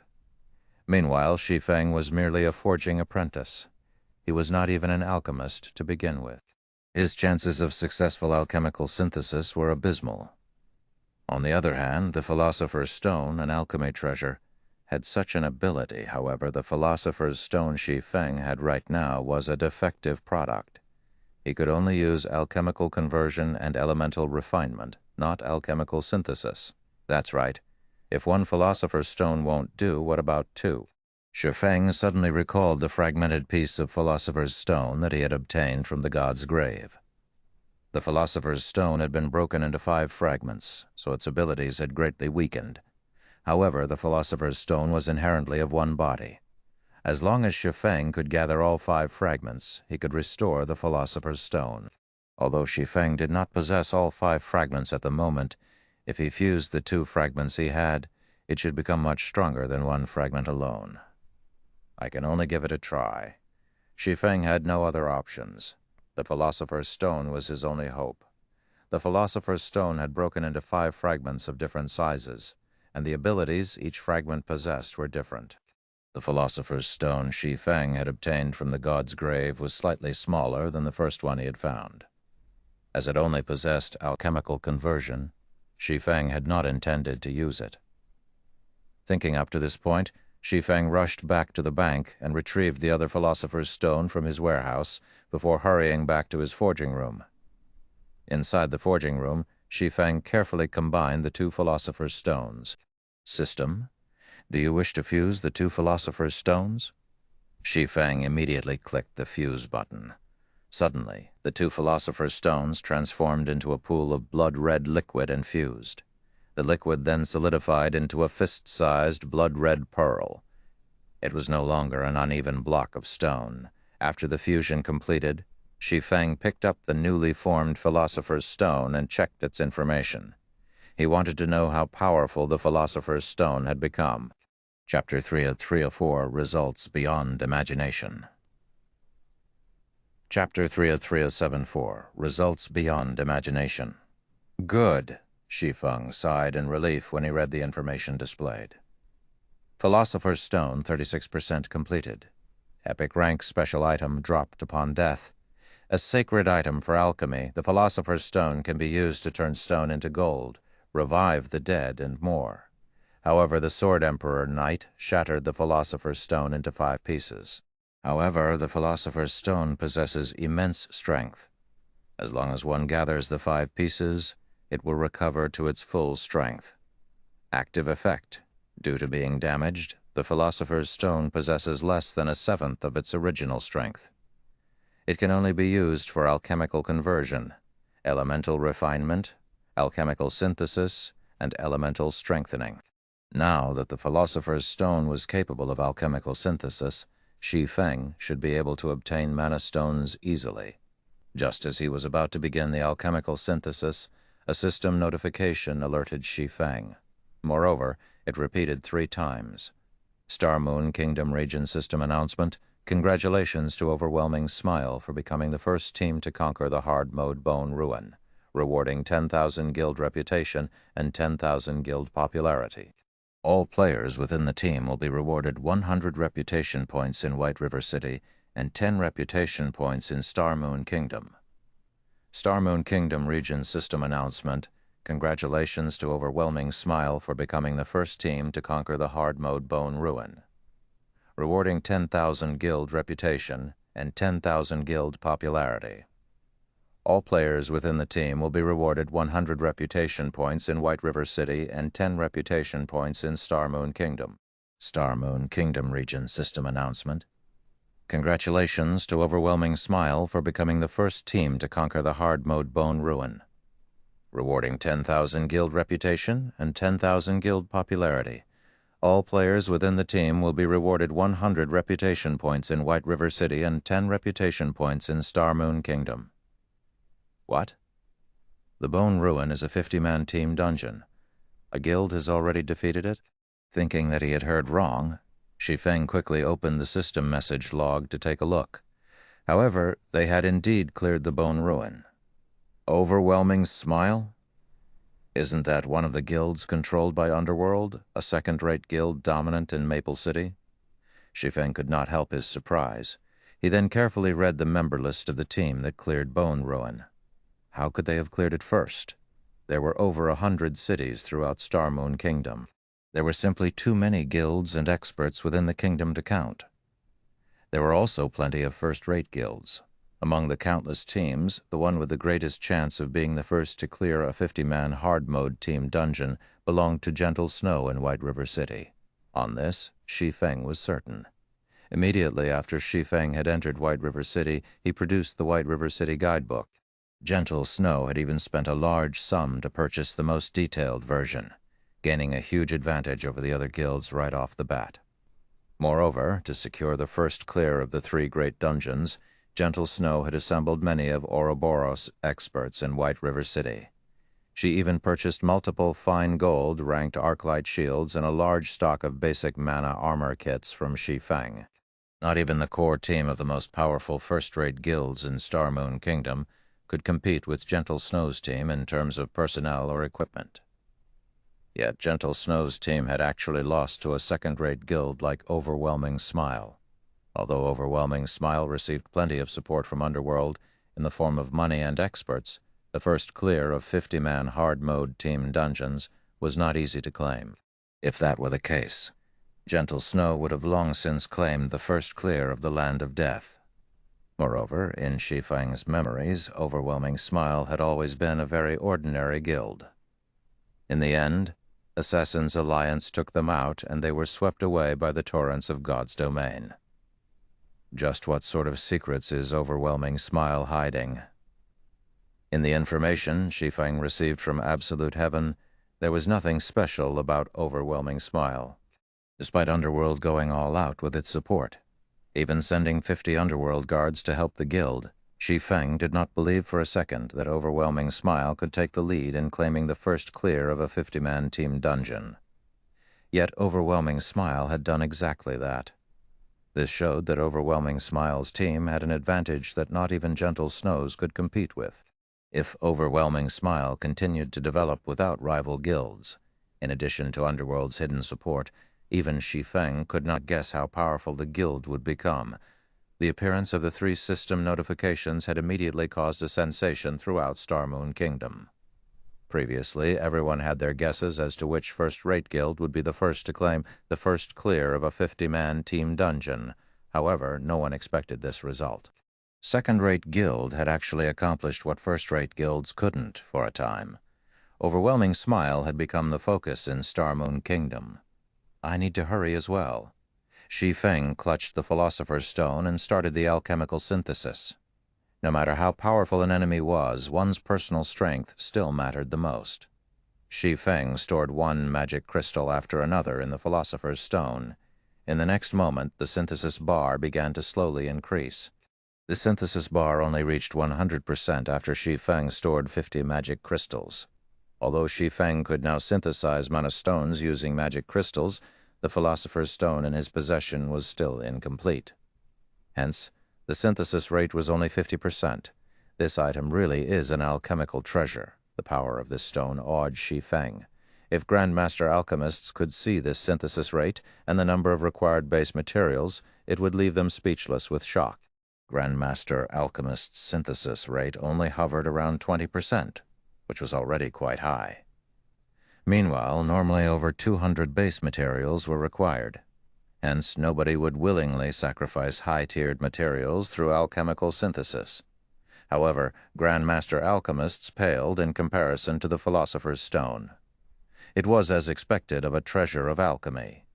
Meanwhile, alchemical combination was only a small part of the Philosopher's Stone's abilities. It was no wonder so many kingdoms and empires had gone to war over the Philosopher's Stone. Let's start then. Shi Feng clicked the synthesize button. 3 seconds later, an additional fist-sized gray stone appeared in Shi Feng's hand. This was none other than the Mana Stone. Awesome. After successfully synthesizing a Mana Stone, Shi Feng quickly added more magic crystals into the Philosopher's Stone, starting the second round of alchemical synthesis. At the same time, Shi Feng had also contacted Melancholic Smile and instructed her to purchase a large stock of magic crystals immediately. With the stockpile Zero Wing possessed, he wouldn't have enough to synthesize 21 mana stones. Even if the synthesis rate was 100%, he would need 1,050 magic crystals, 2 for 21 mana stones. With only a 50% rate, he would need at least 2,100 magic crystals. Shi Feng had previously used quite a lot of magic crystals, and he only had 508 remaining. By Shi Feng's estimation, he would need at least 2,000 more magic crystals. Guild leader, please tell me you're joking. You want to purchase 2,000 magic crystals? The current market value for them is 8 silver coins each, 160 gold for 2,000 pieces. Moreover, this is the best and lowest cost. If we buy them in bulk, the prices in White River City will soar. When that happens, we'll need to pay at least double or triple the current price. Making a rough estimate, we'll need to spend at least 300 gold to get 2,000 magic crystals. Although Melancholic Smile had always dealt with the purchasing of materials for the Horizon Alliance, this was her first time handling a transaction that involved over 300 gold. She struggled against her sudden anxiety. If converted to credits, 300 gold coins would be over 4 million credits. All her life, she had never even seen so much money. It doesn't matter. Just get it done quickly. Shi Feng couldn't care less about the potential consequences. His class change quest took priority. Even if he had to spend 1,000 gold to purchase the 2,000 magic crystals, he would not hesitate. By the time Melancholic Smile's group of 3 could mass-produce the basic strength and armor kits, it would only be a short time before he earned the money back. After half an hour passed, Melancholic Smile delivered 2,000 magic crystals to Shi Feng. She had experienced the pleasure of being a wealthy tycoon. Meanwhile, during this period, Shi Feng had also kept himself busy. After using 500 magic crystals, he had an additional 6 mana stones. In addition, he had also produced some basic mana armor kits for his guild, as well as slightly raising his own forging proficiency. Hopefully my luck won't be too bad. Shi Feng took the 2,000 magic crystals and started the alchemical synthesis once more. He used 100 pieces, 200 pieces. The new stock of magic crystals continuously diminished. After using 1,650 magic crystals, Shi Feng had finally managed to collect 21 mana stones. Chapter 375, I'd like to borrow someone. Chapter 375, I'd like to borrow someone. Now that I've got 21 mana stones, I only need the 3 Tier 4 NPCs. Shi Feng thought about where he could find these NPCs as he collected the 21 mana stones and Philosopher's Stone from the table. There were only 3 Tier 4 powerhouses currently residing in White River City. If Shi Feng wanted to gather all 3 of them, even if Shi Feng were 10 times stronger than he was now and became a Count of White River City, he would not possess the authority to gather all 3 of these NPCs to help him. I guess I can only try my luck in the capital city. Star Moon City possessed the most high-tiered NPCs in Star Moon Kingdom, and it was where Shi Feng would most likely get the help of 3 Tier 4 NPCs. Following which, Shi Feng left the Starstreak trading firm and ran towards the bank. His personal warehouse in the bank was the safest location to store the Philosopher's Stone. The Philosopher's Stone dropped upon death, and Shi Feng did not want to lose the treasure under any circumstances. While walking down the middle of the street, Shi Feng could hear many players discussing Overwhelming Smile. Say, how do you think Overwhelming Smile became so powerful? They actually claimed the first clear of a 50-man team dungeon so quickly. I heard that their guild didn't have many experts. Yeah, I'm confused too. Originally, I thought either Ouroboros or Zero Wing would be the first guild to claim a first clear. After all, the snow goddess, Gentle Snow, leads the team herself. Although Gentle Snow had neither accomplished any amazing feats, nor is she a great expert ranked on the God's Domain experts list. Everyone knows about her frightening battle records. She's probably no weaker than Black Flame. Now, however, both of these amazing guilds lost to a second-rate guild like Overwhelming Smile. I heard that the equipment dropped in a 50-man hard-mode team dungeon is amazing. The attributes on the equipment are far superior than the equipment found in other dungeons. Now that Overwhelming Smile has equipment from Bone Ruin, they will have a much easier time raiding level 20 large-scale team dungeons. I heard that Overwhelming Smile has already become the overlord of Maple City. Moreover, they are currently mass recruiting players, and the benefits they offer are insanely good. There is also proof posted online showing that someone recently invested 1 billion credits for the guild's development. Just thinking about that much money makes me drool. I have never heard of any guild receiving such a large investment.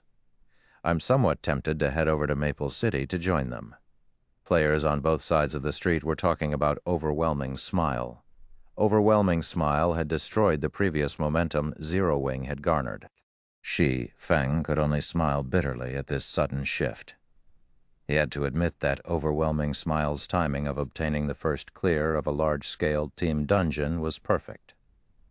Not only had Overwhelming Smile managed to spread their name throughout Star Moon Kingdom, but it had also suppressed Zero Wing's fame. However, this was only natural. Compared to individual strength, players were more concerned about dungeons. After all, dungeons were the main source of equipment in God's Domain. It was especially true for high-quality equipment. Just after Shi Feng returned the Philosopher's Stone to his personal warehouse, the system notified him of a voice communication request. It was Gentle Snow. "Miss Snow, how are you?" Shi Feng greeted her warmly after answering the call. Although the situation of overwhelming Smile's first clear had impacted Zero Wing, the one most affected by this result should be Gentle Snow. In order to claim the first clear of the Land of Death, she had paid a huge price. Other guilds could not compete with the advantages she possessed. Yet, just as she was about to harvest the fruit of her efforts, Overwhelming Smile stole the glory. Guild Leader Black Flame. I wish to discuss something with you. Gentle Snow's tone was indifferent. Only she understood her current state of mind. Miss Snow, please, speak your mind, Shi Feng said, smiling. I'd like to borrow someone, Gentle Snow said. Borrow someone? Shi Feng was confused. Ouroboros had many experts. They should not lack personnel. That's right. I wish to borrow Ye Feng. Gentle Snow nodded, resolving Shi Feng's confusion. As for the price, I am willing to pay 5 million credits. Borrow Ye Feng? Shi Feng nearly stumbled. Just what was going through Gentle Snow's mind. Borrow Ye Feng? Didn't that mean she was trying to borrow him since? When did he have such great charm to attract the attention of the Snow Goddess? Moreover, Gentle Snow even offered an astronomical price of 5 million to borrow him. That was the equivalent of a famous gaming expert's annual salary. And she only wanted his help with a single matter. Wasn't Gentle Snow's opinion of him a little too high? I know that this is somewhat abrupt, honestly. I initially considered asking you, Guild Leader Black Flame. However, not only are you the Guild Leader of Zero Wing, but you are also very famous in Star Moon Kingdom. The implications for obtaining your help are too grave to ignore, hence my only option is to ask for Ye Feng's help, as he is only a member of Zero Wing. However, I doubt he will help me without your explicit permission, Gentle Snow explained. If she had any other choice, she wouldn't be asking, however. Now that Overwhelming Smile had claimed the first clear of a large-scale team dungeon, this was her only option. Listening to Gentle Snow's request, Shi Feng could guess that Gentle Snow needed experts. However, these experts could not be too famous, and the more hidden they were from the public eye, the better. Thus, she thought of the now-forgotten Ye Feng. Although I wish I could agree to your request, Ye Feng is currently busy an extremely important task. I'm afraid he can't help you right now, Miss Snow. How about the other experts in Zero Wing? Although Shi Feng wished to help Gentle Snow, his class change quest took priority. Other experts? Gentle Snow fell silent for a moment, considering the idea. She then said, It is possible if they are as skilled as Ye Feng. I'm afraid they have yet to reach that level, Shi Feng said, definitely. Setting aside techniques, if speaking purely in terms of weapons, equipment, and skills, nobody within the guild could even come close to being a match to him. In terms of techniques, though, Fire Dance, Aqua Rose, Violet Cloud, and Cola might catch up to him in the future. It was especially true for Violet Cloud, who had improved leaps and bounds with each passing day. If Shi Feng hadn't had his decades' worth of experience campaigning in God's domain, Violet Cloud would have left him in the dust by now. I'm afraid they won't do if they are not as strong as Ye Feng, Gentle Snow said, disappointed. However, when she gave it more thought, how could great experts such as Ye Feng be easy to find? She then asked. Guild Leader Black Flame, how long will it take for Ye Feng to complete his task? Normally, an ordinary class change quest required 2 to 3 days to complete. Meanwhile, Shi Feng's class change quest should be a lot more difficult. At the very least, he would require 3 to 5 days. Around 5 days, Shi Feng said, giving a conservative estimate. 5 days, huh? Gentle Snow's brows wrinkled slightly. After thinking for some time, she slowly asked, Guild Leader Black Flame, will 5 days really be enough? Mm-hmm. Shi Feng nodded. Shi Feng could tell that Gentle Snow was carefully considering a very important decision. I'll have to trouble Guild Leader Black Flame to pass on the message, then. I'll transfer 5 million credits into your account immediately. Gentle Snow sighed in relief upon hearing Shi Feng's confident answer. She then disconnected the call after thanking him. Chapter 376, Great Divine Official. Chapter 376, Great Divine Official. Based on Gentle Snow's tone, Shi Feng did not think that things were as simple as he had first imagined. After experiencing a decade of battles and socializing between various guilds in God's domain, Shi Feng was no longer the young and immature student that he had been in the past. This was merely the first clear of a large-scale team dungeon. At most, Ouroboros would lose the chance to earn some fame. Such a loss would not greatly affect the strength of the guild itself. In other words, Gentle Snow must have made some sort of personal bet regarding Overwhelming Smile being the first guild to claim the first clear of a large-scale team dungeon. However, she had obviously lost. 5 days, huh? It seems that I can't slack off. Now that Shi Feng had agreed to help, he would not go back on his word. Unfortunately, even Shi Feng was not completely confident that he could gain the help of 3 Tier 4 NPCs in Star Moon Kingdom. He needed to waste a lot of time to earn their assistance. It was not easy to ask NPCs for help. It was especially true for high-tiered NPCs. Following which, Shi Feng took out the pass to Blackwing City, teleporting immediately. Being a neutral zone as well as a famous city in God's domain, Blackwing City was many times stronger than Star Moon Kingdom. Naturally, a lot of high-tiered NPCs would reside there. If luck would have it, he might even meet a Tier 5 powerhouse. One could not meet such an NPC even in the capital city of Star Moon Kingdom. It had been quite some time since the launch of God's domain. The population of the game had increased rapidly. The number of players who had obtained Blackwing City passes had also increased. As Shi Feng walked down the wide streets of Blackwing City, he discovered far more players than before.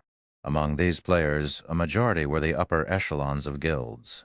Like Shi Feng before, these upper echelons were here to trade with each other. They mainly traded hard stones, taking advantage of the price difference to make a huge profit.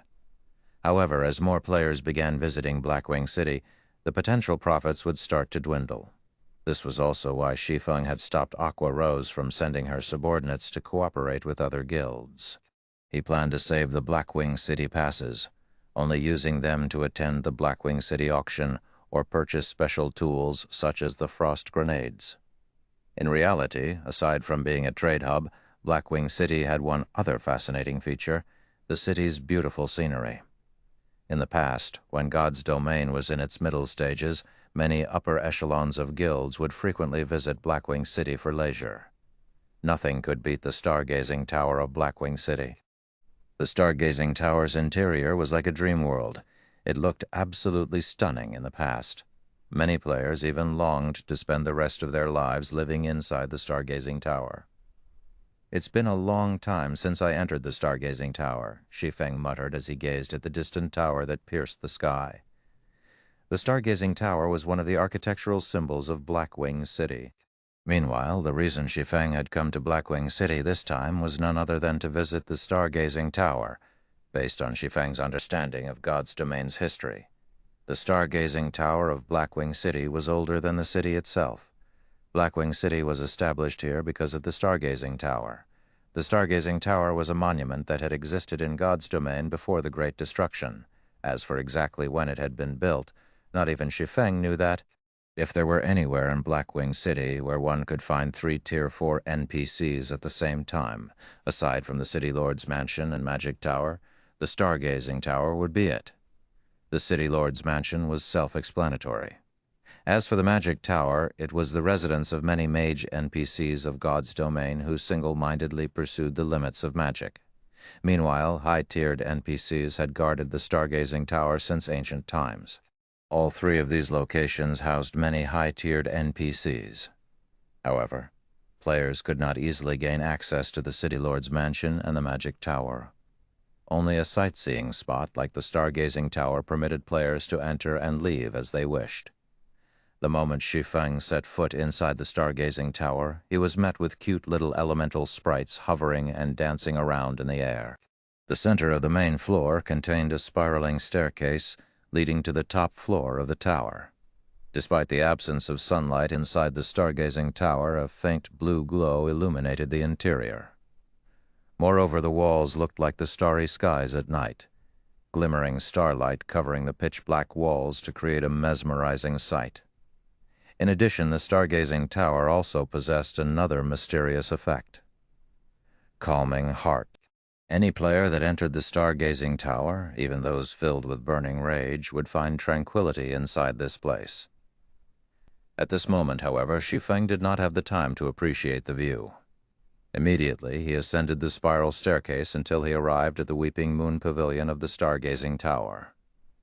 Before Shi Feng could enter the Weeping Moon Pavilion, the two level 180 Tier 2 black-robed knights guarding the entrance stopped him. Outsiders are not allowed entry into the Weeping Moon Pavilion. This humble one is called Shi Feng, a demon hunter. I wish to meet Lord Aslan Hartbaru. Can I trouble you to inform the Lord? Shi Feng immediately flashed his identity as a demon hunter to the two knights. As for his identity as the Viscount of White River City, it was utterly worthless here. Look, another fool is trying to enter the Weeping Moon Pavilion. I bet that he's a newcomer who has just arrived in Blackwing City. Everyone in Blackwing City knows that the Weeping Moon Pavilion is the most important place in the Stargazing Tower. It's where many power NPCs reside. I heard that there are many high-level quests available inside as well, and many experts have attempted to get in. But even after wasting a lot of time to become citizens of Blackwing City, the knights guarding the entrance still chase those experts away. Does that newcomer think he can get in just by asking? The Stargazing Tower was well known in Blackwing City. If a player visited the city often, they would know that the Weeping Moon Pavilion was off-limits to players. Hence, when the players inside the Stargazing Tower saw Shi Feng's presumptuous actions, they all started ridiculing him. Outsiders are forbidden from entering the Weeping Moon Pavilion. The knights ignored Shi Feng's identity as a demon hunter. The gaze they directed at him was as cold as before. They then moved to chase Shi Feng away. However, before these black-robed knights could take action, a voice came from inside the Weeping Moon Pavilion. Let him in. I know him. The two black-robed knights immediately halted their assault. They then opened the doors to the Weeping Moon Pavilion, allowing Shi Feng to enter. What the hell? Damn, that player actually got in. The players who had come to enjoy the show were all stupefied. Until now, not a single player had been allowed into the Weeping Moon Pavilion. Now, however, a newcomer actually got in. The first floor of the Weeping Moon Pavilion was a large and spacious hall. The hall was filled with books and crystal tools. Meanwhile, the ceiling was made of a gigantic water mirror that reflected the starry skies of the outside world. You're late? You've kept me waiting for a long time. How are you going to pay me for my time? A crisp and melodious voice reached Shi Feng's ears. Turning around, Shi Feng noticed a female priest in white robes walking down the staircase at a distance. Meanwhile, this female priest, who emitted a sacred aura, was none other than the divine official Charlene. Listening to Charlene's accusatory tone, Shi Feng suddenly recalled the scene back at the City Hall of White River City. Back then, Weissman had told him that Charlene would wait for him in the Stargazing Tower. However, as he had been preoccupied at the time and had completely forgotten about it. Watching Charlene's slowly approaching figure, with a saintly smile plastered on her face, a sense of foreboding bloomed in Shi Feng's chest. Moreover, Charlene was no longer the Tier 3 divine official that Shi Feng had known. Now, she was a Tier 4 great divine official. Chapter 377, Unknown. Chapter 377, Unknown. Shi Feng stared at Charlene's information, dumbfounded by what he saw. From a level 8 NPC in Red Leaf Town, Charlene had first jumped to become a level 20 Tier 3 divine official. Then she grew from a level 20 Tier 3 divine official to a level 180 Tier 3 divine official. Now, she had grown even further, becoming a level 200 Tier 4 great divine official. She was now on the same level as the Tier 4 wizard Weissman. Lady Charlene, I heard that you have been looking for me. May I know how I may be of service to you? Shi Feng reluctantly asked after calming down. Whenever Shi Feng encountered Charlene, he feared for his wallet.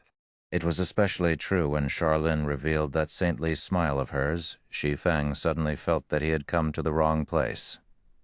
If he had known that he would meet Charlene here, he would have definitely gone to Starmoon City instead. I do have something I need you to help me with, but this matter can only be addressed inside the Weeping Moon Pavilion. Unfortunately, the Weeping Moon Pavilion does not permit entry to outsiders. You should know that I am taking a big risk by allowing you in. Seeing as we are acquaintances, I can help you pay half of the 1,000 gold security deposit, but you will have to pay the remaining 500 gold yourself. Otherwise, these black-robed knights will escort you out. Even I am helpless about this rule. Charlene sighed and shrugged, a helpless look on her face. Shi Feng immediately cast a scornful glare at Charlene. Again, she was trying to take his money again. This was the first time he had heard about a security deposit for entering the Weeping Moon Pavilion. He had only brought around 700 gold with him this time, yet in just a moment, Charlene had relieved him of 500 gold. However, even though Shi Feng's heart ached, he had no choice but to pay. Before Charlene, Shi Feng was like a helpless little boy. Charlene's senses were simply too sharp, and she would sniff out his weaknesses every time they met. This time as well, in order to find 3 Tier 4 NPCs to help him, he had to enter the Weeping Moon Pavilion no matter what. Although he had other plans he could use to try to enter the Weeping Moon Pavilion, there was no guarantee that those plans would succeed. Moreover, those plans would demand a lot of his time. Reluctantly, Shi Feng took 500 gold coins from his bag and handed them over to Charlene. "Why are you looking at me like that? This is only a security deposit. It's not like you won't get it back," Charlene said. At this moment, her eyes were completely glued to the glittering gold coins in Shi Feng's hands. With a slight wave of her delicate finger, the gold coins flew into her pocket. Inwardly, Shi Feng flipped her off. "Since this is a security deposit, why are you pocketing the money instead of the administrator of the stargazing tower?" As if having read Shi Feng's thoughts, Charlene smiled faintly as she took out a silver moon emblem and pinned it to her chest. The words carved onto this silver moon emblem were Stargazing Tower Administrator. Damn, just how many jobs does she have? When Shi Feng saw the silver moon emblem on Charlene's chest, Shi Feng understood one thing. He would never see that 500 gold again. There was not even a trace of hope of getting his money back. In which case he had not just paid a security deposit, but an entrance fee. Moreover, it was an entrance fee of 500 gold. Little dummy, did you really think that I'd lie to you? Charlene tapped the silver moon emblem on her chest, chuckling. All right, let's go then. Sighing helplessly, Shi Feng followed Charlene up the pavilion. As for the sword in the stone, it would not be too late to ask for Charlene's help after accepting her quest. Second floor of the Weeping Moon Pavilion consisted of a single wide corridor with many tightly locked rooms. It looked like an apartment complex. Massive stone doors loomed at the end of the corridor. Numerous images were carved onto the stone doors, and each image carried its own meaning and story. Charlene pointed towards the distant stone doors, smiling as she said, "Beyond those doors lie the deepest secret of the stargazing tower. Do you want to go in and have a look?" "Can I?" Shi Feng had always been curious about the stargazing tower. In God's domain, any monument that survived the ancient era was a massive treasure, not to mention a monument that had survived the Great Destruction. If a player could explore the secrets hidden beyond those stone doors, their path towards godhood would definitely become much easier. Unfortunately, Shi Feng had not been strong enough in the past, and he simply had not qualified to explore the secrets beyond those doors. Of course not. I should remind you that without sufficient strength, you are better off not knowing certain things, just like how you open the entrance to the endless abyss. Now, not only do you carry a stigmata on your body, but you also plan to gather the 7 treasures. You are looking to get yourself killed. Do you know how many years the War God's Temple has spent trying to gather those treasures? Meanwhile, you haven't even obtained your Tier 1 class? Do you think it is even possible for you to accomplish something the War God's Temple cannot? They are only trying to forget it. There are some things you are better off not knowing. Charlene sighed as she looked at Shi Feng, emotions such as pity and anger filling her eyes. Suddenly, Shi Feng realized that Charlene was a unique NPC. It was no longer a matter just high intelligence. Charlene was almost human, following which Charlene led Shi Feng to her own room. Charlene's room was very simple. Other than a place to rest, bookshelves covered the remainder of her room. Rare, ancient books crowded the shelves, all of which would normally be impossible to find anywhere else. Sit. Charlene made a wave with her finger. In the next moment, a wooden chair appeared behind Shi Feng. I've called you here because I have something I need you to do for me. People such as myself cannot complete this particular task. Only heaven-blessed individuals like you can accomplish it. However, this task is extremely dangerous. Will you accept it? Of course, if you do, I can give you a chance to obtain an advanced legacy. This would help your growth immensely in the future. If you can complete this task, I can even make you the lord of a city. You will possess your very own fiefdom. Charlene's words stunned Shi Feng into a silence. He could obtain an advanced legacy just by accepting the quest. Moreover, if he could complete the quest, he could even become the lord of a city. Just what rank was this quest? System? Do you wish to accept Charlene's unknown quest? It seems that I won't know anything about the quest if I don't accept it. Shi Feng felt uncertain when he saw Charlene's grave expression and the unknown quest. Shi Feng was very clear about the iron law of God's domain, equivalent exchange. The greater the risk, the greater the reward would be. The advanced legacy alone was no trivial matter, let alone the reward of becoming the lord of a city. Although he could afford to ignore the advanced legacy, the reward was something he could not ignore. Opportunity seldom knocks twice. It was now or never. The term becoming the lord of a city did not mean that players would be allowed to take control of a city controlled by NPCs, such as White River City. To begin with, these NPC cities would never accept the rule of players. When Charlene spoke of becoming the lord of a city, it meant that she would reward Shi Feng with his own fiefdom, qualifying him to establish his own city. Normally, when a guild wished to establish their own city, it would first need to capture a town not governed by any kingdom or empire. The second option was starting it from scratch and establishing a town from nothing. However, that was much more difficult, and the resources needed would also be several times higher than if the guild just captured a town. On the bright side, the guild could determine the location and geographic advantages of the town. Meanwhile, once they obtained a town, a guild would have to develop the town over a long period before it could become a city.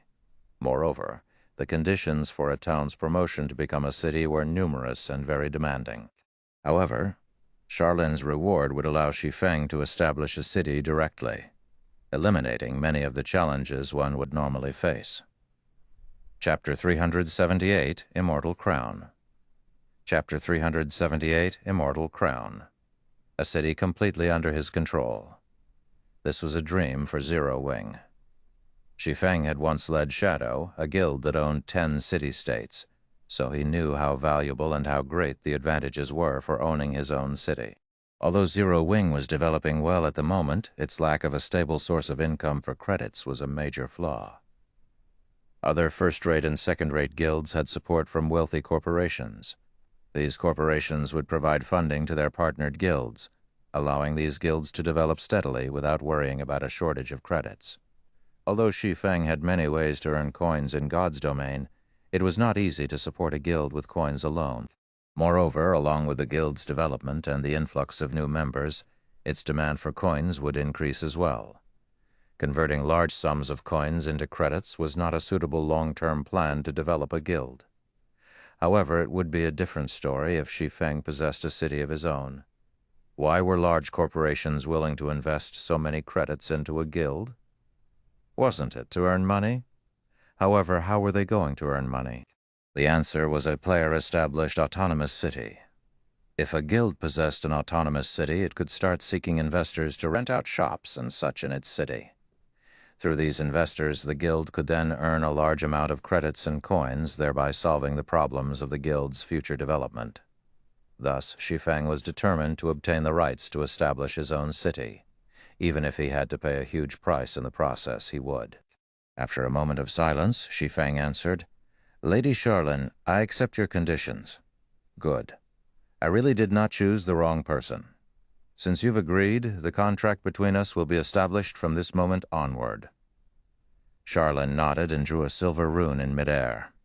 She then imprinted the rune on the back of Shi Feng's hand and said, "This is a spirit seal, and it can be used to absorb immortal souls. What I want you to do is to collect 10,000 immortal souls." "Collect immortal souls?" Shi Feng said, unable to suppress his shock. "You want me to kill 10,000 heaven-blessed individuals?" When NPCs spoke of heaven-blessed individuals, they were referring to players. Players were immortal existences in God's domain, and they could resurrect infinitely at the cost of some levels and EXP. This was all due to the souls of players being immortal. Meanwhile, Shi Feng could only obtain the immortal soul from the corpse of a player. Moreover, Shi Feng needed to meet a few requirements before he could absorb the immortal soul of another player. First, he could not be 5 levels higher or lower than the target player. Second, he needed to kill the target player personally. Lastly, upon the target player's death, the distance between Shi Feng and the player could not exceed 10 yards. If he failed to meet any of these conditions, he would not absorb the player's immortal soul. For the NPCs of God's domain, absorbing the immortal souls of heaven-blessed individuals was taboo. If Shi Feng were discovered doing so, no one, NPCs or players, would hold back from killing him.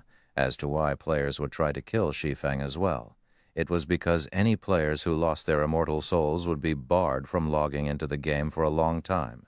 It was a punishment more severe than the penalty for death. Hence there was no leeway for Shi Feng if he were caught in the act. "I never thought you would know about immortal souls." "That's right. I require you to kill heaven-blessed individuals and collect their immortal souls," Charlene stated, slightly surprised that Shi Feng actually knew about immortal souls. However, she had not planned to hide this fact to begin with. "I know that I am making things very difficult for you by requesting such a thing, but we cannot repair the immortal crown without immortal souls." The immortal crown was originally a divine artifact used to suppress all evil beings. However, the crown was damaged the last time it was used to suppress the endless abyss. Meanwhile, the stargazing tower has already collected the other materials required to repair the immortal crown, and right now we are only missing immortal souls. Initially, I called you here to help me collect immortal souls gradually. However, I had not expected the endless abyss to escape its confinement so soon. The endless abyss is simply too powerful. Without the immortal crown, we have no chance of resisting the invasion of the endless abyss. Since you started this scourge, naturally, you will have to take responsibility for it. In order to repair the immortal crown quickly, we need a large number of immortal souls. However, I do not want others to know of this, so I have no choice but to ask you to complete this task by yourself. The magic array that keeps the endless abyss in place will not last long. By my estimation, it will hold out for another 3 months. In 3 months, we will have no choice but to face the endless abyss directly. Hence, you must collect 10,000 immortal souls within that time.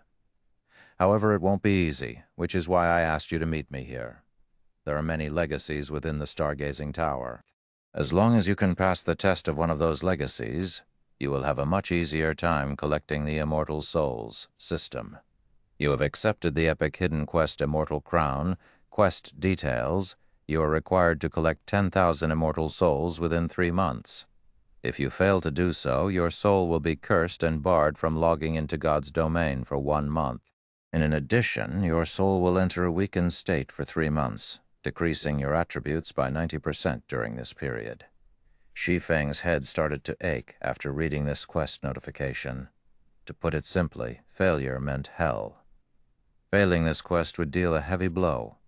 If he could not log into God's domain for a month, just how far would he fall behind?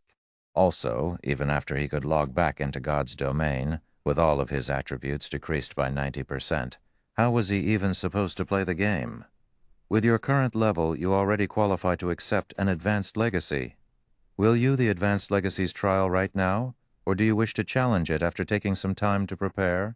Charlene asked patiently as she watched Shi Feng. Oh, I should remind you that advanced legacies are extremely precious. Even with my status, I can only give you 1 chance. You must be careful. If you are not confident in succeeding, it is best to challenge it at another time. The trial of an advanced legacy is no less difficult than an epic quest. If you think that an advanced legacy will be too difficult for you, I can offer an intermediate legacy. Not only will the difficulty decrease, but you will also have 3 chances to complete it. Charlene explained the options patiently. Shi Feng understood her intentions.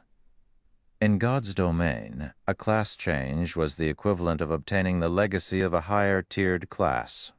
Meanwhile, a majority of the players in God's domain would normally receive their class change quest from the class association in their respective city.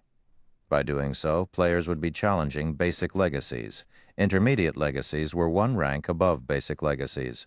Intermediate legacies were relatively rare in God's domain, and normally these legacies allowed players to obtain a common hidden class. Advanced legacies were one rank higher. Advanced legacies were extremely rare, and players could take on a rare hidden class. Astromancer was one of these rare hidden classes. Peak legacies were one rank higher than advanced legacies. In God's domain, peak legacies were like phoenix's feathers.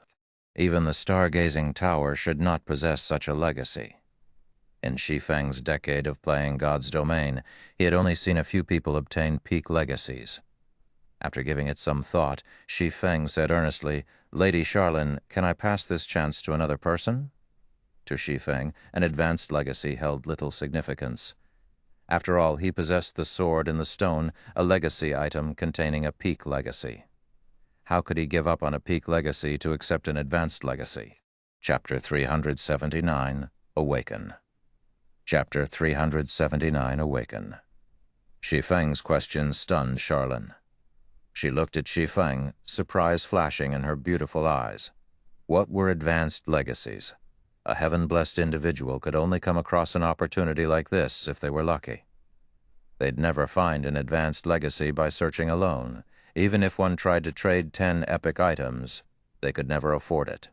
Even she, the manager of the stargazing tower, had paid a massive price to obtain this one chance to challenge an advanced legacy.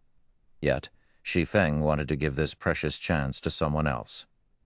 The legacies of the stargazing tower cannot be passed to others. If you do not wish to accept the legacy, I can give you an epic item as compensation instead, Charlene said, shaking her head. The words epic item were tempting. However, Shi Feng was not satisfied. Lady Charlene, may I exchange the advanced legacy for a favor from you? Shi Feng asked once more. A favor? Charlene grinned. Chuckling, she said, "Little dummy, do you know how valuable an advanced legacy is, and you want to trade it for a favor? Don't tell me you want Big Sister to." Looking at Charlene's blushing cheeks, sweat streamed down Shi Feng's forehead. Hurriedly, he said, "Don't get the wrong idea. You mustn't misunderstand me. I only want you to awaken an item for me. Only Tier 4 classes can awaken it." Awaken an item? Charlene was suddenly interested. She then focused on Shi Feng, thoroughly scanning his body from top to bottom. Her eyes widened in surprise when her gaze landed on the bag hanging from Shi Feng's waist. With a teasing laugh, she said, "I don't see anything on your body that needs to be awakened, though. You can't be asking me to wake that withered dragon hanging from your waist, right?" Based on Charlene's comment, Shi Feng had finally confirmed something. Charlene could see the contents of his bag. This was how Charlene could always squeeze him dry every time they met. She hasn't discovered it? Shi Feng felt that something amiss when he saw Charlene's ridiculing smile. Since she could see the contents of his bag, why didn't she discover the extraordinary power within the sword in the stone? If a Tier 0 player like himself could see it, how could a Tier 4 great divine official not? Thus, Shi Feng removed the sword in the stone from his bag. Charlene, who had still been chuckling, immediately became serious upon the appearance of the sword in the stone. She was no longer laughing. Indescribable emotions flashed in her eyes as she fixed her gaze on the crystal-encased sword in Shi Feng's hands. Charlene reacted as if the sword in Shi Feng's hands had suddenly appeared out of thin air. "Just what is this? It actually escaped the detection of my eyes of God." Charlene was momentarily surprised. Even as she looked directly at the sword, her eyes of God could not discern any information. It was as if the sword before her did not exist. Eyes of God was a Tier 3 advanced detection spell, and even legendary items could not escape its detection. Yet, the sword in the stone had actually— "Can I have a closer look at it?" Charlene asked, her curiosity reaching its peak. Shi Feng did not reject Charlin's request, handing the sword and the stone over to her. The moment Charlin received the sword, she immediately cast over a dozen spells in quick succession. Every time one of her spells faded, Charlin's expression would grow slightly more serious. Amazing. It seems that I'll have to use my true abilities. Charlin smiled. Suddenly, a terrifying amount of mana burst forth from her body, and in the next instant, Charlin's holy light domain had devoured the room. Simultaneously, 2 golden magic arrays appeared on both the ceiling and the floor. Shi Feng immediately felt his body grow heavy, the mana in the room rendering him immobile. Charlin's holy light domain was much stronger than the Tier 4 Sky Piercer Weissman had used against the mechanical slayer. At this moment, Shi Feng had finally realized just how powerful Charlin was. It was no wonder why she could casually offer him the qualifications to establish his own city. However, Charlin was not done after summoning the twofold magic array, as her hands continuously drew line after line of divine runes in the air. After a short moment, the twofold magic array became a fourfold magic array, before finally becoming a sixfold magic array. At this moment, magic arrays covered all 6 sides of Charlin's room. The Tier 4 Sky Piercer Weissman had used only required a fourfold magic array to channel it. Yet the spell Charlin channeled now required a sixfold magic array. At the very least, Charlin's spell should be a peak Tier 4 spell. Although Shi Feng did not know what Charlin was trying to do, he felt incredibly fortunate. It seemed that asking Charlin to help him was the right choice after all. If Charlin could summon such a powerful magic array, her position in the stargazing tower should be relatively high. She might even be able to invite 3 Tier 4 NPCs to help him awaken the sword in the stone. At this moment, the runes Charlin drew seeped into the stone in the sword, which floated in mid-air. After another few minutes had passed, the golden divine runes separated from the stone in the sword and flew into Charlin's palm, forming a golden ball. Following which, the magic arrays disappeared from the room and the stone in the sword landed in Charlin's hand once more. However, Charlin paid no attention to the sword in the stone. Instead, she focused the ball of divine runes, seemingly studying it. How could this be? Charlin muttered in utter disbelief. Not even divine appraisal, a peak Tier 4 spell, can analyze this sword? To think that you have such an item, I have really underestimated you. Even after exhausting every option I have, I still can't uncover a single thing about this item. How did you learn that this thing requires Tier 4 classes to awaken it? Charlin asked. By this time, she had completely given up on analyzing the stone and the sword. Shi Feng wondered the same thing. I have simply used omniscient eyes. Charlin couldn't uncover even basic information about the sword and the stone. Just what kind of item was this? Omniscient eyes? Impossible. I couldn't analyze the sword even when I tried using the eyes of God. Charlin shook her head, slightly surprised by Shi Feng's answer. However, she suddenly thought of a possibility. Don't tell me you have a golden stigmata, Shi Feng nodded. No wonder. Charlin revealed a faint smile. Why didn't you tell me earlier, little dummy? Throughout God's domain, the omniscient eyes of the golden stigmata is only inferior to the eyes of truth. I really did not expect the war god's temple to be so generous as to give you a golden stigmata. Tell me then, what are the conditions to awaken this item? Charlin inquired as she pointed at the sword in the stone. 21 mana stones and 3 Tier 4 classes are needed to awaken the power slumbering within this sword. Shi Feng recited the information he could see using the omniscient eyes. Little dummy, don't tell me you have 21 mana stones inside that bag of yours. Even Big Sister here doesn't have that many of them. Charlin's eyes glowed as she looked at Shi Feng. Stretching out her jade-like hand, she said, Out with them, then. This, I only have 21 pieces. Shi Feng instantly panicked. What kind of person do you take me for? Charlin rolled her eyes at the sight of Shi Feng's caution.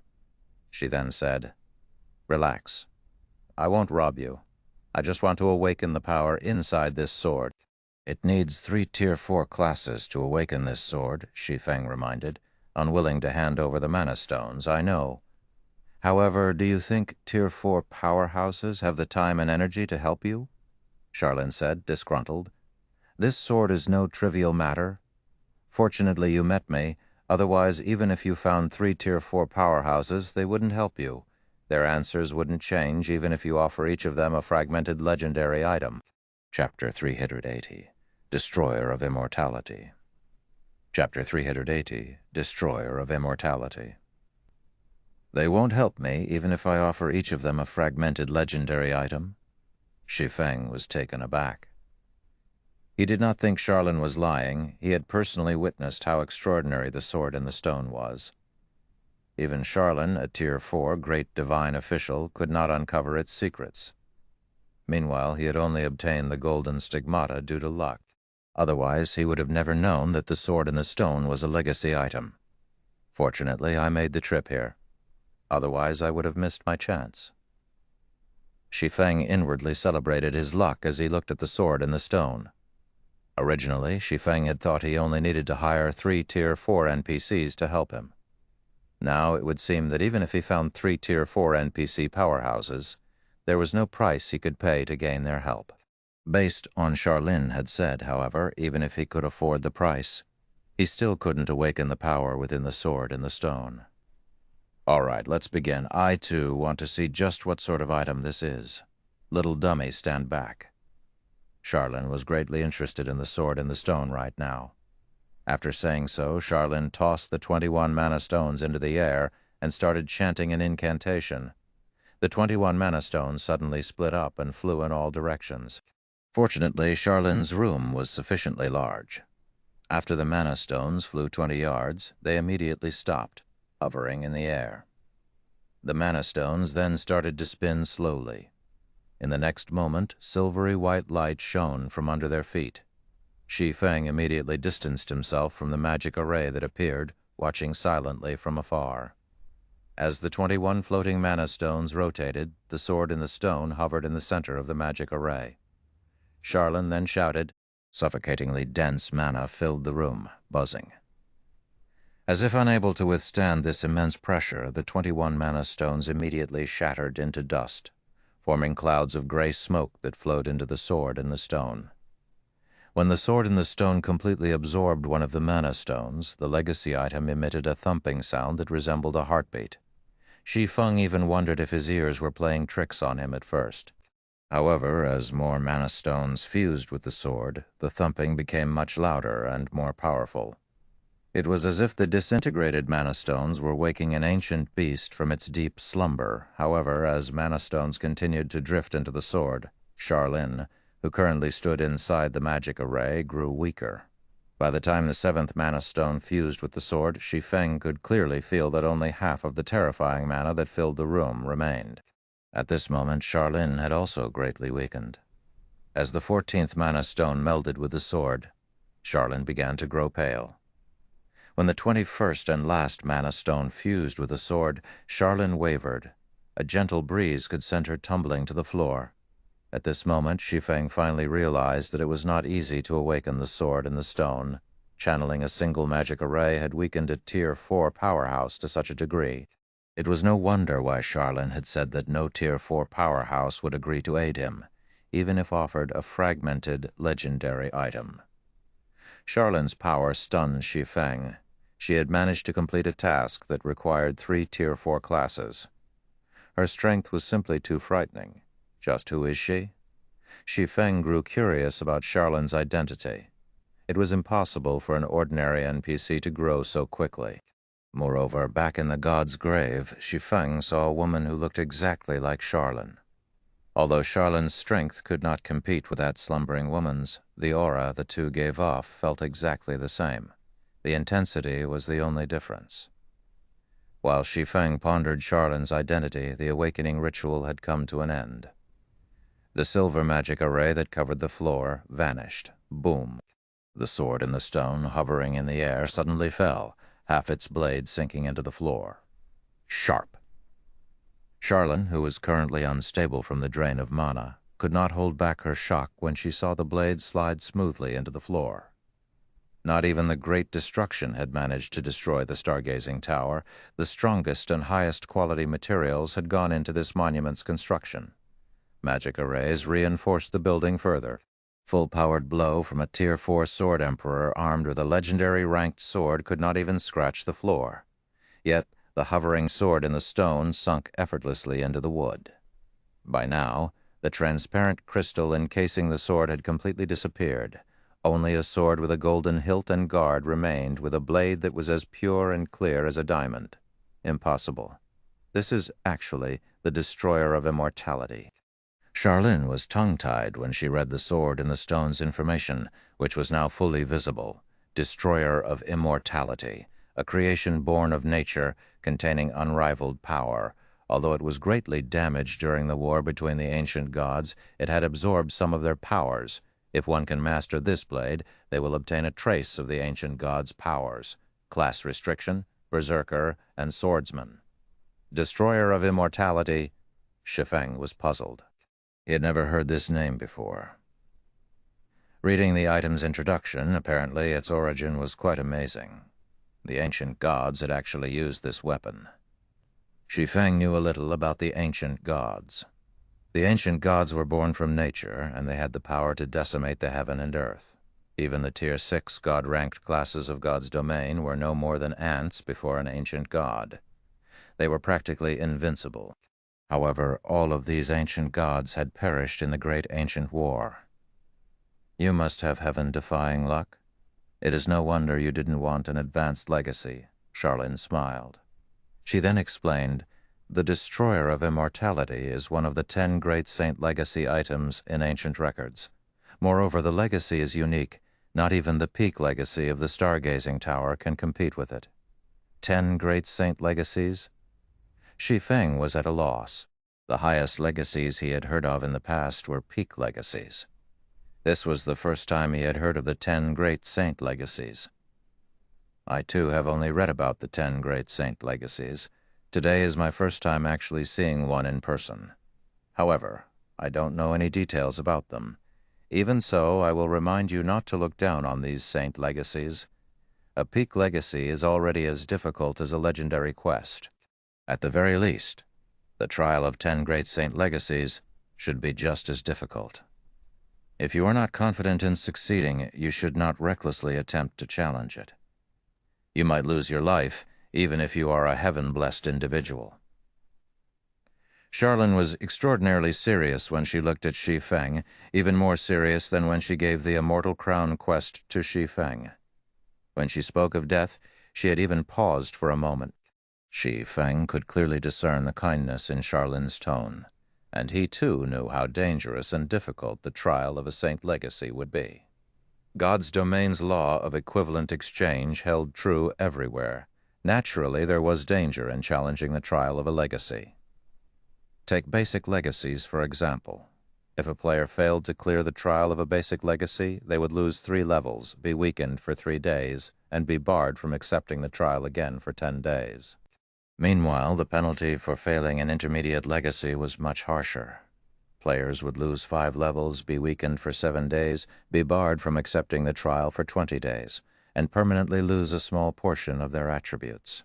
For advanced legacies and peak legacies, Shi Feng was 90% certain that he could complete an advanced legacy. As for a peak legacy, Shi Feng had around 50% to 60% certainty of success.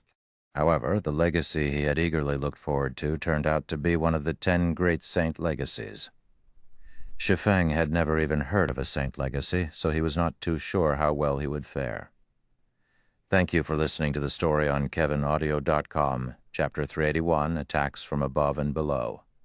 Charlene was a Tier 4 Great Divine official. The information she had access to would definitely surpass a player like Shi Feng. The fact that she knew about the Destroyer of Immortality proved this point. Should I wait a little longer? Shi Feng pondered in silence as he looked at the translucent sword that penetrated the ground.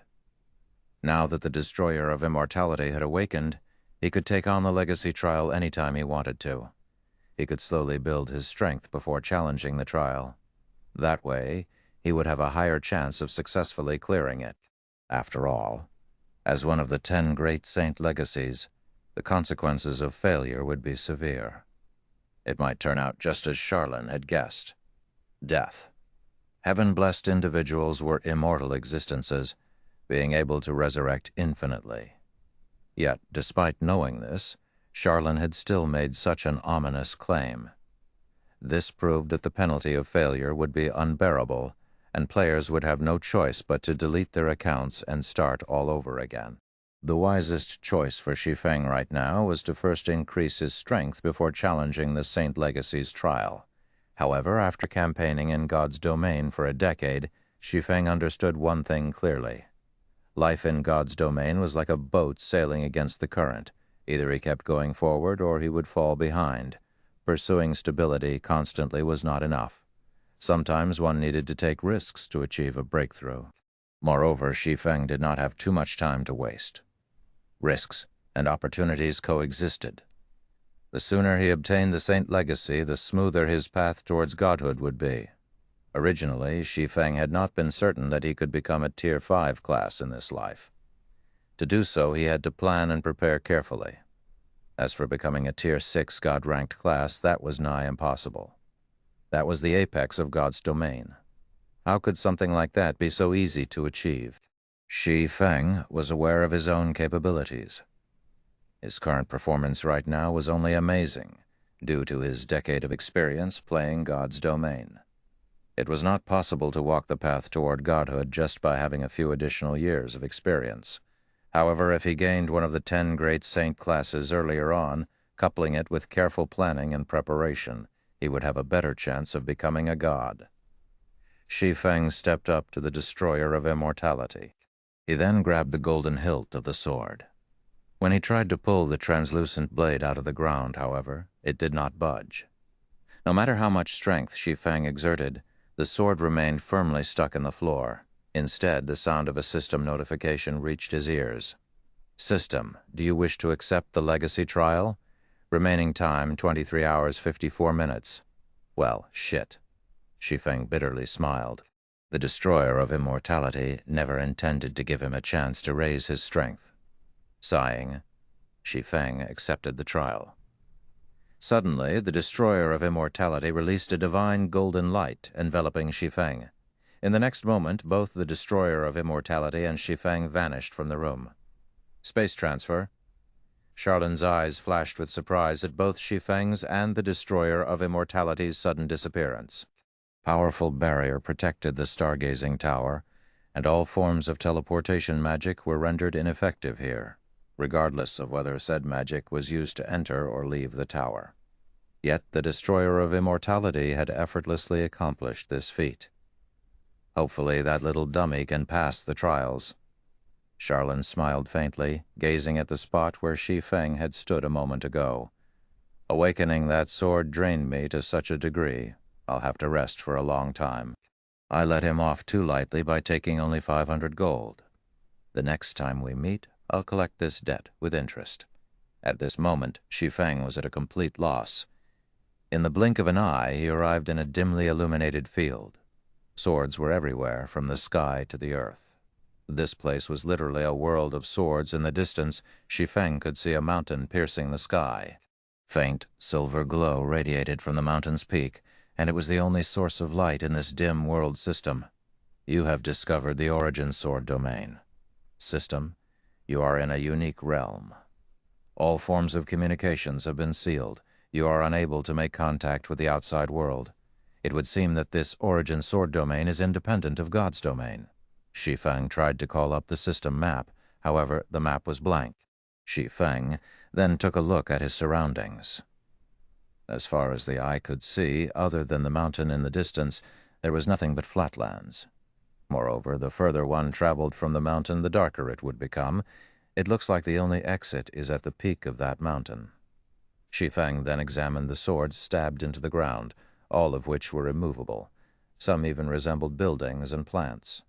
Unlike flowers and trees, however, Shi Feng would receive damage if he touched these blades. To put it simply, he needed to avoid these swords as he advanced. As for the swords suspended in the sky, so long as he did not fly, they weren't a threat. However, this world only took a moment to correct that assumption. After Shi Feng took a few steps forward, several swords descended from the sky. One of them just happened to slice past his arm, causing 200 damage. Crap! Raining swords! Shi Feng looked at the swords around him, realizing why so many swords pierced the ground. Moreover, the swords that descended from the sky dealt a lot more damage than the swords on the ground. I'm guessing this trial requires players to avoid the swords on the ground while dodging the swords descending from the sky. Shi Feng remained still for the moment. He silently observed his surroundings, searching for the best path towards the mountain. He chose to stand still because the moment he moved, the swords in the sky would start to fall. Most likely, the swords in the sky were set to fall based on the player's movements. Sure enough, this world is trying to kill me. After waiting for a moment, Shi Feng discovered that the swords in the sky had not fallen. However, before he could rejoice over this discovery, the swords in the ground started trembling, and one after another, these swords sunk into the ground, vanishing completely. Feeling that something was amiss, Shi Feng kept his gaze on the ground beneath his feet. Suddenly, tens of swords sprung up from the ground beneath him, soaring into the sky. Reacting quickly, Shi Feng performed a backflip, dodging these blades. However, due to his backflip, the swords above plunged towards him. This is a joke, right? Shi Feng immediately unsheathed the abyssal blade in Purgatory's shadow, defending against the incoming flying swords. One after another, blades of light struck the flying swords, scattering them. After these attacks, Shi Feng finally realized that this world intended to toy with him until he died. If he rested, the swords on the ground would attack him after a short time. If he moved, the swords hovering in the sky would rain down on him. Such an attack pattern allowed him little to no time to rest or recover, keeping him on guard. Shi Feng also discovered something else. The swords that descended from the sky were growing more accurate and faster as he advanced. Is this place trying to exhaust me to death? Shi Feng's lips curled up slightly with amusement. Immediately, he switched out the aura of space on the 7 luminaries ring for the aura of wind, increasing both his movement speed and attack speed by 40% and agility by 30%. He then dashed towards the distant mountain. The moment Shi Feng moved, the countless blades in the sky began their assault. They all turned their blades towards Shi Feng and shot towards him. However, Shi Feng was like a gust of wind. Relying on his movement speed alone, he avoided most of the attacks. In addition, his increased attack speed allowed him to strike down the remaining swords effortlessly as he darted onward. However, after running for a few minutes, the ground in front of Shi Feng suddenly split apart. In the next moment, bone knights in silver armor crawled out of the fissure, every one of them emitting frightening, killing intent as they rushed towards him. Skeleton, warrior, undead creature. Elite rank. Level 25. HP 20,000. 20,000, Chapter 382. Legacy Chapter. Silver suits of armor shone brilliantly under the dimly lit sky, creating an exceptionally conspicuous sight. The assault from all directions forced Shi Feng to an abrupt halt. Facing such intense attacks, Shi Feng had no choice but to stop. Even he was not confident of defending against so many attacks on the run. This won't do. I won't last long at this rate. I need to move faster. Looking at the swords decorating the sky, an idea inspired by his years of experience struck Shi Feng purgatory power. Shi Feng's attack speed rose by 100%. He then brandished the abyssal blade in the purgatory's shadow, sending blades of light at the incoming swords and striking them down. After continuing this process for 3 seconds, Shi Feng successfully deflected all of the swords that attacked him, scattering them around him. Undead creature? Shi Feng activated omniscient eyes and examined the distant skeleton warriors. Shi Feng could not learn anything about these undead monsters. If he faced them one-on-one, Shi Feng was confident that he could defeat such a monster with ease. If he had to face a group of them, however, even he was not certain that he would win. Moreover, the swords in the sky still posed a huge threat. When the two combined, Shi Feng's very life was at risk. However, Shi Feng did not know if death meant failing the legacy trial. If it did, then he would truly be finished. As a precaution, Shi Feng did not immediately move after fending off the flying swords. Instead, he stopped to think of an appropriate countermeasure. Changing my path isn't possible. For now, let's put these skeleton warriors to the test. The only exit was at the mountain's peak. Naturally, Shi Feng could not retreat. However, charging forward rashly and accidentally losing his life was unwise. Hence, Shi Feng activated Phantom Kill, sending his doppelganger charging towards the skeleton warriors to test their strength. By doing so, not only could he buy himself time to come up with a defense against these undead monsters, but he could also avoid falling into any traps. After all, this was the trial of one of the 10 great saint legacies. He could not afford to be careless. The doppelganger possessed 70% of Shi Feng's attributes. It was more than enough to deal with a single skeleton warrior. The doppelganger dodged the swords from above while approaching the skeleton warriors. However, when only a distance of 40 yards remained between them, the skeleton warriors still showed no signs of taking action. Instead, the monsters only focused on the doppelganger's every movement, killing intent oozing from their entire bodies. It looked as if they would explode at any moment. Disregarding the skeleton warrior's lack of a reaction, the doppelganger threw the blazing meteor at the closest undead creature. The weapon struck the monster's thigh, causing minus 816 damage. It would seem that the skeleton warriors only possessed mediocre defense. However, the instant the skeleton warrior was struck, it started moving and charged at Shi Feng's doppelganger. The skeleton warrior that had been hit was not the only one to move. The surrounding dozen or so undead creatures charged at the doppelganger as well. Although the skeleton warriors wore full sets of silver armor, their movement speed was extremely fast. It took them less than 5 seconds to close the 40-yard gap. However, Shi Feng's doppelganger did not stay idle as these undead creatures charged. Instead, it attacked with the blazing meteor again as it retreated swiftly. In terms of speed, the doppelganger clearly held the advantage. Despite needing to dodge the constant stream of attacks from the sky, it was still a thread faster than the skeleton warriors. As this game of cat and mouse continued, the HP of the skeleton warrior leading the charge gradually decreased. Everything proceeded smoothly, and Shi Feng, who stood in the distance, did not discover any other traps hidden in this field. Moreover, the skeleton warriors possessed low intelligence. Aside from carrying out some basic defensive maneuvers, the group of undead creatures single-mindedly chased the doppelganger.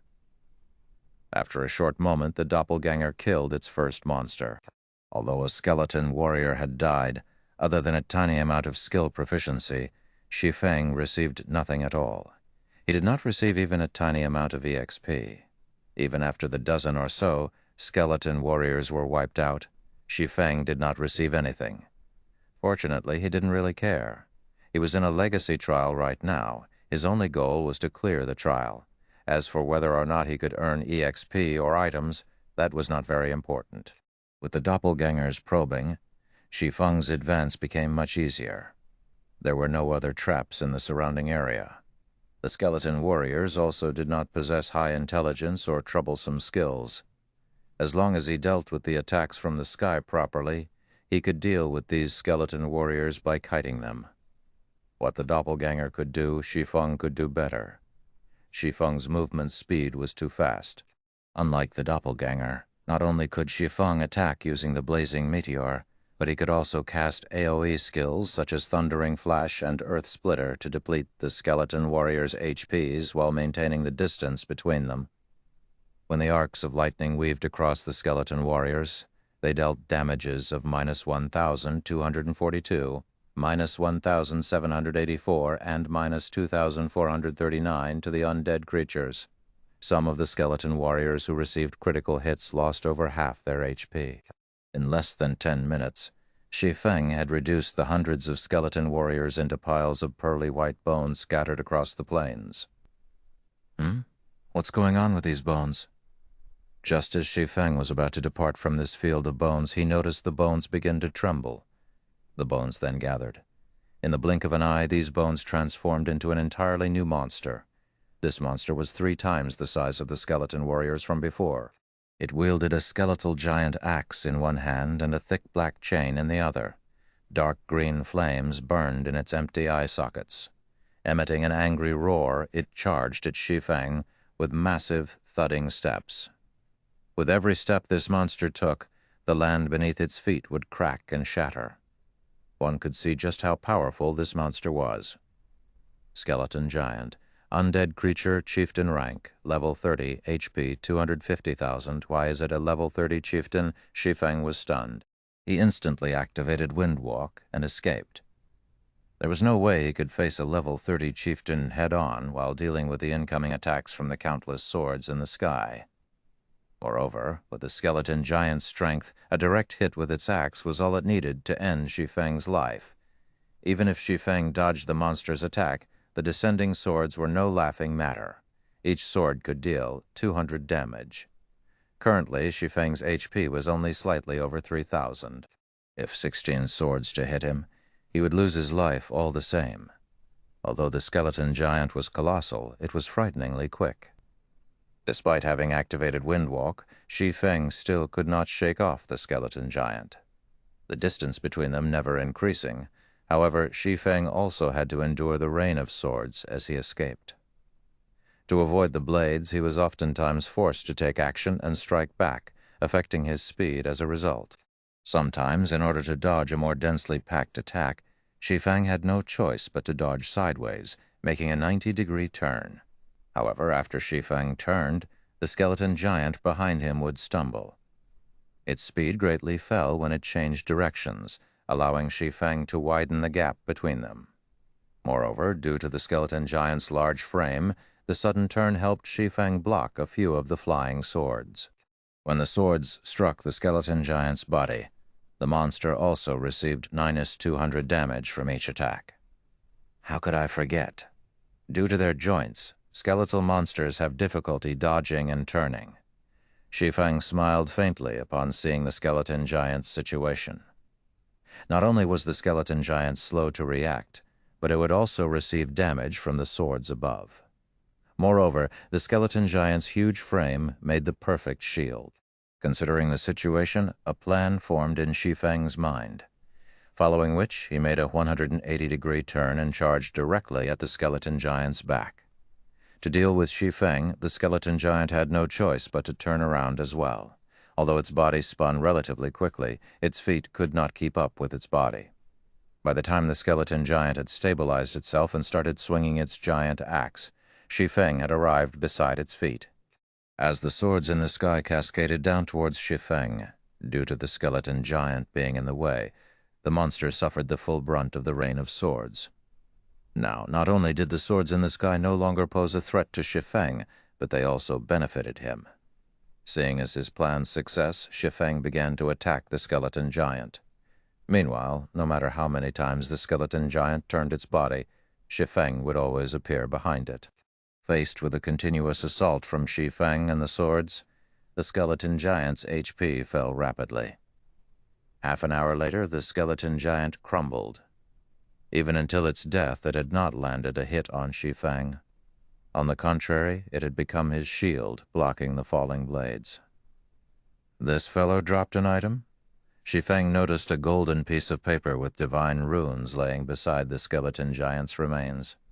When Shi Feng picked it up and tried to check its information, he only received an unknown in reply.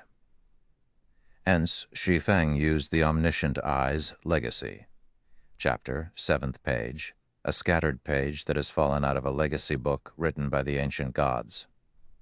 This legacy book holds records for one of the 10 great saint legacies.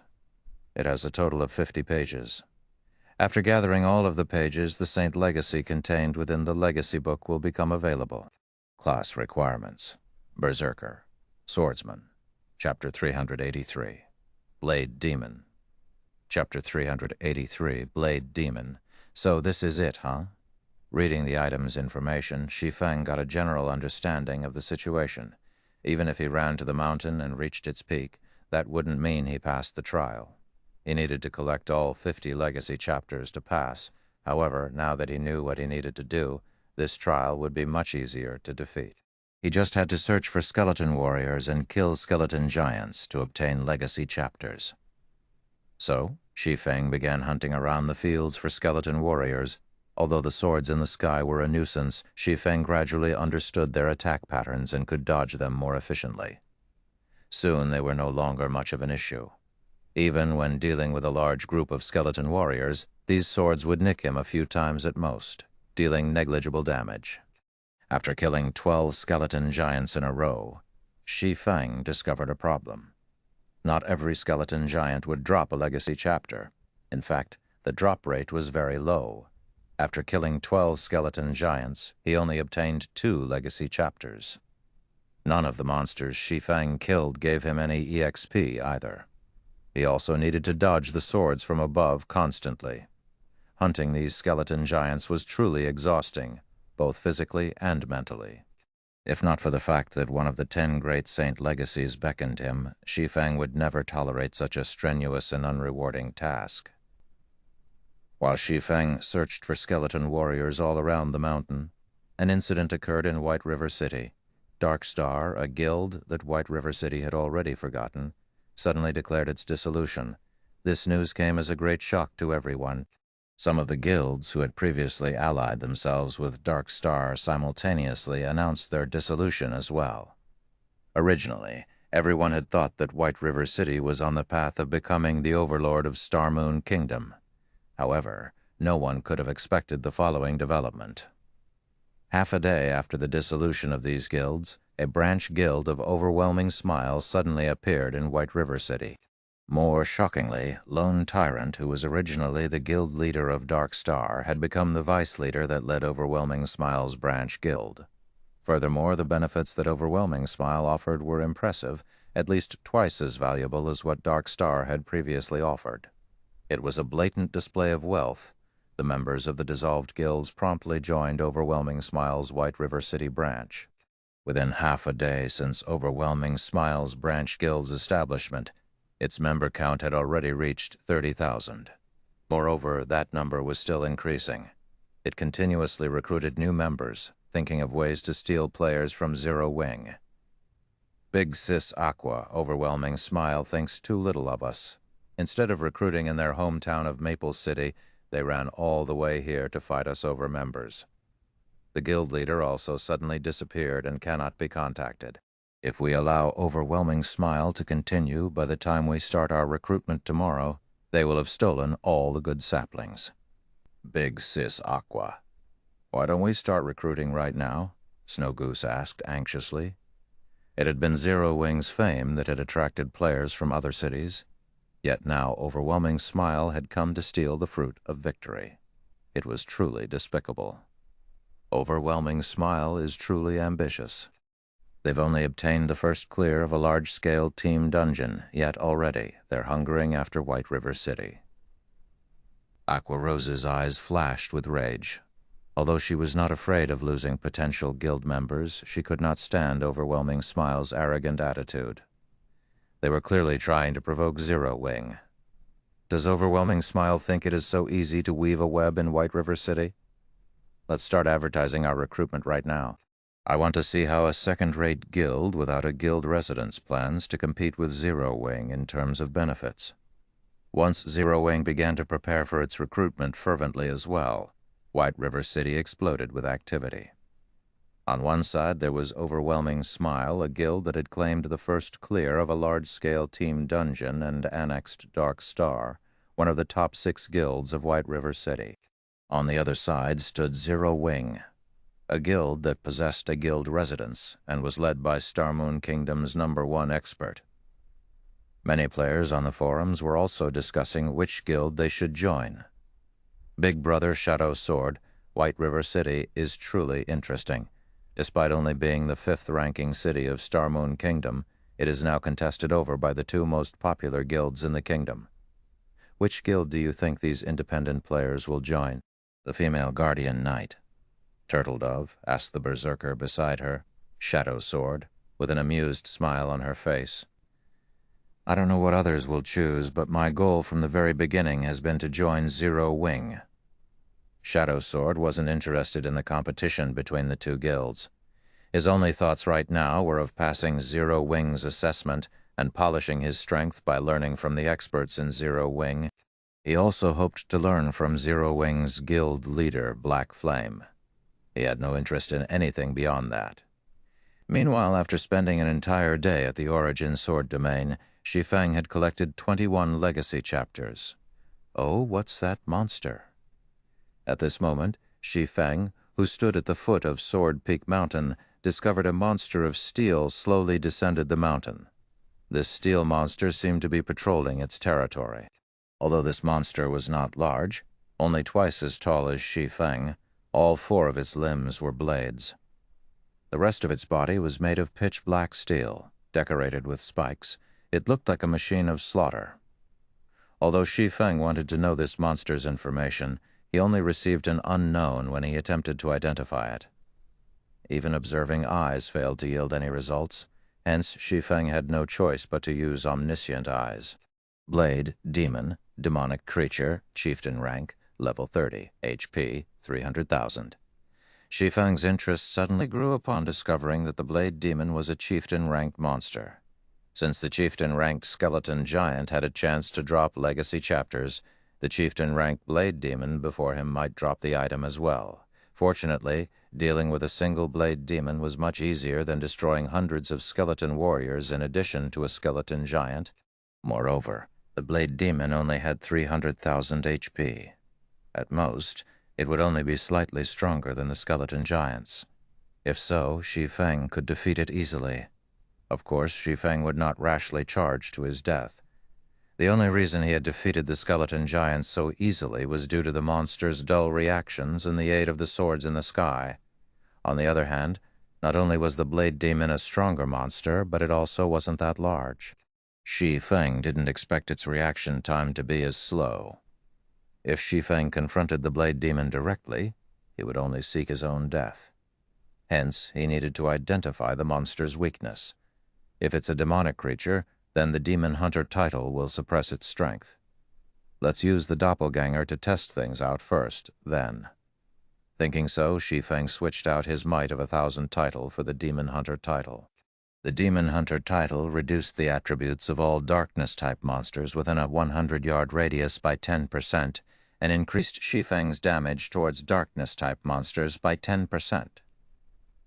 Demonic creatures were considered darkness-type monsters, following which Shi Feng used Phantom Kill and sent his doppelganger charging forward. When the doppelganger was 40 yards away from the Blade Demon, it threw the blazing meteor at the monster. A red glow instantly crossed the distance between the doppelganger and the Blade Demon. Just as the blazing meteor was about to hit the Blade Demon's back, a black streak of light flashed over, striking the blazing meteor out of its path. What? Is it that amazing? Does it not have any blind spots? Shi Feng muttered in shock. Shi Feng's doppelganger had clearly launched its attack, yet as if the Blade Demon had eyes in the back of its head, it deflected the flying projectile. Moreover, the Blade Demon's reaction was astonishingly quick. The skeleton giants paled in comparison. However, Shi Feng did not believe that the Blade Demon had no blind spots. The doppelganger activated Windwalk and circled to the other side of the Blade Demon. Once again, it threw the blazing meteor, launching a series of attacks in quick succession. The blazing meteor shot at the Blade Demon again and again. However, no matter which angle it approached, the Blade Demon easily deflected it. Moreover, the monster moved extremely fast, leaving afterimages wherever it passed. In just a moment, the Blade Demon stood in front of Shi Feng's doppelganger. Shua! Shua! Shua! In the blink of an eye, the Blade Demon had launched dozens of attacks. Despite the doppelganger having already activated Defensive Blade, the demon broke through the skill almost instantly. The doppelganger only managed to block a few attacks before losing its life. Shi Feng's eyes widened as he watched his doppelganger's death. However, after a brief moment of shock, Shi Feng suddenly discovered that the Blade Demon had not returned to its wandering after killing the doppelganger. Instead, it turned around and charged directly at him. Chapter 384, Unique Set Equipment. Chapter 384, Unique Set Equipment. Despite also being a level 30 chieftain, the Blade Demon was far more powerful than the skeleton giant. Realizing that he could not face the Blade Demon directly, Shi Feng immediately activated Windwalk and ran. He wanted to break away from the combat area as quickly as possible. However, after running for over 100 yards, the Blade Demon was still on his tail. Although Shi Feng's movement speed was much higher than the Blade Demon's, with the countless blades in the sky restraining him, Shi Feng was not actually much faster than the Blade Demon. The distance between the two hovered around 30 yards. The Blade Demon was determined to chase Shi Feng to the ends of the world. As long as the Blade Demon caught up to Shi Feng, he would have to deal with the attacks from both the Blade Demon and the swords descending from the sky. At that time, his fate would be sealed. I need to find a way to deal with it. I'll be in trouble if it catches up. Shi Feng examined the surrounding terrain. The area around him was the very definition of flatlands. The fields were endless, and there was nothing that he could use to his advantage. However, as Shi Feng moved further away from Sword Peak Mountain, the number of swords that descended from above increased. It was as if they were reminding Shi Feng that he was not allowed to move away from the mountain. However, Shi Feng couldn't care less right now. If he stopped, only death awaited him. Hence, he continued running at full speed while enduring the countless swords raining down on him. After running for a certain distance, Shi Feng suddenly noticed that whenever the Blade Demon behind him touched the densely packed swords that had fallen to the ground, damages of -100 would appear above its head. Due to the hindrances in its path, the Blade Demon's speed also slightly decreased. Shi Feng's troubled expression transformed into a wicked smile. Just before the effect of Windwalk was about to disappear, Shi Feng took out a speed scroll from his bag and used it. He then continued running away from Sword Peak Mountain. This time, however, Shi Feng purposefully zigzagged. This way, if the Blade Demon wished to approach him, it would definitely collide with the swords on the ground. As a result, not only would the Blade Demon's speed decrease, but it would also receive a continuous stream of damage. The Blade Demon had a total of 300,000 HP. With its battle recovery, it could regain 3,000 HP every 5 seconds. Shi Feng could not kill the Blade Demon by relying only on the scattered swords. Hence, Shi Feng occasionally threw the blazing meteor at the monster. However, the Blade Demon's defensive capabilities were simply too powerful. Out of all of Shi Feng's attacks, only 10% struck the Blade Demon. Shi Feng also used skills such as Thundering Flash and Earth Splitter, dealing over -1,000 damage with each hit. Overall, the damage the Blade Demon received barely surpassed its battle recovery. If Shi Feng wanted to kill the Blade Demon, he would need to spend a very long time to do so. It seems that I can only drag things out. Shi Feng had no other options. The only fortunate thing about this situation was that the Blade Demon could eventually die. Time passed, bit by bit. While Shi Feng played his game of cat and mouse with the Blade Demon, White River City had become extraordinarily lively. Zero Wing had finally started its recruitment. The independent players who had waited eagerly for this moment were incomparably excited. As everyone arrived at Zero Wing's recruitment location, anticipation overwhelmed them. The Purple Sun Mansion, the real estate that occupied the largest land mass and best location in White River City, was actually Zero Wing's guild residence.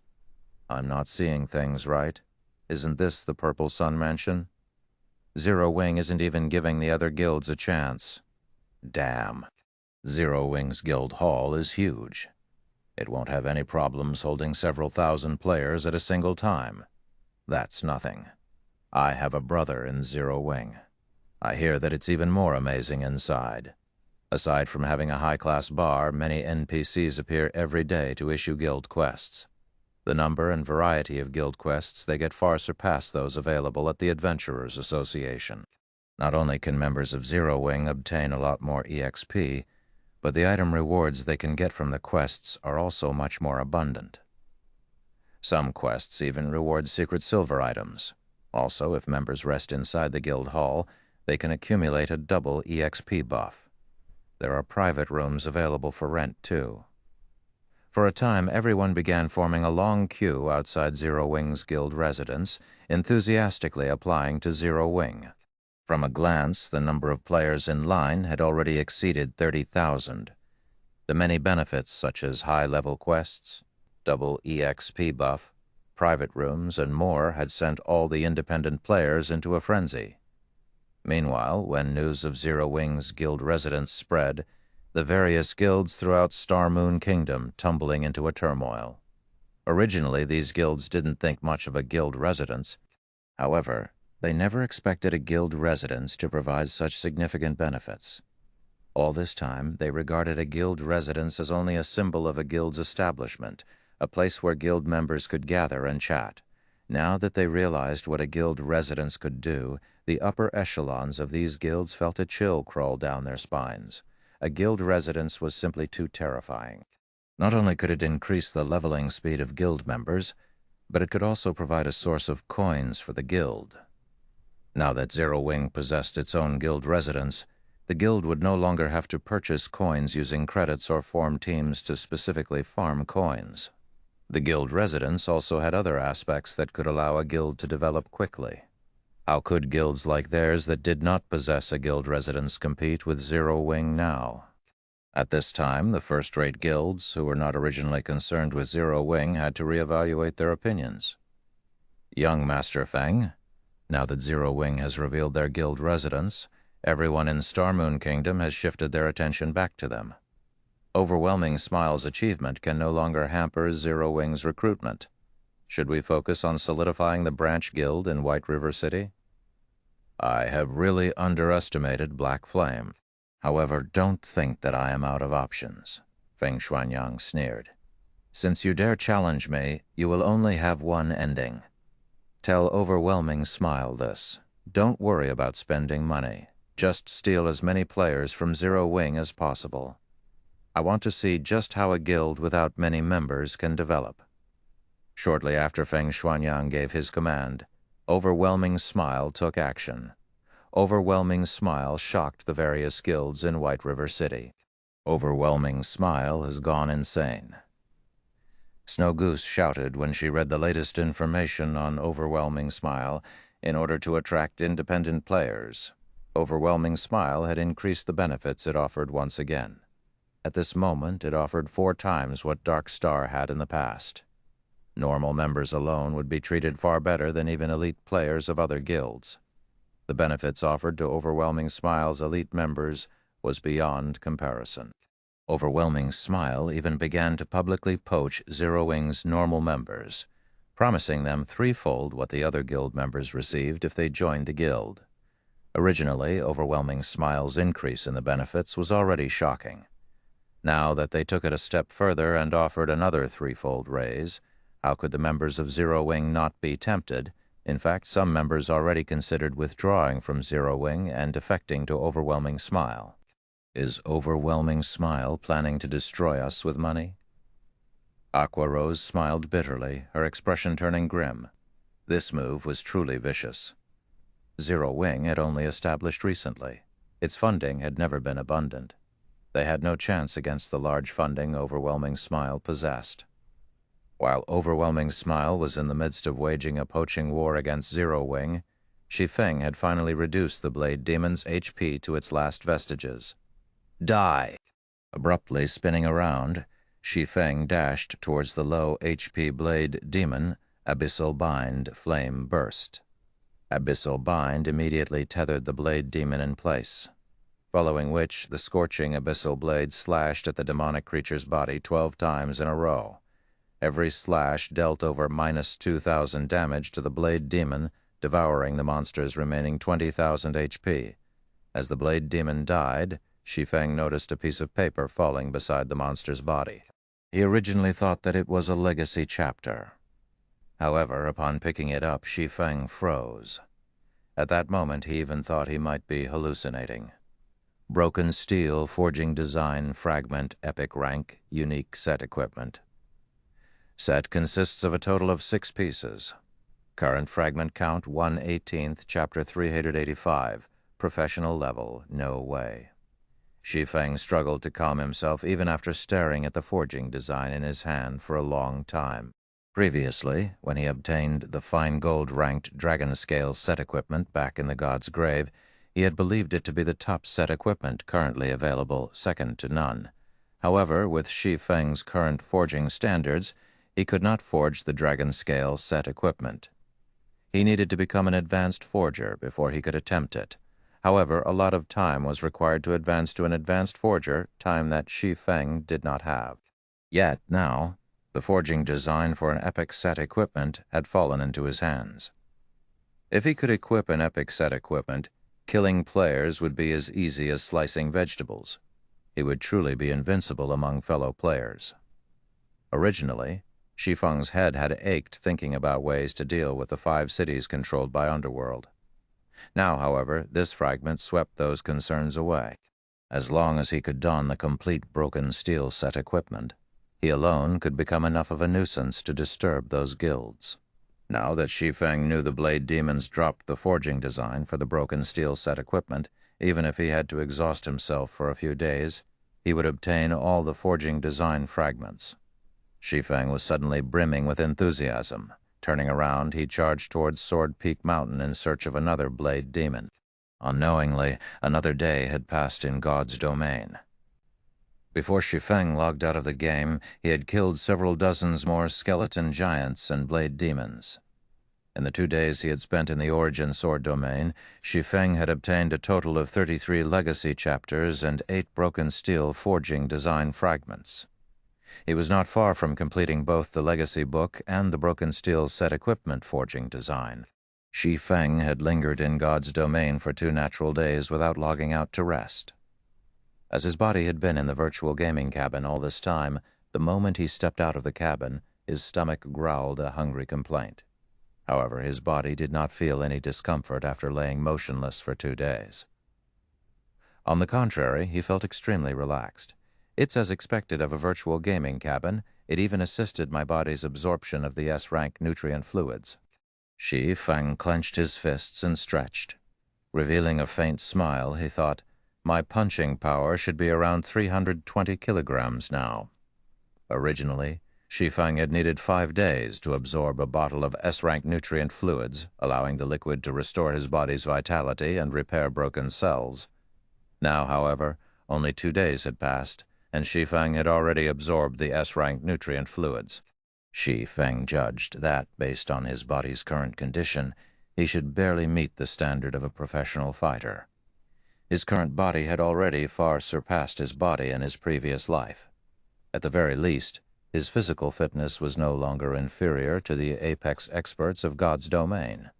Being young really is great. If I started training my body only after I turned 25, it wouldn't really make a difference. Shi Feng was satisfied with his current physical fitness. As long as he continued his training, his physical fitness would continue to improve. At that time, he could exert more of his brain's potential, allowing him to break through the boundaries he had never been able to cross. Although Shi Feng was hungry, he did not immediately look for something to eat. Instead, after leaving the virtual gaming cabin, he walked towards his fridge and retrieved a bottle of rank nutrient fluids. He then filled his empty stomach with the cold liquid, after having not eaten for 48 hours. Although he had the protection of the virtual gaming cabin during this period, filling his stomach with solid food would negatively impact his body. It was best to drink nutrient fluids first, and let his stomach gradually adapt. After a few hours, he could have a proper meal. Looking at the bottle of rank nutrient fluids in his hand, Shi Feng felt like he was dreaming. Over 10 days ago, he had lamented spending 10 credits on a meal. Now, however, despite drinking a bottle of nutrient fluids that cost 10,000 credits, he felt nothing at all. Although his reincarnation was part of the reason, it was more due to his change in mentality brought about by strength. Suddenly, his doorbell rang. Accessing the doorway monitor through his quantum watch, Shi Feng discovered Blackie standing outside his door. For some reason, Blackie looked panicked. It looked like he had some very urgent news. Shi Feng promptly disabled the lock to his front door using his quantum watch. "Brother Feng, where have you been these past 2 days? I haven't been able to contact you all this time. I even wondered if you were in some kind of accident." As Blackie burst into the apartment and saw that Shi Feng drinking a bottle of nutrient fluids, he unconsciously heaved a sigh of relief. What could possibly happen to me? Shi Feng chuckled. Did something happen while I was gone? Of course, something happened. Overwhelming Smile had been poaching our members. Although our guild's member count has increased steadily, the benefits Overwhelming Smile is offering are too enticing, and many have started considering defecting to Overwhelming Smile. I initially thought of increasing the benefits Zero Wing provides as well. However, Sister Aqua said no. Although Sister Fire Dance only focuses on the guild's core team, she agreed with Aqua Rose's opinion. However, at this rate, more members will leave the guild. If we allow this situation to continue, it will negatively impact Zero Wing as a whole. We need to think of a solution for this quickly. I have been trying to contact you all this time, but you haven't answered any of my calls or messages. I had no choice but to visit you personally. Blackie then explained the general situation to Shi Feng. Overwhelming Smile sure isn't.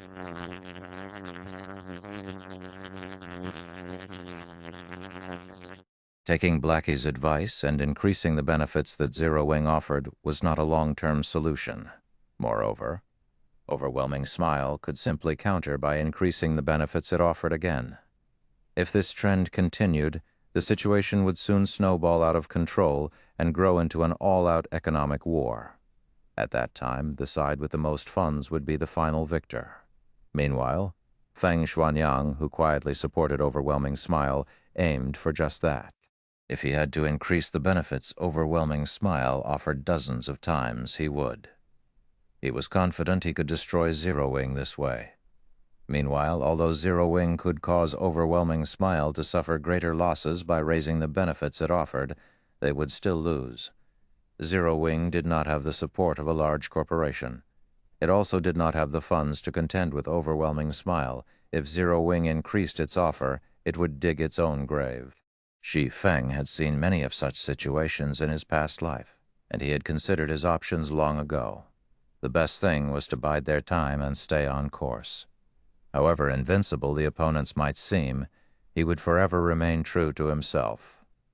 Moreover, when Shi Feng had established Zero Wing, he had intended to establish a guild that was pure, rather than one where its members would leave because of a little enticement.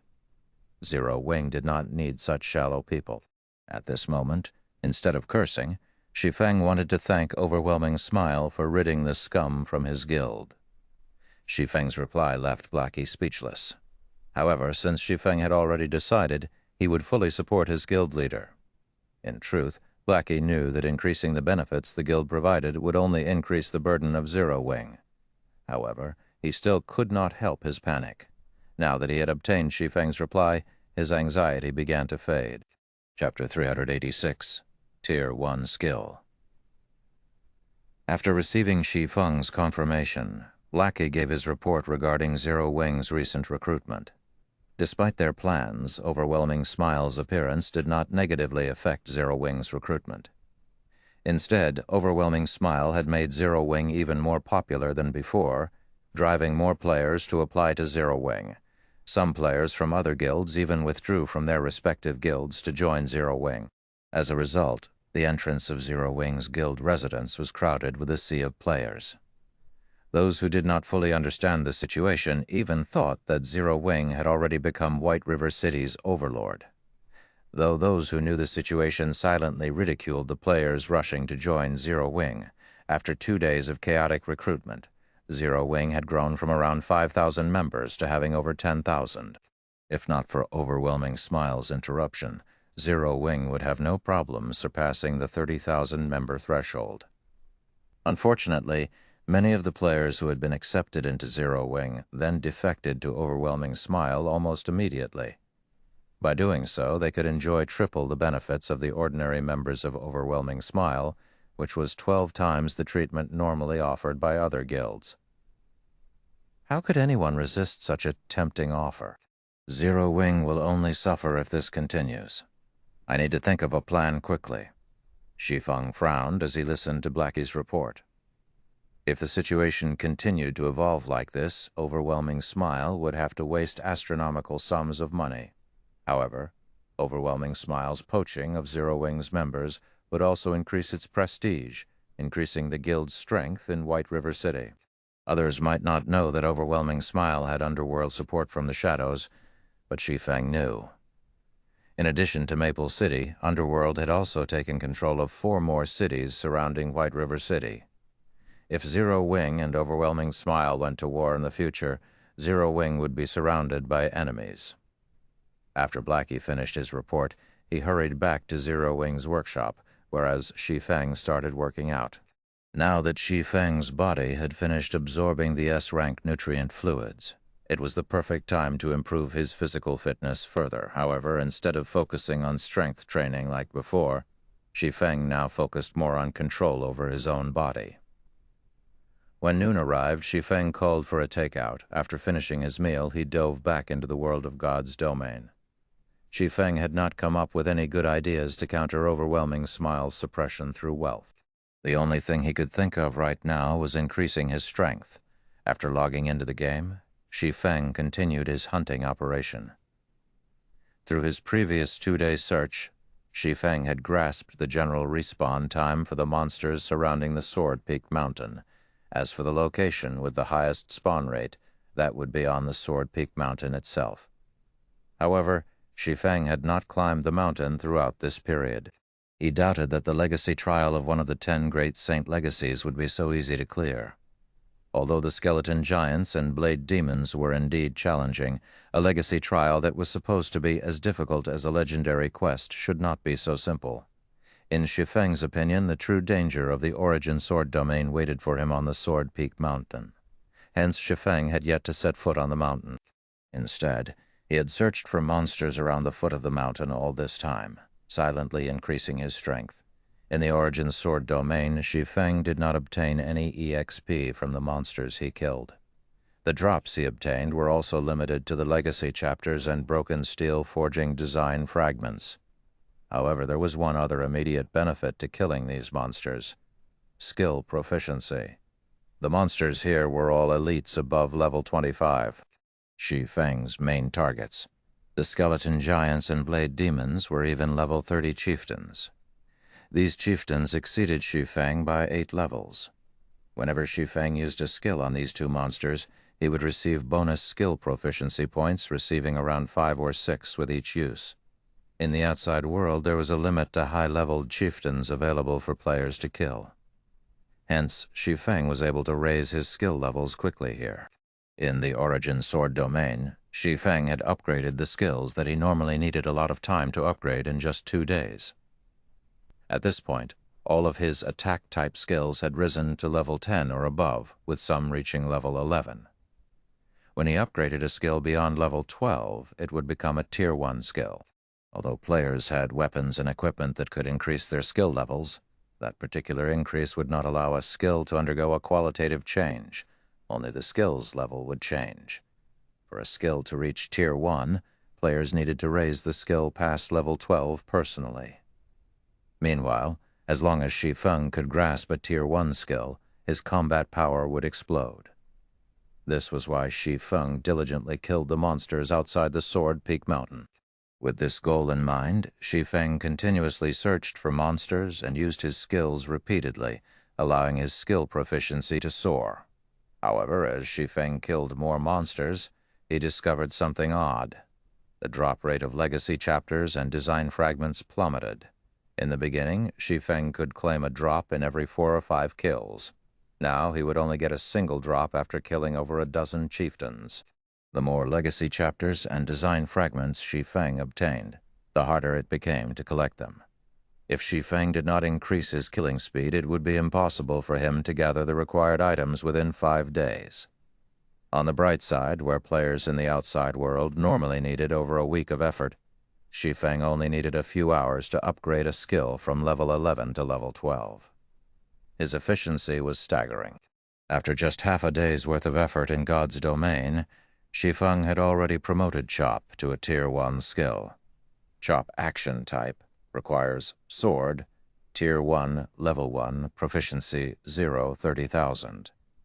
Additional 600 base damage. Deals up to 3 consecutive hits in 1 second. If attacks land in the same location, damage increases by 50%. Attack range: 6 yards, cooldown 3 seconds, Compared to the Tier 0, level 12 chop, the base damage had not increased much. However, when using the Tier 1, level 1 chop, Shi Feng could swing his sword 3 times in 1 second. Moreover, if his attacks struck the same location, his damage would increase by 50%. Not only did Tier 1 skills increase a player's power, but they also increased a player's freedom of attack. In other words, the more skilled a player was, the more damage they could deal. This was why, despite being the same level, Tier 1 players were far more powerful than Tier 0 players. Tier 1 players also possessed much higher attributes and a larger variety of skills. Tier 0 players had no chance of contending with Tier 1 players of the same level. It's been a while since I've used the Tier 1 chop. Let's use you as a warm-up. Shi Feng dashed towards the skeleton giant's side before him and used the Tier 1 chop. A sharp aura covered the abyssal blade. In the blink of an eye, Shi Feng brandished the weapon 3 times, sending 3 sword auras slashing at the skeleton giant. The 3 sword auras combined, forming an even sharper and more powerful sword aura that slashed at the skeleton giant's joint, 1,376, 2,048, new 2,062. Aside from these 3 high damages, the skeleton giant, which had remained unperturbed by Shi Feng's attacks, had suddenly fallen to the ground. The power of the Tier 1 skill was clear. After the skeleton giant fell, Shi Feng had a much easier time attacking it, following which Shi Feng used one skill after another on the undead creature. If the skeleton giant stood up, Shi Feng would use chop to attack its joints, knocking it to the ground once more. A short moment later, Shi Feng had slaughtered the skeleton giant effortlessly. Due to the Tier 1 chop, Shi Feng's battles between the skeleton giants and blade demons had become much easier and took less time than before. Moreover, as Shi Feng's efficiency grew, he used his skill more frequently. After spending another 2 days, Shi Feng finally upgraded Thunder Flame Explosion to Tier 1 as well. Now, Shi Feng's attack-type skills that required skill proficiency were all Tier 1 skills. Compared to when Shi Feng had just entered the Origin Sword domain, his combat power was far more frightening. It should be about time to climb the Sword Peak Mountain. Chapter 387, Magic Night. Chapter 387, Magic Night. Shi Feng had already stayed in the Origin Sword domain for 3 days now. After killing a large number of chieftain-ranked skeleton giants and blade demons, the number of legacy chapters and broken steel forging design fragments he could obtain from these 2 monsters had also reached its limit. No matter how many of these monsters Shi Feng killed, they no longer dropped any items. If not for the fact that Shi Feng wanted to upgrade all his attack-type skills to Tier 1 skills and raise his current combat power to its utmost, he would have long since charged up Sword Peak Mountain. Although he could still continue trying to upgrade the tier of his skills, the amount of skill proficiency required to raise a skill from Tier 1 to Tier 2 was simply too much. This was a feat that could not be accomplished within a short amount of time. In addition, Shi Feng did not have much time left. Shi Feng had promised to help Gentle Snow in 5 days' time. Hence, he had no choice but to proceed with the legacy trial. Moreover, during this period of time, another major incident had occurred in White River City. After taking the first clear of the large-scale team dungeon in Maple City, Overwhelming Smile had gone on to claim the first clear of the Land of Death, the large-scale team dungeon in White River City. Meanwhile, Ouroboros's team, which was led by Gentle Snow, was a step behind, becoming only the second team to clear the Land of Death. Although Gentle Snow was only a step behind, it was a world of difference. The reason being, only the first team to clear a large-scale team dungeon would have its achievement announced. There was nothing waiting for second place. If Gentle Snow wished to have an announcement of her own, then she would have to clear the Hell Mode Land of Death. However, the Hell Mode of the Land of Death was much more difficult than Hard Mode. She would require a large amount of time to raid the Hell Mode Land of Death, making it not worth her effort at all. It was much better for Gentle Snow to place her focus on raiding level 20 large-scale team dungeons, especially 100-man team dungeons. Compared to going from level 10 to 20, the time span between level 20 and 30 was much wider, leveling in God's domain took much longer the further one went.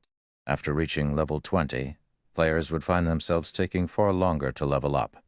Hence, guilds would have much more time to challenge dungeons than before. On Sword Peak Mountain, Shi Feng had not met with any danger throughout his entire journey.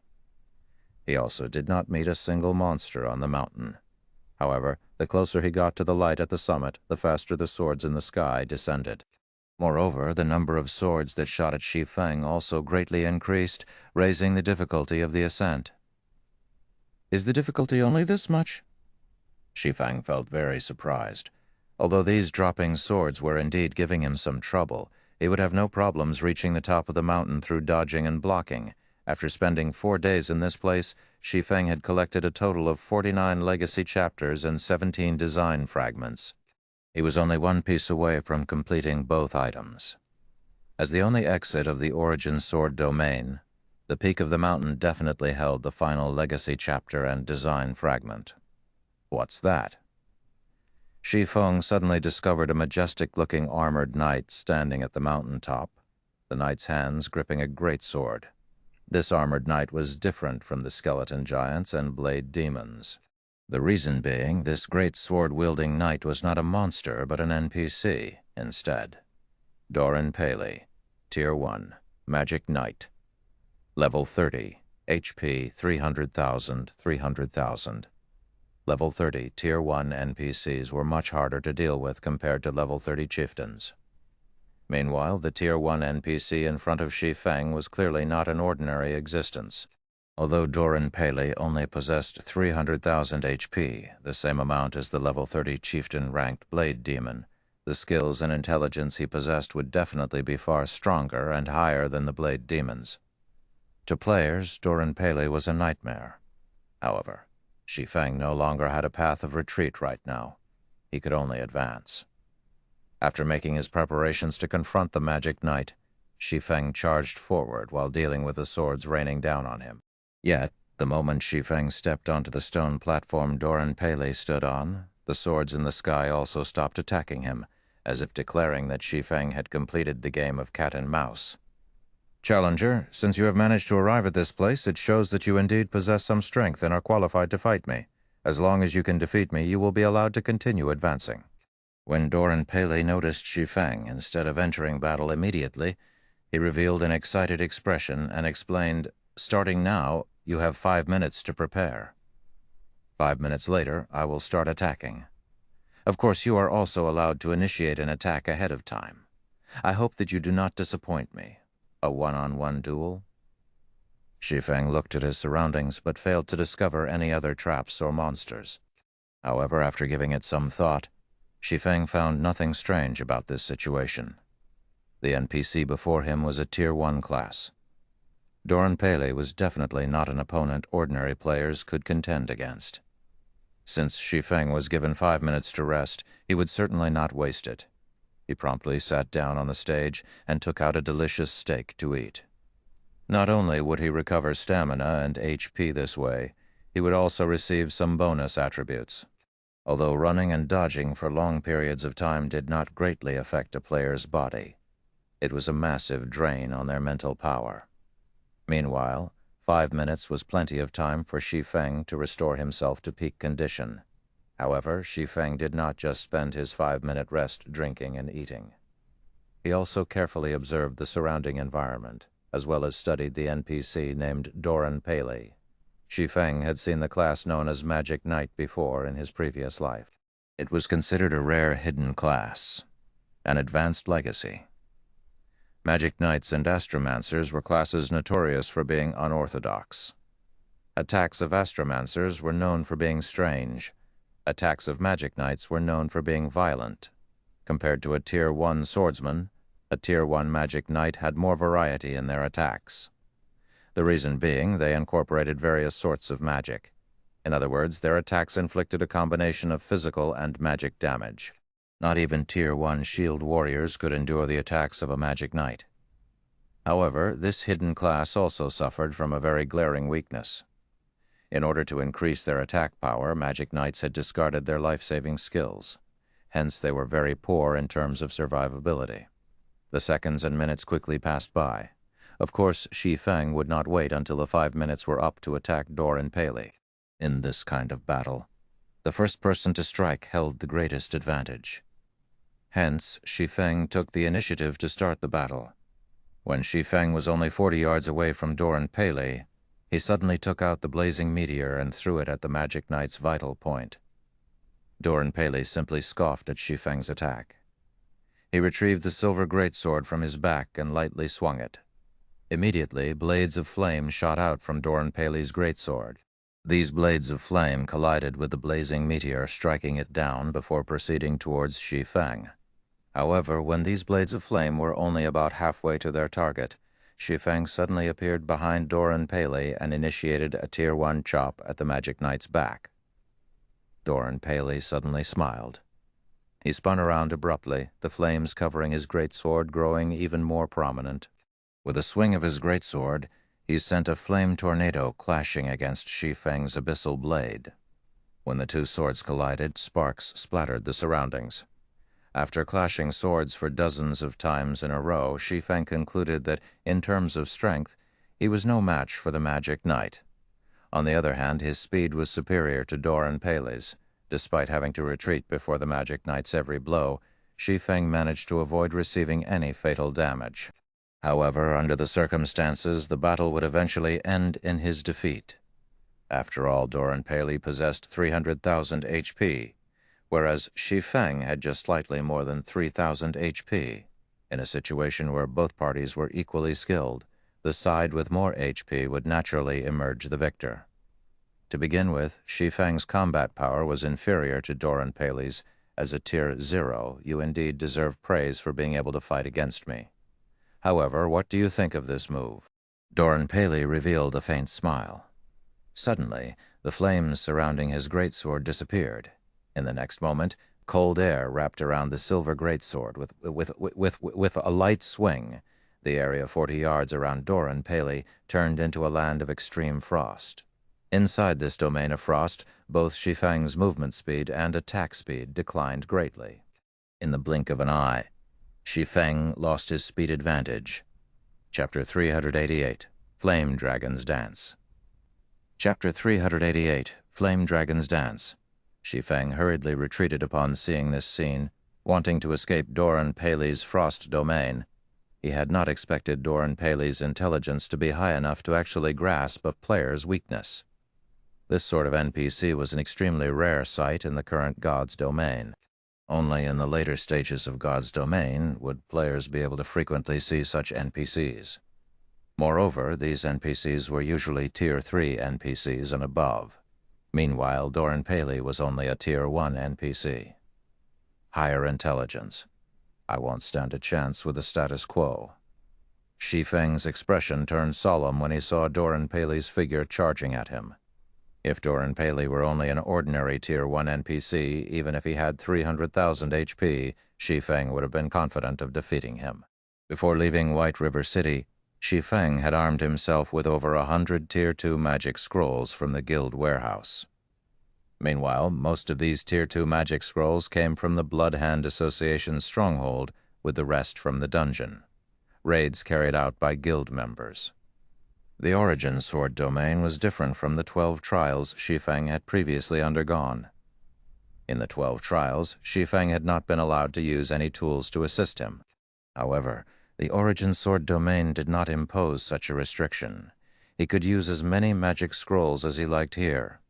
If he had over 100 Tier 2 magic scrolls, it would be an easy task to deal with an ordinary level 30 Tier 1 NPC. Even if Doran Paley had 300,000 HP, he would still die under the might of so many Tier 2 magic scrolls. However, the situation was different now. In the past, Shi Feng had crossed swords with many high-tiered NPCs, so he knew very clearly that NPCs who possessed higher intelligence were extremely sensitive towards magic scrolls. Players required some casting time, however short, when using magic scrolls.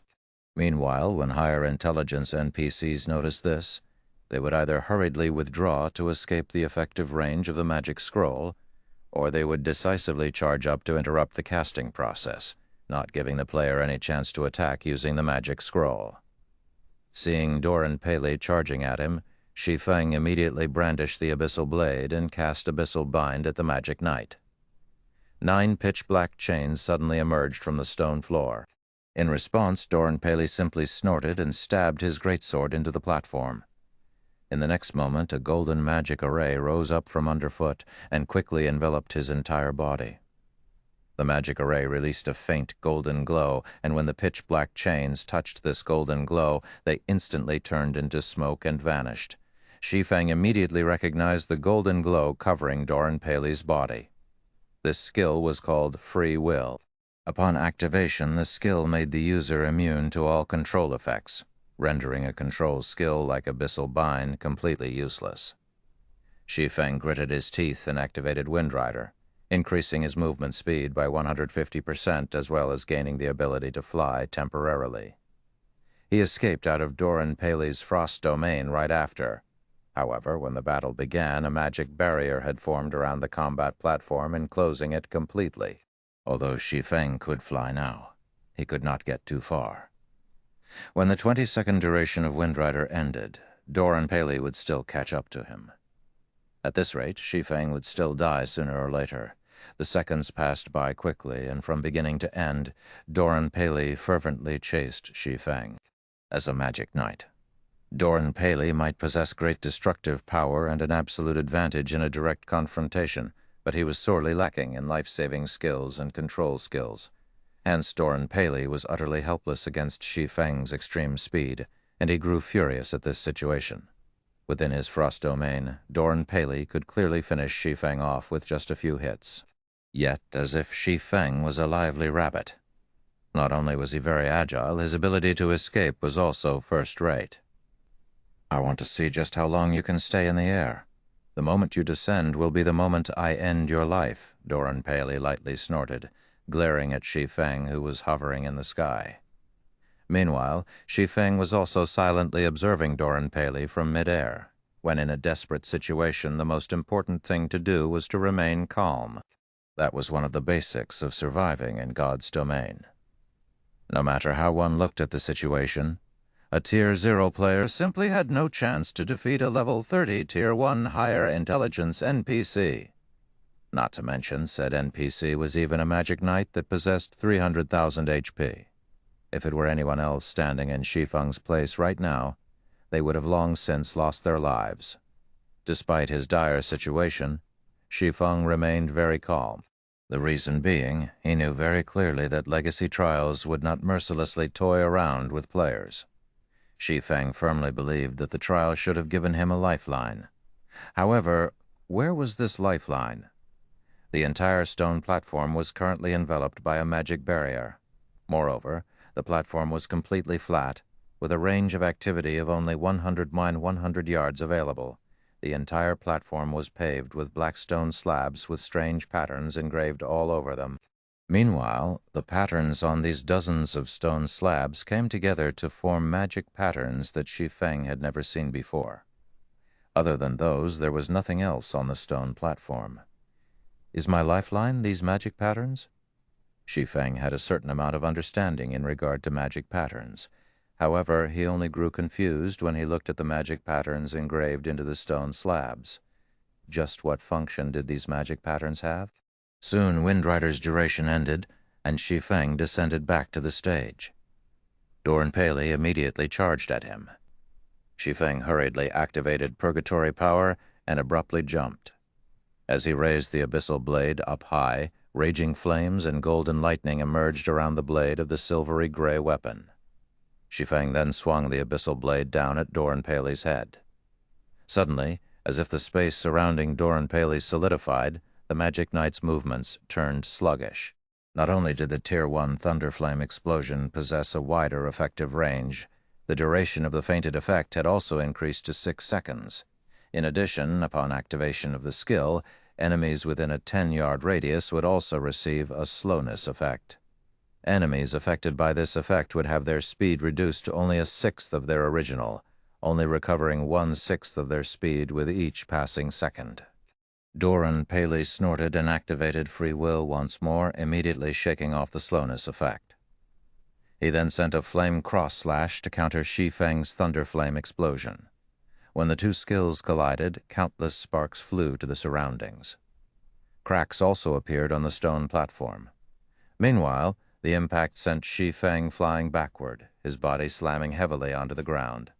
Shi Feng's entire body went numb, and his HP started madly decreasing as well, in the blink of an eye.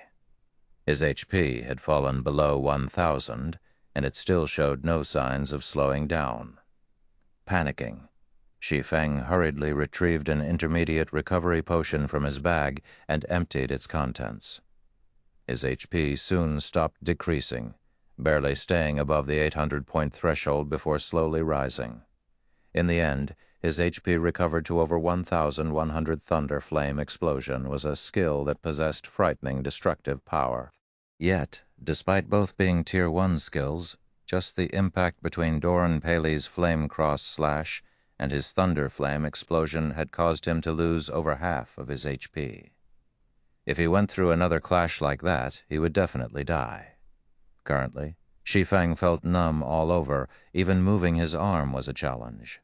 He would not be able to defend against Doran Paley's next volley of attacks for a short period of time. However, something strange happened.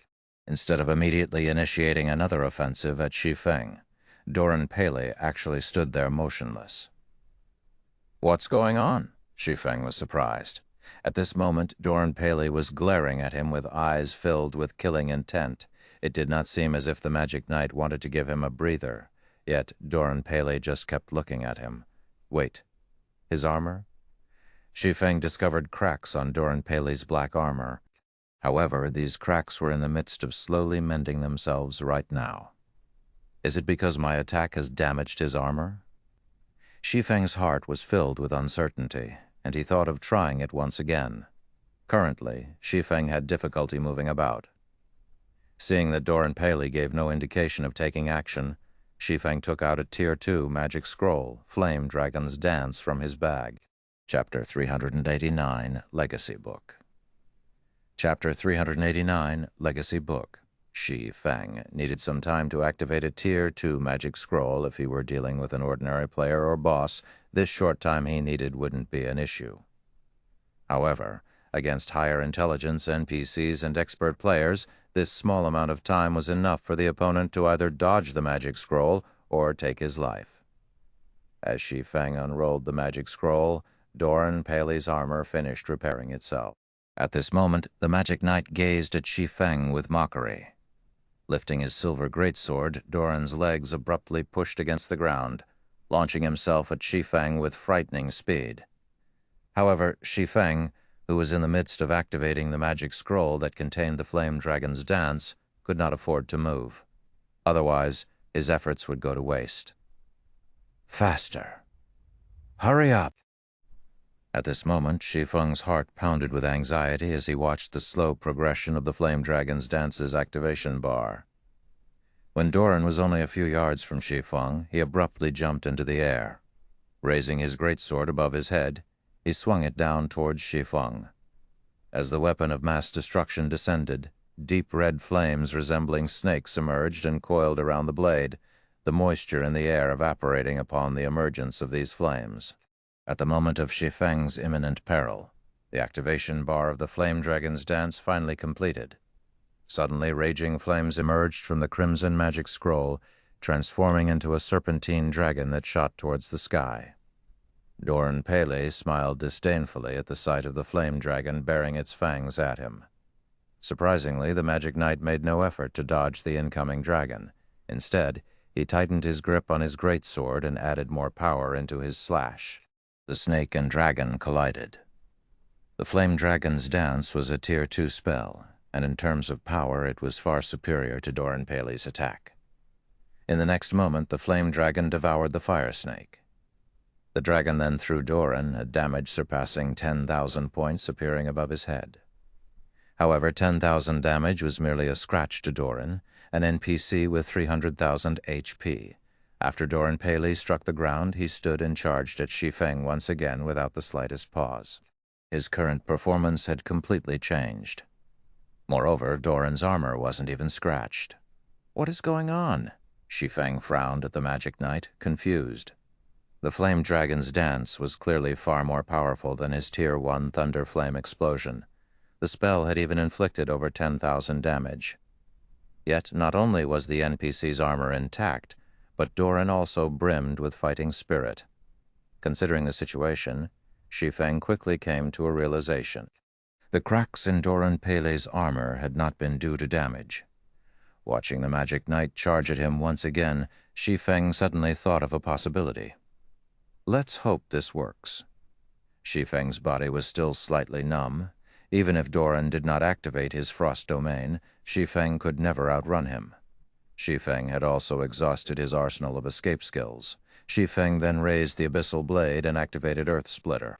When the skill had fully charged, Shi Feng swung down his viciously sharp blade. However, Shi Feng's target was not Doran Pele this time.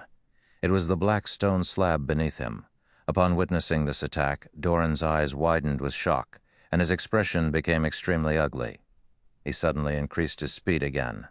However, no matter how much faster Doran became, he was not fast enough to counter Shi Feng's attack on the stone slab.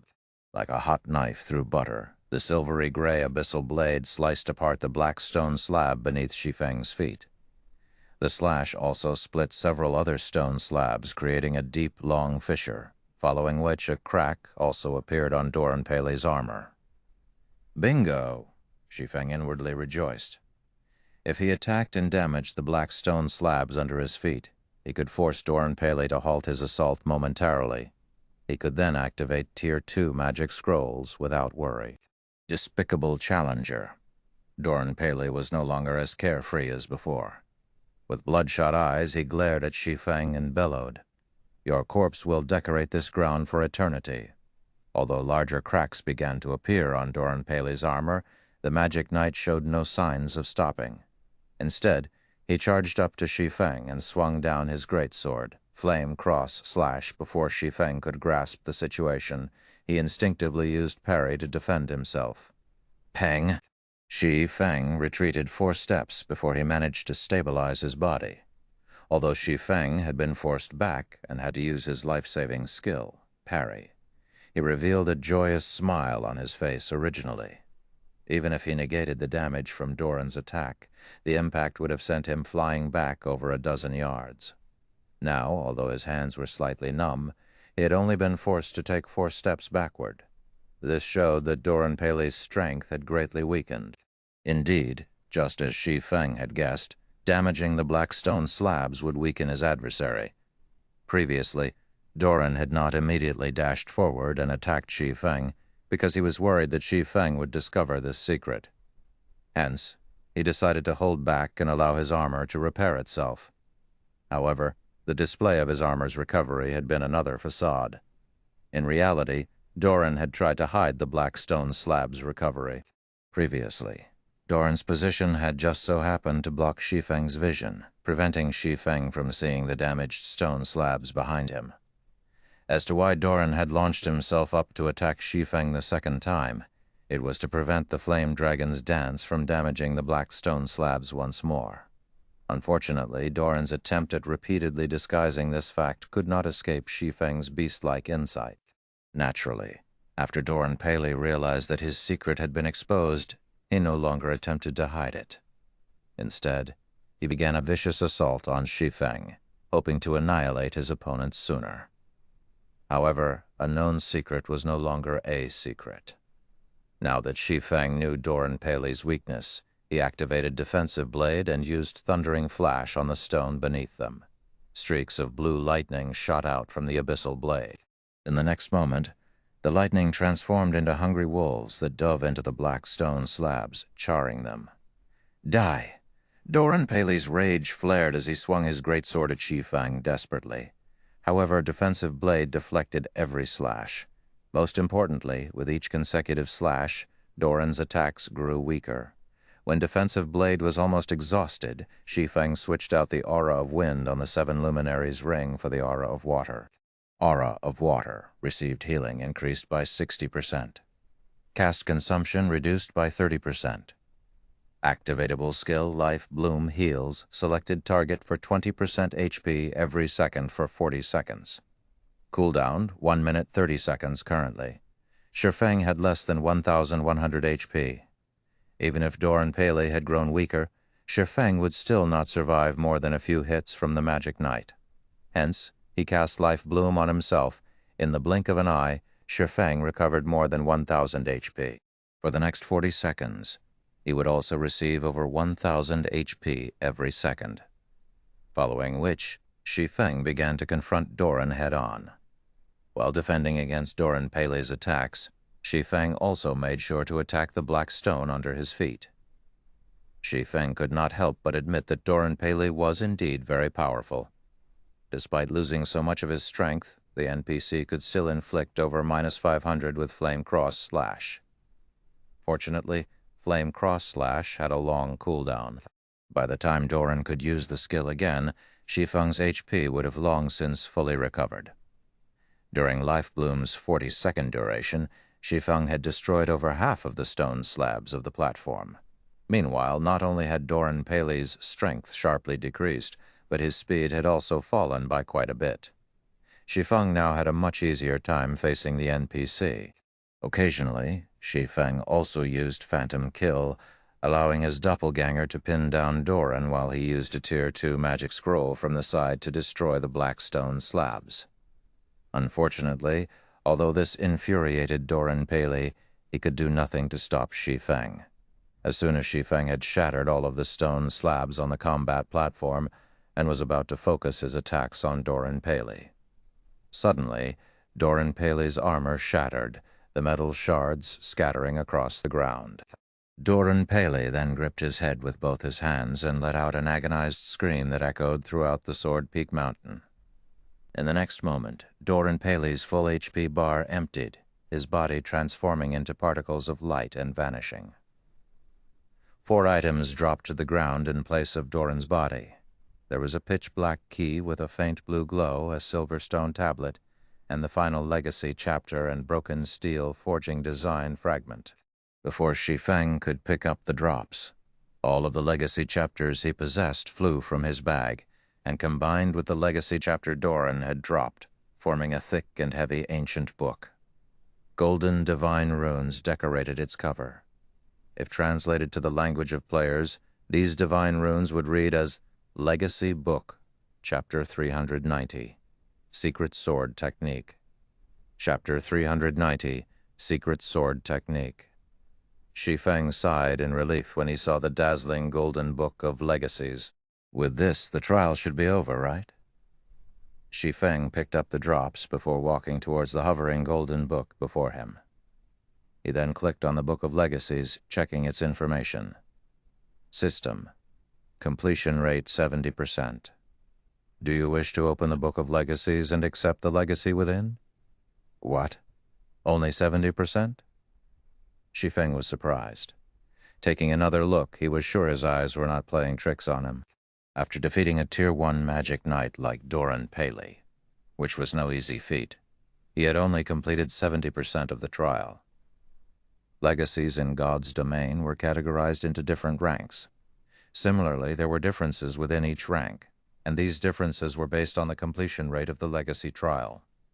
Completion rates between 51% and 60% would be given a C rank evaluation.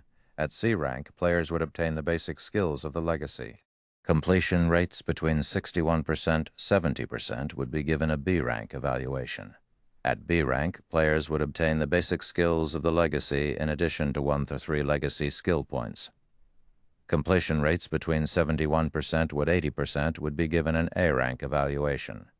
At A rank, players would obtain the basic skills of the legacy in addition to 5-9 legacy skill points. Completion rates between 81% and 90% would be given an S rank evaluation. At S rank, players would obtain the basic skills of the legacy in addition to 10-18 legacy skill points. Completion rates between 91% would be given an SS rank evaluation. At SS rank, players would obtain the basic skills of the legacy in addition to 20 to 36 legacy skill points. Legacy skill points would unlock the class skills in the legacy book. Moreover, the more powerful a class skill was, the more legacy skill points would be required to unlock it. The number of powerful skills a player possessed was important in determining their combat power. It was especially true for powerful class skills.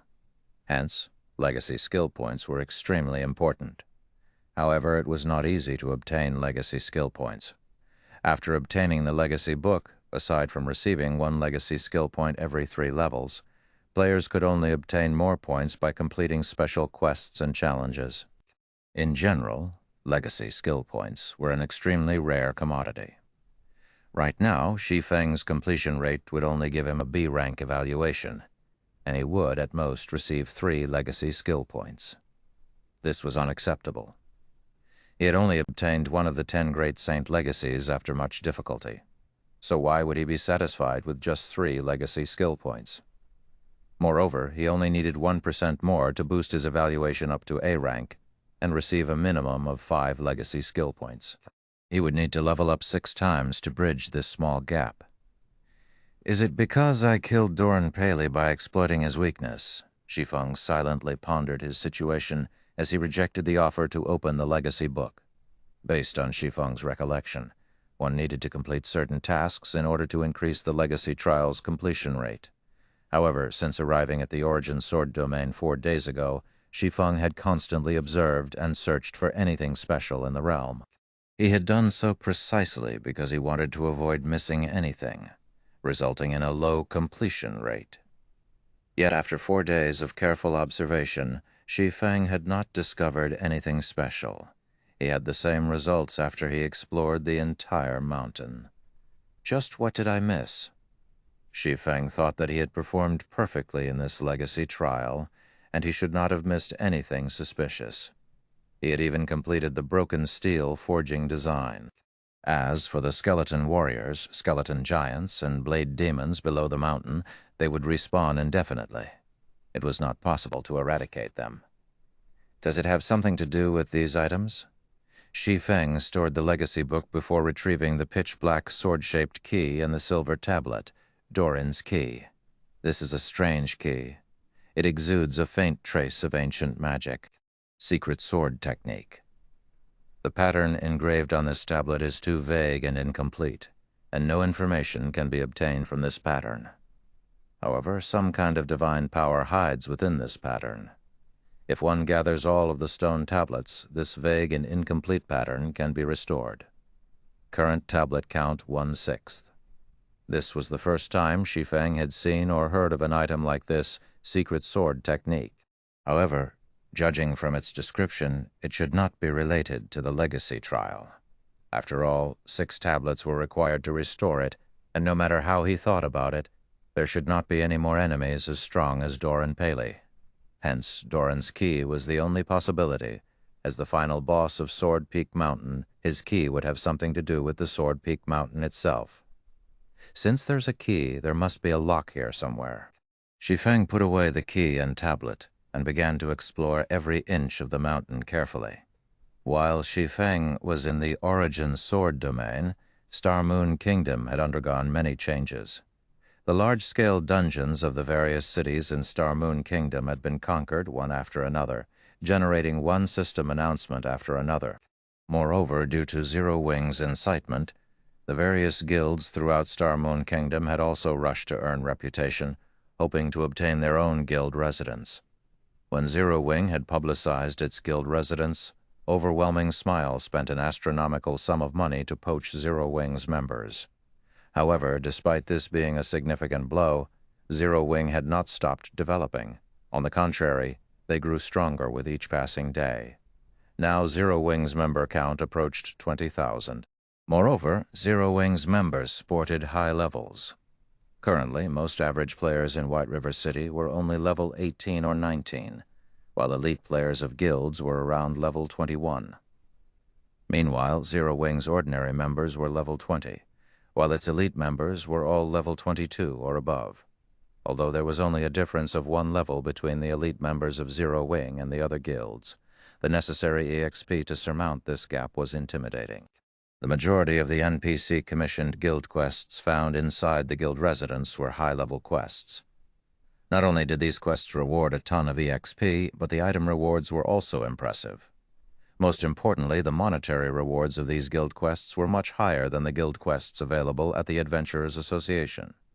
As a result, the income of Zero Wing's members was at least twice as much as players of other guilds. This was also why Overwhelming Smile's high-priced poaching could not defeat Zero Wing. "Snow? Are you really planning to do this?" the Flame Witch, Zhao Yueru, asked worriedly. "This isn't what I want either. However, I have to take this risk. Otherwise, you too know how things will end," Gentle Snow said, frowning as she quietly read the report she had just received.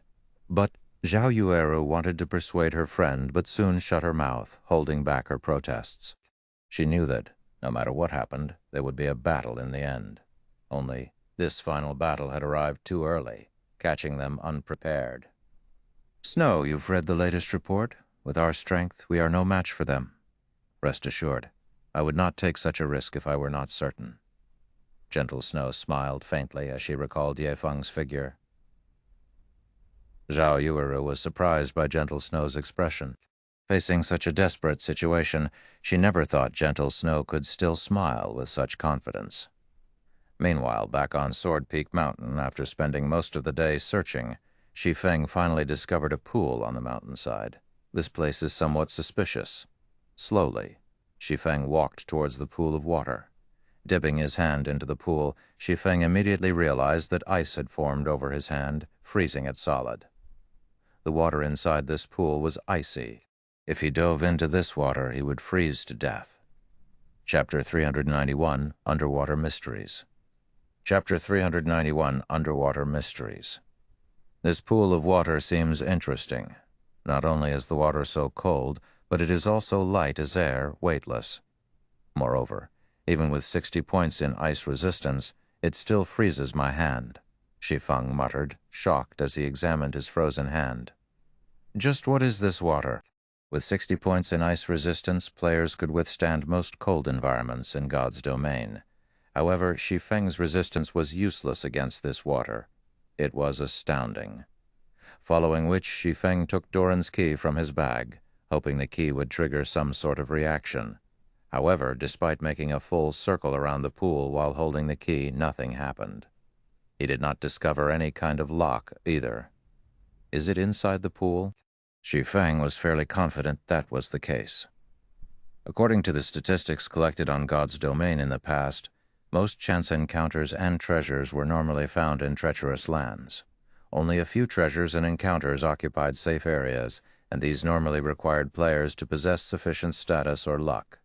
As for the so-called treacherous lands, players also knew them as forbidden lands. Unless players had ways of dealing with the threats, their deaths were all but guaranteed upon entering these forbidden lands.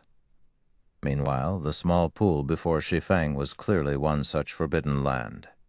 If he entered the pool without a plan, he would freeze to death. If not for his 60 points of ice resistance, he would have received a large amount of frost damage the moment he came into contact with the water. He might have even frozen to death instantaneously. Furthermore, even though it was only his hand that had frozen, it still took over a dozen seconds before it thawed completely. If Shi Feng jumped into the water, although he might not receive any damage due to his ice resistance, the water would still freeze his body.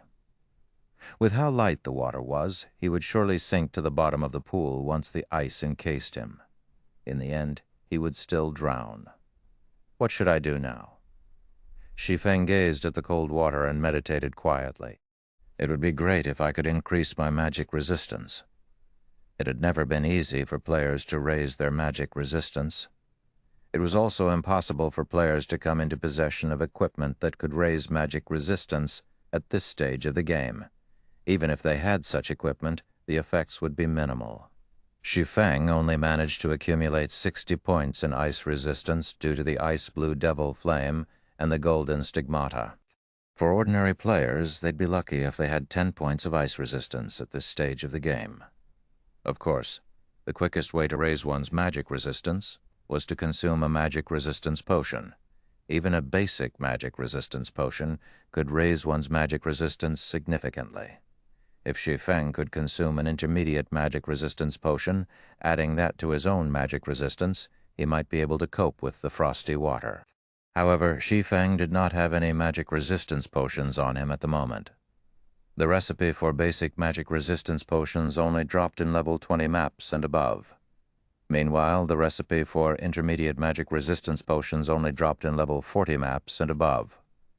Obviously, Shi Feng could not obtain any of these recipes right now, not to mention the recipe for the specialized ice resistance potion. However, if he could not enter the pool, how was he supposed to obtain the remaining 30% completion rate? If he entered the pool, he would become an ice sculpture. Unless he could get his hands on an ice resistance potion, he had no way to combat the powerful cold within the pool. This freezing effect is truly troublesome. I wonder if Fantasy World's magic damage immunity will work. Shi Feng touched the water and allowed his hand to freeze once again. He then tried the activatable skill of the Aura of Illusion Fantasy World. However, even after activating Fantasy World, the freezing effect had not dispelled. If Aura of Illusion won't do, what about Aura of Space? Unwilling to give up, Shi Feng waited for another minute before switching to the Aura of Space and submerging his hand into the pool water once again. This time, a miracle actually happened. Although Shi Feng could still feel an unbearable biting cold, his hand did not turn into a solid block of ice. As expected, heaven will always leave a door open. As long as he dealt with the pool's effect, which bound his movements, he would have an easier time dealing with the water. So what if he had to endure a little cold? Shi Feng was confident that he could tolerate it. Following which, Shi Feng activated Phantom Kill and had his doppelganger remain by the poolside as insurance. Within 40 seconds, if his life were threatened, he could immediately swap positions with his doppelganger. Shi Feng then dove into the pool, creating a loud splash. As the water was extremely light, Shi Feng managed to sink quickly with little effort. Moreover, the deeper he sunk, the darker it became. Soon, darkness devoured Shi Feng's surroundings. It was as if he had fallen into a bottomless pit. Currently, Shi Feng felt as if he had suddenly been thrown into the Arctic North, naked. The slightest movement stung painfully inside this chilling water. If any normal person were in his place, they would have definitely screamed in pain. However, from beginning to end, Shi Feng only gritted his teeth and remained silent. As Shi Feng sunk deeper into the pool, the stinging sensation became more intense. At this moment, even someone with a strong will, such as Shi Feng, could no longer cope with the pain. His complexion had paled, and his eyes were bloodshot. The pain was so unbearable that he could not even scream if he wanted to. Why haven't I reached the bottom yet? Shi Feng's anxiety grew as he looked at the time. 10 seconds had passed since he jumped into the water. Although he had not received any actual damage thus far, the pain took a huge toll on his mental strength. He had greatly underestimated this water. He did not think that the water below would become so cold. Shi Feng was already approaching his limit after spending 10 seconds in this pool. He was also surrounded by darkness, so he could not see anything below or around him. Struggling, Shi Feng activated Ice Blue Devil Flame. Even while underwater, the Ice Blue Devil Flame burned brilliantly as it wrapped around Shi Feng's body, causing the temperature of the surrounding water to rise rapidly. The light from the flames also illuminated Shi Feng's surroundings. Shi Feng breathed a sigh of relief at the effects of the Ice Blue Devil Flame.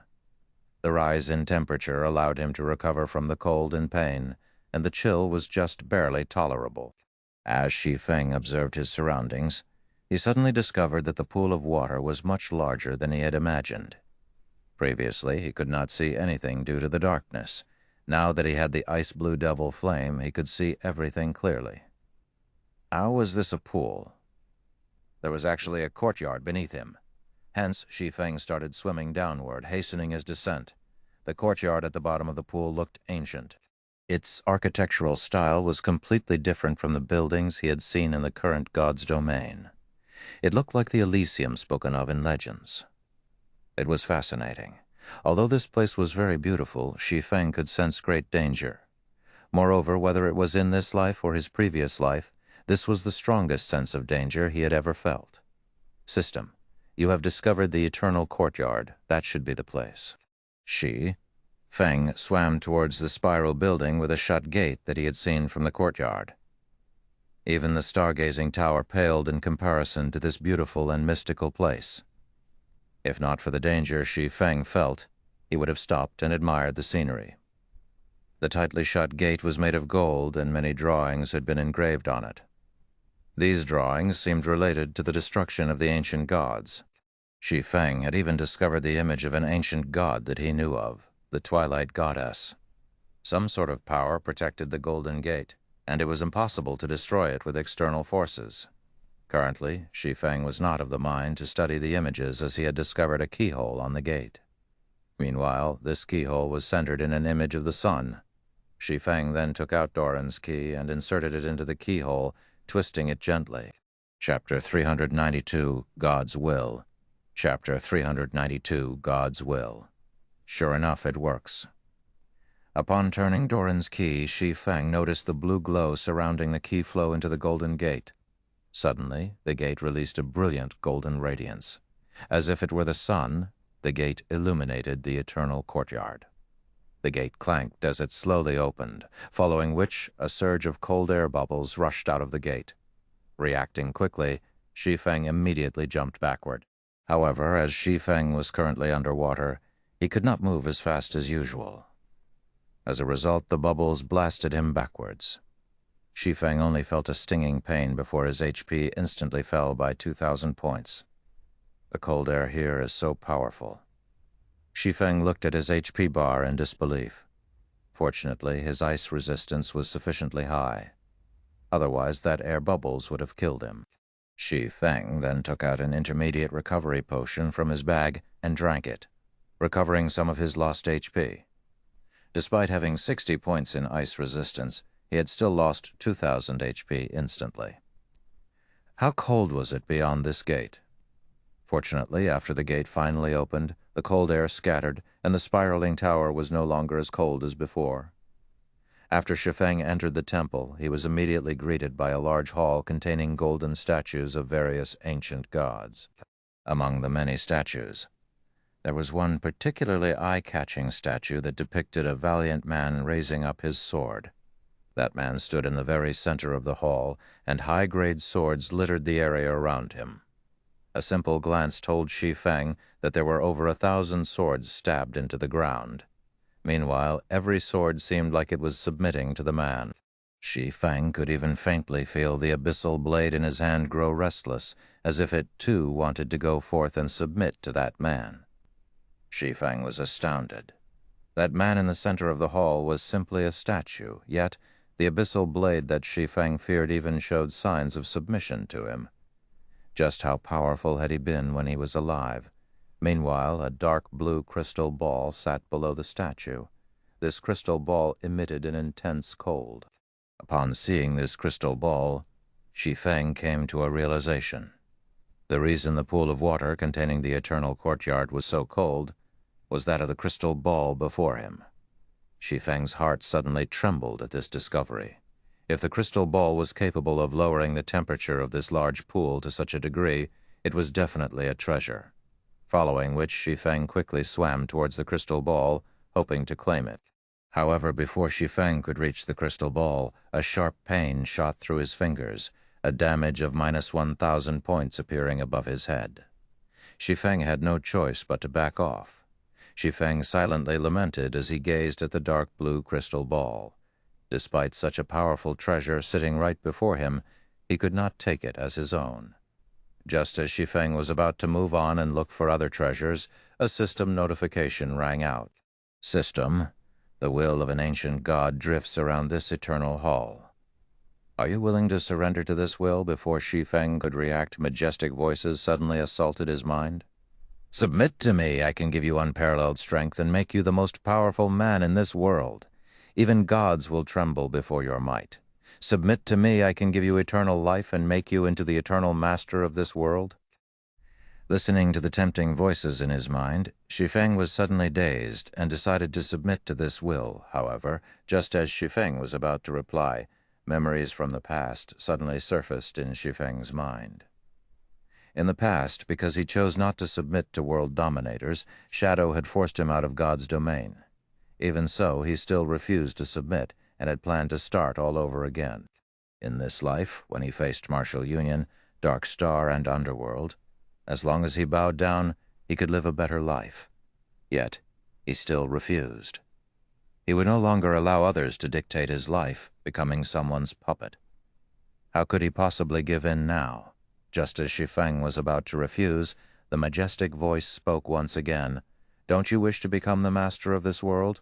If you submit, I will give you anything and everything you want. Since it is the case, I only want the ability to say no. Can you give me that?" Shi Feng refused to submit. "Foolish mortal, you will regret your decision today, since you do not wish to become my servant. Die." Seeing as it had failed to delude Shi Feng, the will of the ancient god grew furious, and the entire hall became stifling.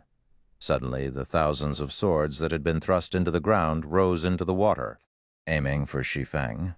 Every one of these swords shot towards him. In response, Shi Feng hurriedly attempted to use Replace Doppelganger to swap positions with his doppelganger. However, he discovered that he had been silenced, the debuff preventing him from using the skill. Now that he could not swap positions with his doppelganger, Shi Feng tried to raise his swords to defend against the incoming attack. However, he discovered that not only were his skills sealed, but he also couldn't move. At this moment, he could only watch the thousands of swords slice through the water towards him. However, just as the swords were about to pierce Shi Feng's body, the dark blue crystal ball suddenly released a silver radiance. The swords flying at Shi Feng immediately froze. At this moment, it looked as if time had come to a halt. A second later, the thousands of swords shattered like glass, the metal shards drifting to the floor, after which a loud bang echoed throughout the space of the hall. Black cracks began to appear around the hall, and soon the space inside the hall shattered as well. Along with the shattering of space, the stifling pressure Shi Feng felt before also vanished, his body regaining its freedom. "Damn! Damn! You actually dare spoil my business. Although this heaven-blessed individual has rejected me, I can still look for others. You cannot stop me forever. Meanwhile, this despicable heaven-blessed individual will die here." The will of the ancient god's rage grew, and even the hall trembled. The golden gate suddenly closed as the hall began to collapse. At this moment, as if having lost its power, the crystal ball darkened. It no longer released the astonishing cold as it had moments before. Although Shi Feng did not know what was going on when he heard the will claim that this heaven-blessed individual would die here, he knew what he needed to do. Escape.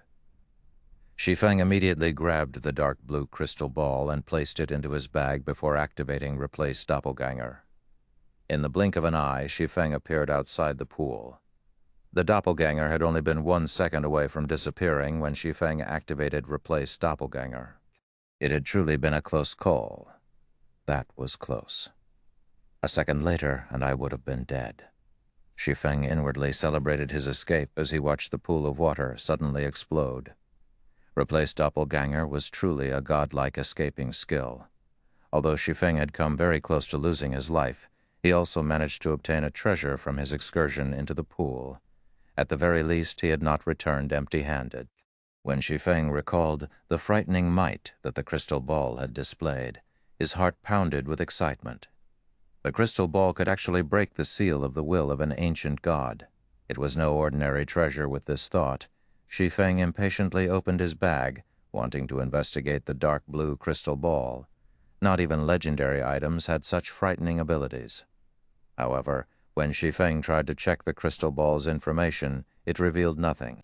Shi Feng then used omniscient eyes. To Shi Feng's shock, however, the omniscient eyes, which could analyze even the destroyer of immortality, also revealed nothing. Moreover, Shi Feng could not even touch the crystal ball now, as he instantly lost 1,000 HP the moment he tried. Shi Feng felt utterly helpless. He had no choice but to set aside this treasure for now.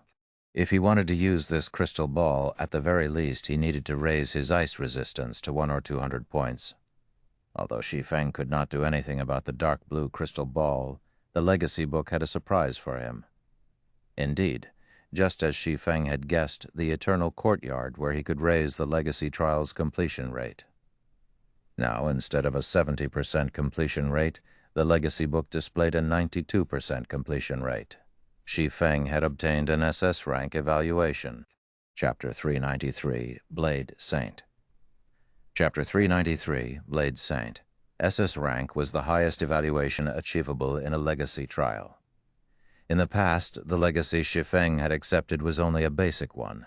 Even so, Shi Feng had spent a lot of time and effort to achieve an A-rank evaluation and obtain 7 legacy skill points. Now he that had an SS rank evaluation, he could obtain between 20 and 36 legacy skill points. The thought of so many legacy skill points alone was enough to excite Shi Feng. Although Shi Feng had not achieved 100% completion rate, he was very satisfied with this result. Now that he thought about it, the condition to achieve 100% completion rate might have been submission to the god's will. Since he chose not to submit, this was probably the highest completion rate he could achieve. System. Completion rate 92%. Do you wish to open the Book of Legacies and accept the legacy contained within?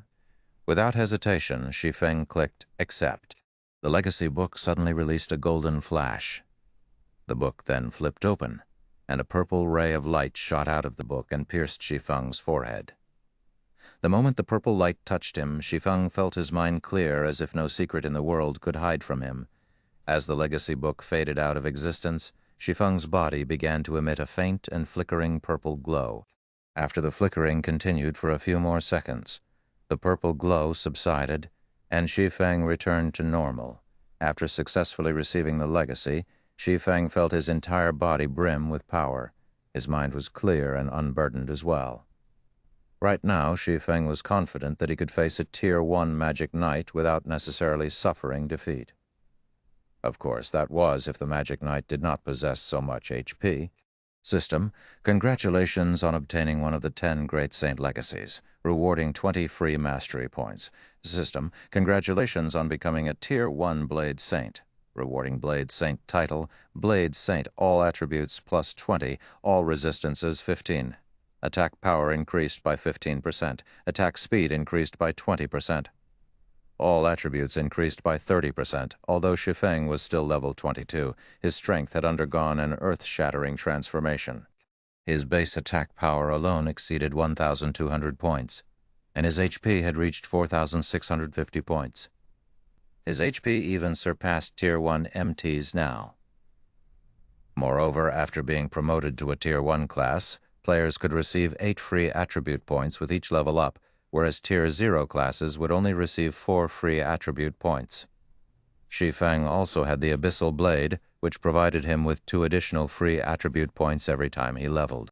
The Golden Stigmata also increased all of his basic attributes by 5 points, and gave him 10 free attribute points with every increase in 5 levels. In other words, where other Tier 1 players would receive a total of 40 attribute points with each level up, Shi Feng would receive a total of 85 points. Ordinary players could not compete with Shi Feng. In addition, after completing his class change, Shi Feng also gained 2 basic skills and 1 passive skill. Sword Dominator. Passive skill can freely swap out sword-type weapons in both combat and non-combat states. Blade Dance, action type, requires sword. Tier 1, Level 1, Proficiency 0-30,000. Allows simultaneous control of up to a maximum of 5 sword-type weapons for both attack and defense for 10 seconds. Each weapon has 80% user's strength and 50% user's damage. Range, 40 yards. Cooldown, 1 minute. Illusory Shadow. Action type. Requires sword. Tier 1. Level 1. Proficiency 0-30,000. Upon activation, players' next 6 attacks cannot be blocked, and each attack will deal 40% attack damage. Cooldown, 40 seconds. Shi Feng was shocked upon reading these skills descriptions. The basic skills of the Blade Saint were already so powerful. Although Blade Dance was inferior to the Abyssal Blade's 9 Dragons Slash in terms of the number of weapons and burst damage, 9 Dragons Slash could only attack, not defend. Moreover, as the weapons summoned by 9 Dragons Slash were phantoms, they did not possess any impact force. However, Blade Dance was different. The 5 controlled weapons were tangible and possessed 80% of Shi Feng's strength. This feature was far more valuable than just high damage. Through the consecutive attacks of the 5 swords, Shi Feng could break his opponent's balance and create a gap in his opponent's defense. If Shi Feng could not defend against an attack by himself, he could also use the 5 swords to boost his defense. Meanwhile, Illusory Shadow was even more amazing. It was perfect for PvP. In PvP 2 battles in God's Domain, when both sides were equally strong, the opponent would usually block over 90% of the attacks. However, if one side possessed an unblockable skill, it would upset the balance. It was especially true if Illusory Shadow were used when both sides were nearly dead. Such a trump card could determine the outcome of a battle. The Blade Saint is indeed worthy to be called one of the 10 great saint legacies. If I use these skills in PvP, dealing with a magic knight with the same attributes as myself will be easy. After reading the descriptions of the Blade Saint's basic skills, strategies for future battles began to surface in Shi Feng's mind. Originally, swordsman was a balanced class. Although swordsmen were not as durable as shield warriors or had the endurance of a guardian knights, the frightening power of berserkers, the long-range capabilities of rangers, or the burst damage and dexterity of assassins, the class didn't have any shortcomings. The class was just as strong, or just as weak, against all other classes. Meanwhile, the Blade Saint was simply the enhanced version of the swordsman. Every aspect of a swordsman had increased. It was probably the most formidable class in God's Domain. Following which, Shi Feng called up the system interface. There was now a new tab called Legacy Skills Menu in the system menu. Selecting this tab, the Legacy Skill menu that appeared reported that Shi Feng had 31 legacy skill points available, as well as plenty of skills that he could learn. There were over 100 skills listed in the menu. However, there were only 6 Tier 1 skills Shi Feng could learn right now, and 2 legacy skill points were required to unlock a Tier 1 basic legacy skill. Meanwhile, among these 6 Tier 1 skills, there were 2 that made Shi Feng's eyes shine. One of them was Skywheel Sword, the other was Blade Liberation. Skywheel Sword, action type, requires Sword Tier 1, Level 1, Proficiency 0-30,000.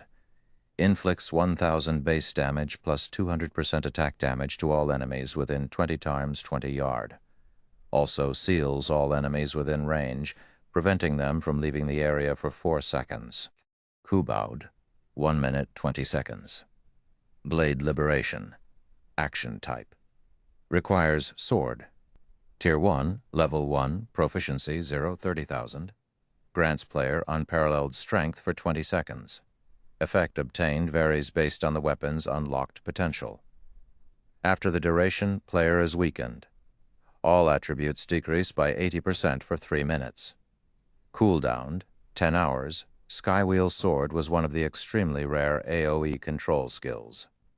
Whether it was used in PvP or PvE2, it was indispensable. Meanwhile, Blade Liberation belonged to the Super Burst skill category. It could be a trump card when Shi Feng was in a desperate situation. It was also indispensable, however. When Shi Feng saw the points required to unlock these 2 skills, he immediately sucked in a breath of cold air and very nearly cursed. Skywheel Sword required 10 points to unlock, while Blade Liberation required an astonishing 20 points. With the total points these 2 skills demanded, Shi Feng could learn 10 basic class skills. However, these high requirements also made Shi Feng aware of just how extraordinary Blade Liberation was. For an AoE control skill such as the Skywheel Sword, the demand of 10 legacy skill points was not odd. However, Blade Liberation needed twice that amount to unlock. With 20 legacy skill points, Shi Feng could even learn a Tier 3 class skill. T-Elf Notes. PvP, player versus player. A type of multiplayer interactive conflict within a game between 2 or more live participants. This is in contrast to when players compete against computer-controlled opponents and/or players, which is referred to as player versus environment, PvE. Player versus environment, also known as player versus monster, refers to fighting computer-controlled enemies. Chapter 394. Times have changed. Chapter 394, Times Have Changed. The legacy trial had given him a total of 31 legacy skill points. Anyone would hesitate over spending 30 points on only 2 skills. However, Shi Feng did not. With his mind made up, Shi Feng clicked to learn both Skywheel Sword and Blade Liberation. Suddenly, his stock of legacy skill points plummeted to 1. To an expert in God's domain, nothing was more important than a powerful skill. Powerful Tier 1 skill had a lot of versatility, so it was not easy to master. However, if mastered, it would not be surprising if a player's combat power increased by several-fold. As the saying went, a bird in the hand was worth 2 in the bush. Although Shi Feng could learn more skills if he spent the 30 legacy skill points on less costly skills, the skills he learned would not contribute as much to his overall combat power during dangerous moments. In particular, the Super Burst skill, Blade Liberation, would be far more useful than a dozen other ordinary Tier 1 skills. After learning the 2-class skills, Shi Feng used a return scroll and teleported back to White River City. At this moment, White River City buzzed with activity. Overwhelming Smile's high-priced poaching had boosted White River City's development.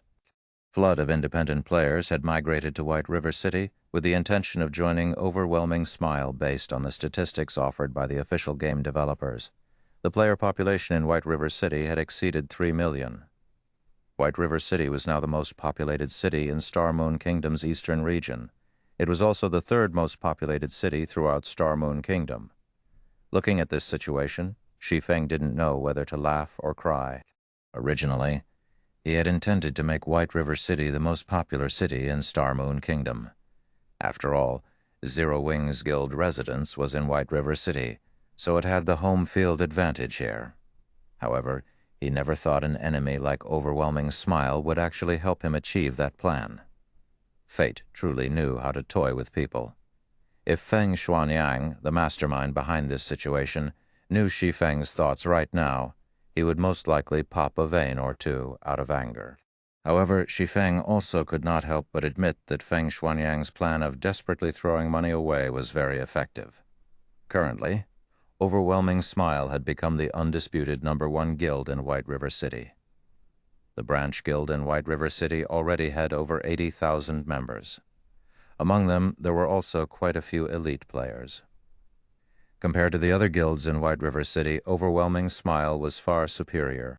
Moreover, during this period, Overwhelming Smile had continuously raided large-scale dungeons around White River City. As if they were on steroids, Overwhelming Smile's raiding speed far surpassed Gentle Snow's team.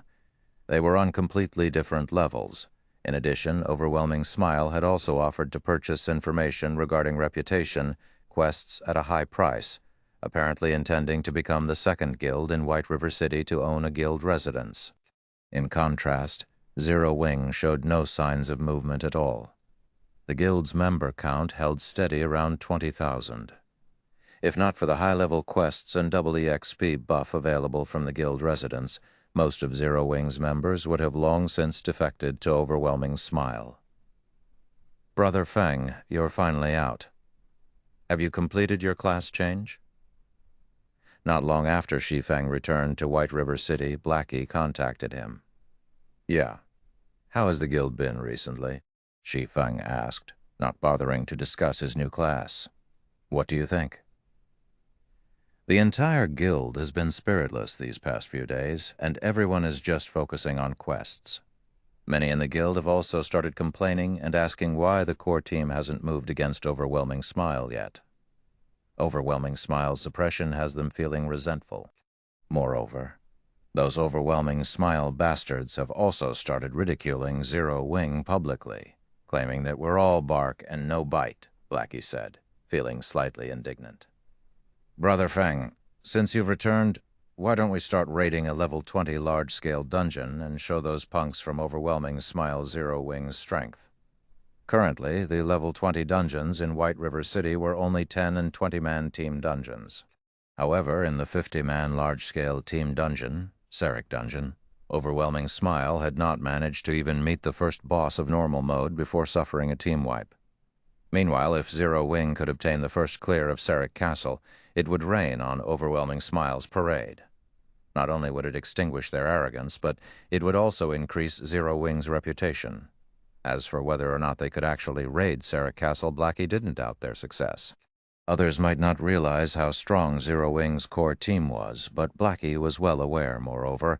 With Shi Feng around, it would be a simple task to clear the level 20 large-scale team dungeon, Sarek Castle. How many people in the guild have completed their class change?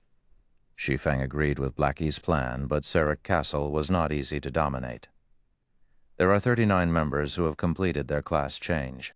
Among them, Sister Aqua was the first to obtain her Tier 1 class, while Sister Fire Dance was second, Blackie said, a hint of fear surfacing in his eyes as he said class change. He had never expected that the class change quest would be so difficult. If not for the fact that he possessed the epic-ranked staff, Mavis's guard, he might not have completed the quest. Fortunately, he passed his class change and obtained an A-rank evaluation, while he waited for Shi Feng's return. He had familiarized himself with the combat style of a Tier 1 class. Precisely because the class change quest was not simple, many core members of Zero Wing had failed it. As these members had to wait a few days before they could challenge the quest again. Moreover, as everyone had been busy with their respective class change quests, the levels of Zero Wing's core members had fallen behind. Now, Zero Wing no longer occupied all of the top 100 spots on the White River City ranking list. Others had even claimed a few of the top 10 ranks. This had been a huge blow to Zero Wing's morale and reputation. 39. Not bad. Once we have more than 50, I guess we can make a trip to Sarek Castle, Shi Feng said with a faint smile. In truth, he was somewhat surprised by Blackie's report. In the past, even when most players were around level 24 to 25, most guilds in White River City had not had more than 20 Tier 1 players. Currently, the average player in White River City was only around 18 to 19. Yet, Zero Wing already possessed 39 Tier 1 players. Although part of this reason was that Shi Feng had leaked some information about the strategy to challenge a few basic class changes, the number of players that had succeeded was still astonishing. The difference in combat power between Tier 1 players and Tier 0 players was like the difference between heaven and earth. It was not something that could be measured by levels regarding the White River City ranking list. Ever since Zero Wing's guild residence had been established, Shi Feng no longer troubled himself with it. After all, the future was the era of high-tiered players, not high-leveled players. Brother Feng, do you really mean it? Blackie suddenly grew excited. During this period, the oppression he had suffered from those bastards in overwhelming smile frustrated him. Look at how excited you are. Of course I mean it. However, I still have something I need to attend to right now. For now, have everyone familiarized themselves with the combat style of their Tier 1 classes, Shi Feng said, chuckling. Although everyone had already evolved to a Tier 1 class, the freedom a Tier 1 class possessed had also become much higher. If players could not properly adapt and display their strength, their combat power would not improve much. Okay, leave it to me. I'll let everyone know, Blackie said excitedly before disconnecting the call. He then proceeded to contact those who had already changed classes. Meanwhile, Shi Feng took a look at the time, noticing that he still had quite some time before his appointment with Gentle Snow. He then retrieved Celiora's communication crystal from his bag. The Grand Master Forger had given him this item herself, and it allowed him to contact Celiora at any time. Previously, Shi Feng had helped Celiora become a Grand Master Forger, resulting in Celiora's favorability towards him to increase greatly. Moreover, in order to search for materials to produce an epic item, Celiora had gone on a journey. Shi Feng had obtained the forging design for the epic-ranked broken steel set equipment back in the Origin Sword domain. However, if he had to forge an epic item by himself, who knew how long it would be before he could achieve such a feat? Since he had a connection with a Grand Master Forger, why not use it? Chapter 395, Broken Steel Legacy Set Equipment. Chapter 395, Broken Steel Legacy Set Equipment. Shi Feng then used the communication crystal to contact Celiora. Hello, Miss Celiora. I am Yi Feng. I have something I would like your help with. I wonder if you have any time to spare right now, Shi Feng carefully asked. Ultimately, his current status was far from comparable to Celiora's. Although they had a good relationship, basic courtesy was still required if he wished to ask her for a favor. "Oh, it's you. I'm very busy right now, so make it quick." Although Celiora did not immediately reject him, she still did not show any sign of interest. To Celiora, nothing was more important than collecting epic-ranked forging materials right now. If not for the favor she owed Shi Feng, she would have directly rejected his request, instead of taking the time to listen to him. Shi Feng was aware of this point. After all, he was extremely familiar with Celiora's personality, someone who was wholeheartedly focused on forging without the slightest bit of interest in anything else. This was also why she had managed to become a Grandmaster Forger at such a young age. Shi Feng then chuckled and said, "I have a forging design for an epic set equipment." "What? Epic set equipment?" Celiora's eyes suddenly shone. She hurriedly demanded, "Why didn't you say so earlier? Meet me at my smithy right away." Shi Feng shook his head and laughed when he heard Celiora's impatient tone. To NPCs, epic-ranked forging designs, much less a forging design for an epic set equipment, were extremely rare. It was the dream of countless forgers to produce a set of epic equipment. Meanwhile, to players, epic-ranked forging designs were much more difficult to obtain. In the past, Shadow had only managed to get a few pieces. As for epic set equipment forging designs, Shi Feng had only heard about them occasionally and had never personally seen one himself. In God's domain, set equipment were half a rank stronger than discrete equipment of the same rank. In other words, the quality of an epic set equipment was above that of epic equipment, but below that of fragmented legendary equipment. To players who could not get their hands on fragmented legendary equipment, epic set equipment was the best equipment available. In this life, Shi Feng was truly fortunate to have obtained the forging design for an epic set equipment. Half an hour later, Shi Feng arrived at Celiora's smithy in a horse carriage. At this moment, the door to her smithy was still shut tight, and it did not seem she planned to do business at all. Shi Feng walked over and knocked on the door. The thick wooden door then slowly opened, and a surge of scorching air rushed out of the house. In the next moment, Celiora walked out from within before quickly dragging Shi Feng into the house. Despite having not seen each other for some time, Celiora looked exactly the same, still fully garbed in black leather clothing. That large V-shaped collar revealed her snow-white skin. Her black leather pants tightly hugged her slender legs.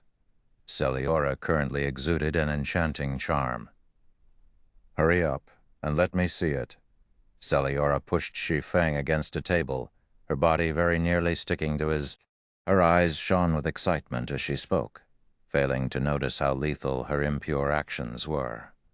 Although Shi Feng had long since gotten used to Celiora's personality in his past life, his heart still raced involuntarily every time they met. "Here it is." Shi Feng calmed down somewhat and retrieved the broken steel forging design from his bag. Broken steel set equipment. Epic rank, unique set equipment. 6-piece set consisting of broken steel gauntlets, broken steel breastplate, broken steel helmet, broken steel leg guards, broken steel boots, broken steel bracers. Equipment requirement: strength 1,000, agility 1,200, sword-related mastery 350. Class restriction: Blade Saint originally. Shi Feng had thought he could equip this broken steel set equipment immediately. However, 1,000 points in strength and 1,200 points in agility were definitely not achievable by players below level 30. At the very least, one needed to be above level 50 to possess such attributes. Meanwhile, the materials required to produce this set equipment were 12 pieces of Eternium, 300 mana stones, 1,000 pieces of Titan ore, 12 fire source crystals, 12 water source crystals, 12 water source crystals, 12 earth source crystals, and 1 nucleus of life. The person who drew this design must be insane. Is he trying to make a legendary item? Celiora gaped in shock after inspecting the forging design. Not to mention Celiora's, even Shi Feng's heart was beating madly right now. He too was dumbfounded by the description. Shi Feng had previously been caught up in his joy over becoming a blade saint. Moreover, he knew it was impossible for him to produce the broken steel set equipment by himself and to gather the materials required to make the set. Hence, although Shi Feng had long since completed the broken steel forging design, he never actually bothered to take a look at it. As for the reason why Shi Feng had come looking for Celiora this time, he simply wished to know how confident she was in producing the set equipment. That way he could make appropriate preparations for it. However, after seeing the forging materials required, Shi Feng immediately dismissed his previous thoughts of making preparations. Just collecting a single set of materials was nigh impossible, not to mention collecting a second set. Previously, Shi Feng had spent hundreds of gold just to produce 21 mana stones. Now, the set equipment actually required 300 mana stones. That was a few thousand gold at least. However, even if he did manage to obtain the 300 mana stones, Eternium was something much rarer and more precious than even mana stones. Countless master forgers dreamt of obtaining even just one piece. Yet the set actually needed 12 to produce. Titan ore was also a considerably high-class rare ore. At this stage of the game, nobody was capable of mining such an ore yet. As for the elemental source crystals, they were all materials highly sought after by master alchemists. Their preciousness and rarity were not one bit lower than Eternium. Meanwhile, the most inconceivable thing was that the broken steel set equipment actually required a nucleus of life. The value of that item far surpassed even the water of life, and it was something that could only be found with luck. Miss Celiora, if you have the materials, how confident are you in making it? Shi Feng asked, originally. He had already planned on giving up on producing the broken steel set equipment. However, after giving it some thought, he still chose to inquire. You really have the materials? Celiora's expression immediately changed upon hearing Shi Feng's words. Her gaze as she looked at Shi Feng was as if she were looking at a seven luminaries crystal mountain, and she beamed at him as if saying, Tycoon, let's be friends. I was only asking. Shi Feng smiled bitterly, shaking his head. Even if he sold everything in his possession right now, including himself, he still wouldn't be able to gather all the required materials. Around 20%. If you give me more time to practice, I can raise it to 30%. Celiora rolled her eyes at Shi Feng, feeling slightly disappointed. However, her interest in producing the broken steel set equipment still burned brightly. 30%? Shi Feng had also made his own estimations before. It would be extremely fortunate if Celiora could have a 20% success rate. Most likely, only a few NPC Grandmaster Forgers could actually achieve a 30% success rate. As for players, even if Shi Feng waited until someone became a Grandmaster Forger, these players would have around a 10% success rate at most. I'll have to trouble Miss Celiora then. I will try my best to collect the materials required. Since you have entrusted this task to me, I will continuously research this forging design while you gather the materials. As for the cost of making it, I won't charge you anything if it is unsuccessful, Celiora said happily. In God's domain, one needed to pay an exorbitant labor fee when commissioning a forger, be they players or NPCs of master rank and above to produce an item, regardless of the final result. Now, however, Celiora offered not to charge him should she fail. It could be seen just how happy Celiora was right now. System, Celiora's favorability towards you has increased by 100. Currently, Shi Feng was in no hurry to produce the broken steel set equipment. After all, even if it was produced, he did not possess the attributes needed to equip it. In order to do so, he needed to be above level 50 at the very least. During this period, he could slowly gather the required materials. Following which, Shi Feng left the broken steel forging design at Celiora's place to allow her to properly study it. He then hailed another carriage and hurried to the location he had agreed to meet Gentle Snow at Chapter 396, Powerful Aid. Chapter 396, Powerful Aid, inside Blue Mountain Restaurant, a high-class restaurant located in White River City's Nobles District. As White River City's upper-class area, the cost of living here was very high. It was a place that ordinary players rarely visited. At this moment, however, There were actually 3 players, 2 women and 1 man, sitting under one of the outdoor gazebos of Blue Mountain Restaurant. Of the 2 female players, one was a bright and seductive witch, while the other was an otherworldly fairy. Meanwhile, the man exuding a cold, murderous intent by their side also possessed a valiant look, with his combination of a handsome face and frosty personality. Many young ladies would definitely fall prey to him. Snow, you can tell me who it is now, right? Just who is that mysterious person you called for? Zhao Yueru whispered as she shifted closer to Gentle Snow's side, the expression on her face saying, "I won't tell anyone else. Don't worry, you yourself have met that person before. In any case, he'll be here in just a moment." Gentle Snow smiled faintly. "I know them?" Zhao Yueru immediately started searching her memories, trying to recall all the experts she had met. However, taking into consideration the severity of the matter this time, she dismissed the large majority of them. In the end, she still shook her head and gave up. She truly could not figure out just which amazing character her friend had invited. If Zhao Yueru had to point out an amazing character she had personally met before, then that would be Star Moon Kingdom's #1 expert, one-hit Asura Black Flame. However, as the guild leader of Zero Wing, Black Flame was obviously not suitable this time. If they really were to invite him, those people might even disagree to hold the match and make up even more excuses. There were countless players in God's domain. Meanwhile, Black Flame managed to obtain the rank of 4881 on the God's Domain experts list, as well as being given the title of Asura by the Secret Pavilion. Let alone a single Star Moon Kingdom, there were only a few players throughout the entire God's Domain stronger than Black Flame.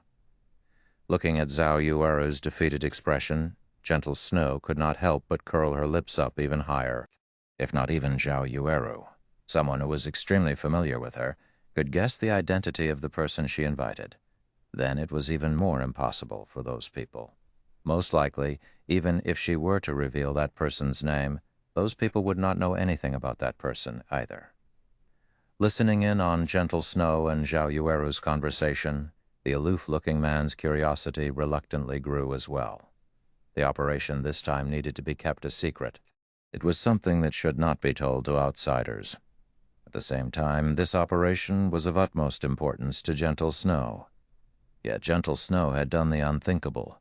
She had actually requested the help of an outsider instead of choosing an expert subordinated to her. This decision had inspired both confusion and curiosity in him with regard to the expert who would arrive in a moment. "Fierce, why didn't Nimble Snake come with you?" Gentle Snow asked, shifting her gaze to the impassive youth beside her. The reason why Ouroboros was able to become a dominant force in the virtual gaming world was mainly due to a few reasons, other than its founding members, guild leader, branch leaders, and elders. It also had the 32 advocators and the 12 apostles. The last 2 groups of players were carefully chosen from the large number of experts within the god-slaying army, and they could be said to be the strongest combat power of Ouroboros. This was especially true for the 12 apostles. Each and every one of them possessed strength that not even Gentle Snow herself could casually dismiss. Meanwhile, the cold youth before her was one of the 12 apostles, Fierce Snake. The Nimble Snake she mentioned was also one of the 12 apostles. However, Nimble's strength was still a cut above Fierce's. Among the 12 apostles, Nimble was also ranked close to the top, and he was one of the key figures for the operation this time around. Nimble said he had something to take care of, so he might come a little later. However, he is always punctual, so you can rest assured, Big Sis Snow, not to mention, the operation this time is of such importance, Fierce Snake assured.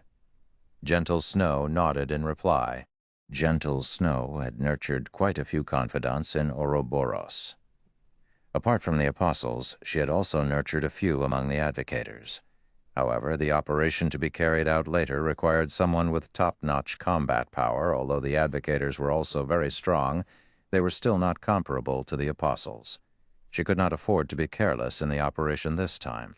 If she failed, the results would be irreversible, hence why she had called for Fierce Snake and Nimble Snake. In addition, out of worry that her plan might fail due to unforeseen circumstances, She had even invited Ye Feng. After Gentle Snow's group of three chatted for a while, a man wearing a black cloak came walking over. Zhao Yueru, who had originally been idle and bored, immediately widened her eyes in shock upon seeing who was approaching. Unable to help herself, she said, "Snow, don't tell me he's the person you invited." "Of course. Who else do you think I would invite?" Gentle Snow chuckled lightly as she stood up to welcome that ordinary-looking man. Meanwhile, the identity of this ordinary-looking man was none other than Shi Feng. Zhao Yueru possessed a certain understanding of Ye Feng's strength. Although she felt a little hatred for the man, she could not help but admit that Ye Feng was indeed very strong. If it were any other person, they would definitely be fooled by that ordinary appearance and aura of his. In fact, she too had suffered under a similar misconception. However, as someone who had personally witnessed Ye Feng's strength, Zhao Yueru knew that he was definitely not the slightest bit inferior to them. From the dungeon raid the previous few battles, as well as the fact that he was the first player to enter White River City, all of these clearly proved how strong Ye Feng was. However, because of Black Flame's sudden celebrity, Ye Feng's existence had slowly disappeared from everyone's minds. Even Zhao Yueru herself had nearly forgotten that there was still this hateful person. "Miss Snow, may I know why you have called me here this time?" Shi Feng was somewhat curious about the reason for Gentle Snow's latest invitation. Previously, Gentle Snow had always been tight-lipped on the matter, so Shi Feng had not asked about it. Now that the operation was set to begin, he needed to at least understand what they were to do. "Of course, if Miss Snow feels it inconvenient to speak, you need only tell me what you can. Since you're already here, there is naturally no need to keep this matter a secret any longer. It is a competition. 5 people, 5 matches. The first to win 3 wins the competition. I have invited you here to defeat one person on the opposition team. The remuneration is 20 million credits," Gentle Snow said truthfully. 20 million! Shi Feng was greatly shocked upon hearing this amount.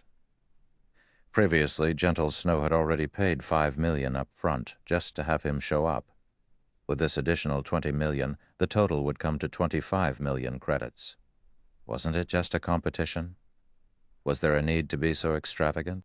There were countless people in the world who could not earn 1 million credits, even after working for their entire lives.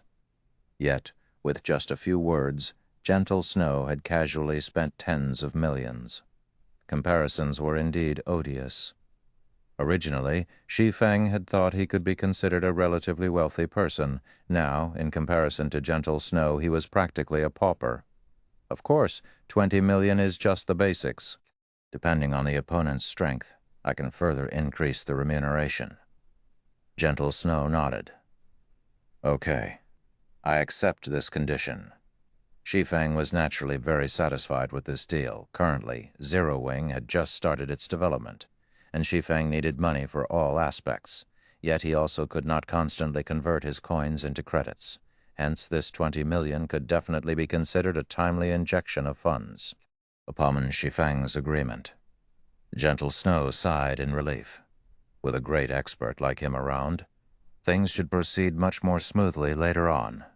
However, before she even had the time to feel joyous, she suddenly received a message. When she read this message, her expression immediately turned grim. At this moment, everyone beside Gentle Snow could feel a bone-chilling aura emanating from her. Chapter 397. A Different Outcome. "Snow, what happened?" Zhao Yueru asked. She knew Gentle Snow well enough to notice the change immediately. Seeing Gentle Snow's icy expression, Zhao Yueru knew that her friend was furious. Gentle Snow had always been a very calm person. She was not easily angered. Now, however, a single message had enraged her. Something big must have happened. Even Shi Feng, who was not particularly familiar with Gentle Snow, could tell that the woman was furious. However, as an outsider, it was not appropriate for him to ask. After reading the message, Gentle Snow first felt anger, but soon she seemed to deflate. Seeing this, Shi Feng could tell that Gentle Snow wanted to say something but struggled with how to express her thoughts. There are many challenges throughout life, and for most, one must face them alone. In the end, Gentle Snow revealed a faint smile as she forwarded the message to Zhao Yueru. Nimble Snake, this inhuman, heartless animal. To think that we took care of him when he was at his lowest, provided him with resources, and even helped him become one of the 12 apostles of Ouroboros. Yet he actually became someone else's lapdog. The next time I see him, I will break all 3 of his legs. Zhao Yueru bellowed the moment she finished reading the message. Big Sis Yueru, maybe this is a misunderstanding. Big Sis Snow taught and nurtured him personally. They're nearly blood siblings. How could he possibly betray her? Fierce Snake said, astonished when he heard Zhao Yueru's words. Nimble Snake was normally very appealing when in Gentle Snow's presence. Moreover, he had always been earnest and honest. He was also very loyal. He definitely was not someone who would betray his allies. If you don't believe me, then look at the evidence. Zhao Yueru made the message visible to everyone. This message was evidence that Nimble Snake had betrayed Gentle Snow before she even began to make plans. He had been reporting Gentle Snow's movements to those people, allowing them to take appropriate measures against her. Just an hour ago, Nimble Snake had officially become one of the opposition's 5 duelists. This was indisputable proof of Nimble Snake's treachery. Fierce Snake was speechless after reading the message, his eyes becoming bloodshot. He tried desperately to contact Nimble Snake. However, no matter how many times he tried, his calls never connected. Right now, Fierce Snake wanted to hunt down Nimble Snake and question him. However, this revelation hurt Gentle Snow the most. She had treated Nimble Snake like her own younger brother. Yet, in her hour of need, that brother slid his blade between her shoulders, stabbing her in the back. For the 5 matches, based on Gentle Snow's understanding of the opposition's strength, Nimble Snake, Shi Feng, and herself had the highest chances of victory among her team. As for Zhao Yueru and Fierce Snake, they didn't even have half a chance. Now that Nimble Snake had defected to their enemy, her side had become the underdog Snow. Don't worry, even if Nimble Snake has become a turncoat, we still have the advocators. Zhao Yueru hurriedly consoled her friend. Their strength has risen significantly recently, and they're not completely without a chance of victory. I'll contact them and have them meet us. However, Gentle Snow simply waved off Zhao Yueru's suggestion. Since Nimble Snake had betrayed her other than Shi Feng, her opponent most likely knew all about her other options. Even if she called for the advocators under her wing, they probably would not heed her summons at all, as the situation had already devolved to this point. She could only look for a random person to fill the empty spot on her team and leave everything else to luck. Fortunately, she had yet to reach a dead end. If Zhao Yueru or Fierce Snake won their matches, they still might come out on top. At this moment, Gentle Snow was relieved that she had not revealed the matter regarding Shi Feng, otherwise their position might be unsalvageable. This from the side, Shi Feng suddenly thought of Gentle Snow's sudden departure from both Ouroboros and God's domain in the past. At that time, the snow goddess had suddenly disappeared from God's domain, creating a commotion throughout the virtual gaming world. Everyone knew of her disappearance in the past. However, nobody had known what exactly had happened to cause Gentle Snow's sudden departure. Now that Shi Feng thought about it, Gentle Snow's departure might very well have had something to do with strife within Ouroboros. Meanwhile, considering the situation, something that should not have happened for another 2 years had arrived ahead of time. Just what is going on here? Originally, Shi Feng had avoided obtaining the first clear of the Land of Death, precisely because he was afraid of altering too much of history, making it more difficult for him to control the flow of events. However, the butterfly effect had still occurred. Moreover, history was even rapidly evolving in the worst possible way. If Gentle Snow left the virtual gaming world right now, Zero Wing would lose a reliable ally. Meanwhile, the other guilds would begin to target Zero Wing. This was not a future Shi Feng wished to see. Since history's development was already out of his control, Shi Feng no longer intended to suppress himself. He might as well alter history further and open a better path for himself in the future. While Zhao Yueru attempted desperately to contact people and Gentle Snow planned to look for a random substitute, Shi Feng suddenly walked up to them. "Miss Snow, if you need an expert, I can recommend one," Shi Feng said. Gentle Snow's eyes immediately lit up upon hearing Shi Feng's words. Zhao Yueru, on the other hand, simply rolled her eyes at Shi Feng, saying, "Yi Feng, stop messing around. What we need right now is not an ordinary expert, but a great expert. We need someone who can face an army of 100 by themselves. However, they also cannot be too famous, and it would be the best if they were a hidden expert. Although Zero Wing's Aqua Rose and Fire Dance indeed possess the strength, they are simply too well known. The opposition definitely will not agree to such powerful reinforcements." The competition was an internal matter for Ouroboros, hence both parties had agreed to conduct the competition secretly. Although obtaining foreign aid was allowed, the precondition was that said reinforcements could not be well-known experts, allowing them to avoid unwanted attention. Of course, not attracting attention was simply an excuse. In reality, the opposition simply wanted to limit Gentle Snow's options, preventing her from requesting the help of anyone too powerful. Gentle Snow had very little backing in Ouroboros. If both sides faced each other using only their available forces in Ouroboros, Gentle Snow would definitely be at a disadvantage. As for inviting Aqua Rose, someone who was just as famous as Gentle Snow, or Zero Wing's #1 assassin expert, Fire Dance, her opponents would never agree to their participation, and Zero Wing's guild leader, Black Flame. Unless the opposition had lost their minds and wholeheartedly wanted to lose. Shi Feng rolled his eyes at Zhao Yueru. He then smiled and said, "The public is definitely not familiar with the person I am recommending. As for how strong that person currently is, I do not know. However, just recently, their strength ranked close to Aqua Rose and Fire Dance in Zero Wing's rankings." Listening to Shi Feng, Zhao Yueru racked her mind trying to figure out who Shi Feng referred to. However, based on Shi Feng's expression, he did not seem to be lying, and this only served to frustrate her even more.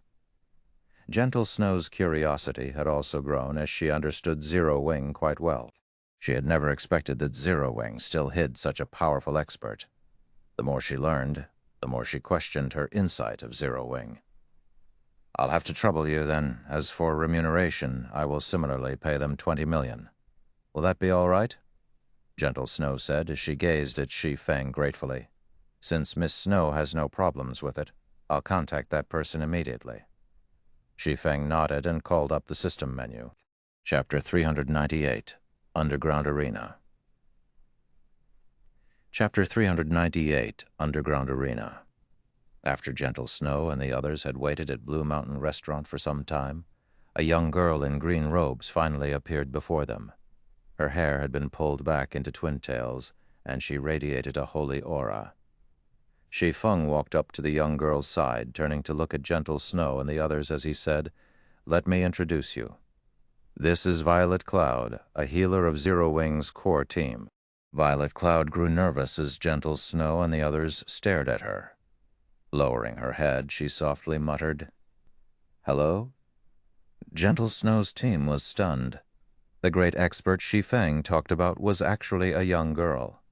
Moreover, she was a cleric. She was only level 22, the same as Shi Feng, as a great expert. Violet Cloud's level was somewhat low. After all, they were all level 24. Although a 2-level gap was not considerably large, when experts fought, this little gap might lead to a loss. Such incidents were common in God's domain. Moreover, it was common knowledge that although clerics had a certain amount of combat power, compared to other classes, they were by far inferior. Violet Cloud might possess excellent combat techniques, but that would only work against ordinary players. If she fought an equally skilled expert with a pure combat class, Violet Cloud had no chance of obtaining victory. Zhao Yueru immediately shot a hateful glare at Shi Feng. Originally, she had thought Shi Feng's behavior had changed for the better. However, she now discovered that she had been greatly mistaken. Shi Feng simply did not have a bottom line. Even during such a crucial time, he still had the audacity to make fools out of them. Did he really think they were going up against a bunch of noobs? However, just as Zhao Yueru was about to give Shi Feng a piece of her mind, Gentle Snow stopped her. "Since everyone's here, I'll lead the way then," Gentle Snow said. She then went out to the street and hailed a carriage. In reality, Gentle Snow also thought of replacing Violet Cloud. However, since Shi Feng had guaranteed results and she had already arrived, rejecting Violet Cloud would only disrespect Shi Feng. In any case, the result would be the same even if she replaced the cleric with a random player. Since it wouldn't really matter who took Violet Cloud's place, she might as well humor Shi Feng a little. Shaking his head, Shi Feng could not help but laugh as he watched Gentle Snow's figure board the carriage. He then said, "Violet, I look forward to your performance today." Yes, sir. I definitely won't disappoint you. Violet Cloud nodded with determination, following which the two boarded the carriage as well. Shi Feng was very familiar with Violet Cloud's combat techniques. She was a first-class cleric in Zero Wing. Only due to the limitations of her initial class, she could not display her strength fully. Now that she had successfully become an astromancer, however, things had changed. Moreover, until now, Gentle Snow and the others had failed to notice one thing. He and Violet Cloud were no longer Tier 0 players. They were now Tier 1 players. Of course, a player's tier would not reveal itself to a basic identification skill. One required an advanced identification skill. It was also because of this that advanced identification skills became must-have skills later in the game. If one unknowingly provoked a high-tiered player, it would be too late for regrets. After all, the gap in tiers was much wider than the gap in levels. At this stage of the game, players rushed to level up and raid dungeons. It was even more so for the members of the various guilds. Nobody had the time for their class change quests. After all, a basic class change quest required players to invest at least 2 to 3 days. Moreover, class change quests were not easy to complete. On the off chance that they failed, they would have wasted a lot of their time. Hence, everyone chose to level up first and upgrade their equipment so that they would have a much easier time with their class change quests in the future. Even a great expert like Gentle Snow was of the same mind.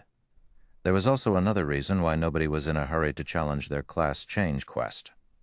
Everyone still lacked a clear understanding of Tier 1 classes.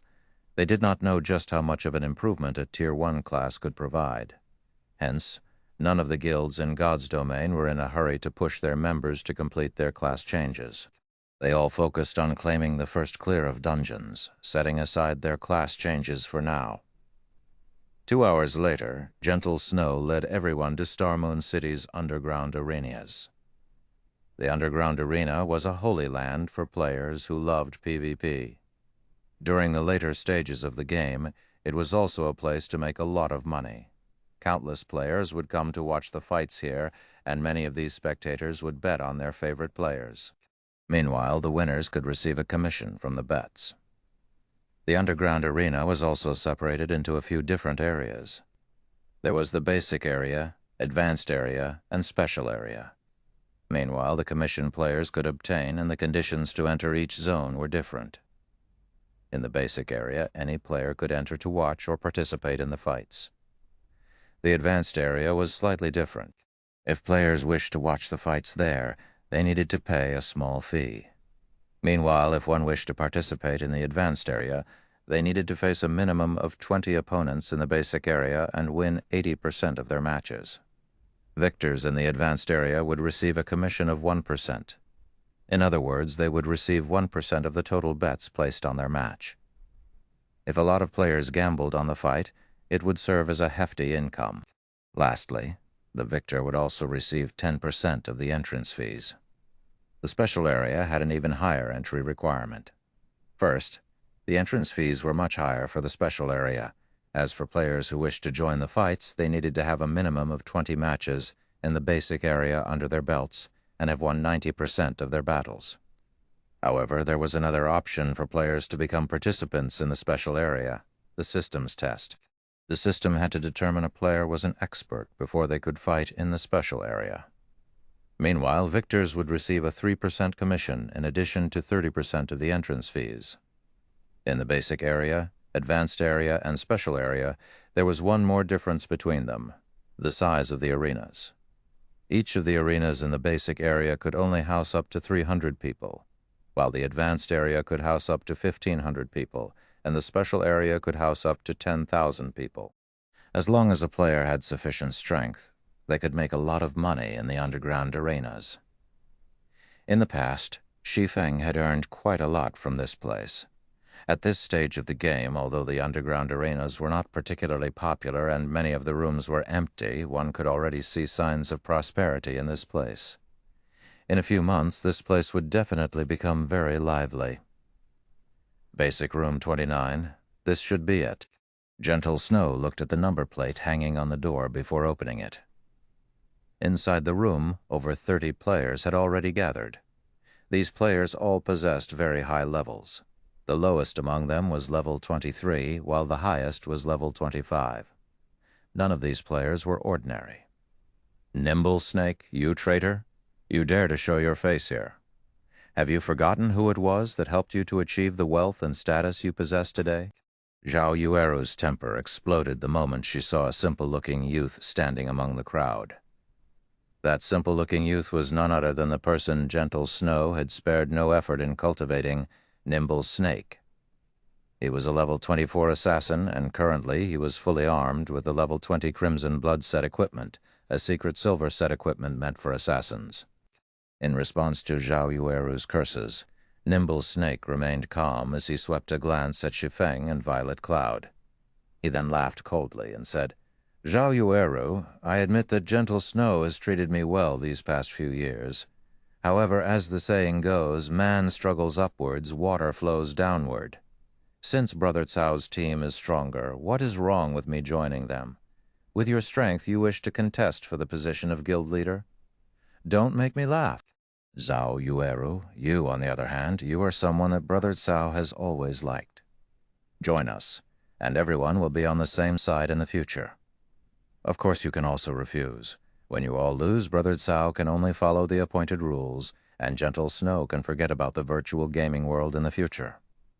TL Notes, Twin Tails, a human, http://images.danico.com, cgmimages.by 2013 1332026833 165543 large 31737A7801B431A814 073ACFA at 2F59C. G by Anime. http://3gmv5y8 jpg. Now, two man struggles upwards, water flows downwards to pursue their own ideals. For the good life, this is very normal. It is understandable. Chapter 399, Death Mode. Chapter 399, Death Mode. Although Nimble Snake's voice was soft, his tone was sharp and unquestionable. Gentle Snow frowned upon hearing Nimble Snake's words, a cold glint flashing in her eyes. Cao Chenghua actually targeted Zhao Yueru for his own team. However, when Gentle Snow considered the matter, she could not find anything strange about Cao Chenghua's actions. Zhao Yueru's potential and strength were both very high. In the past, Zhao Yueru had been uninterested in virtual reality games and had only started gaming due to her unyielding insistence. Meanwhile, despite never training seriously, Zhao Yueru's strength had reached frightening levels. Zhao Yueru's talent was obvious to anyone who had seen her fight. If Zhao Yueru had bothered to put more effort into her training before this, very few in Ouroboros would have been a match for her. At this moment, a majestic-looking middle-aged man walked out from the crowd. Upon seeing this man, everyone among the crowd respectfully moved aside. This man was none other than Ouroboros's acting guild leader, Cao Chenghua. Even looking at him from afar, they could clearly feel the pressure Cao Chenghua emitted from his gaze alone. Cao Chenghua felt like a ferocious beast. Cao Chenghua was currently level 24, and he was fully armed with the level 20 Wind Roar set equipment, a secret silver set equipment meant for berserkers. On his back, he carried a greatsword that was as tall as he was. The greatsword was the Iron Cutter, and it was one of the few dark gold weapons in Star Moon Kingdom. "Enough, Nimble Snake, you've said too much," Cao Chenghua reprimanded as he shot a glance at the assassin. "Yek, guild leader." Nimble Snake self-consciously retreated behind Cao Chenghua and fell silent, gazing at his guild leader with reverence. Yueru, I hope that you will consider your options carefully. You will not have a future if you stay by Gentle Snow's side. Only by joining my team will you have a bright future in God's domain, achieving your dreams, with a charming smile. Cao Chenghua tried to persuade Zhao Yueru. Forget it. I will never join you. Zhao Yueru snapped, hatred coloring her expression as she sneered at Cao Chenghua. The battle hasn't even begun yet. The winner and loser still haven't been determined. If we lose, I will leave the virtual gaming world with Snow. Yueru, Gentle Snow's heart was moved. It seems you refuse to see things my way until you face reality. With just your 2 level 22 aids, even I feel sorry for you. Nimble Snake snorted and laughed disdainfully. Originally, Zhao Yueru had wanted to refute Nimble Snake's words. But when she saw Cao Chenghua's team members and looked at her own team, they truly were a pitiful sight. Cao Chenghua's team consisted of 4 level 24 players. Other than Cao Chenghua and Nimble Snake, there was Ouroboros' third branch leader, Black-Hearted Arrow, and the strongest member of the 12 Apostles, Soaring Snake. As for Cao Chenghua's last team member, he was a level 25 shield warrior who had hidden his identity behind a black cloak. Initially, Zhao Yueru still had some hope for victory. However, after seeing Cao Chenghua's team, other than Black-Hearted Arrow, whom she had a 40% certainty of defeating, her chances of defeating the other 4 were less than 30%. Moreover, Cao Chenghua's team also had Soaring Snake. Even Gentle Snow only possessed slightly more than a 50% chance of victory against him. Since everyone has arrived, this competition will be overseen by us elders. There are a total of 5 matches in this competition. The first to claim 3 victories will win.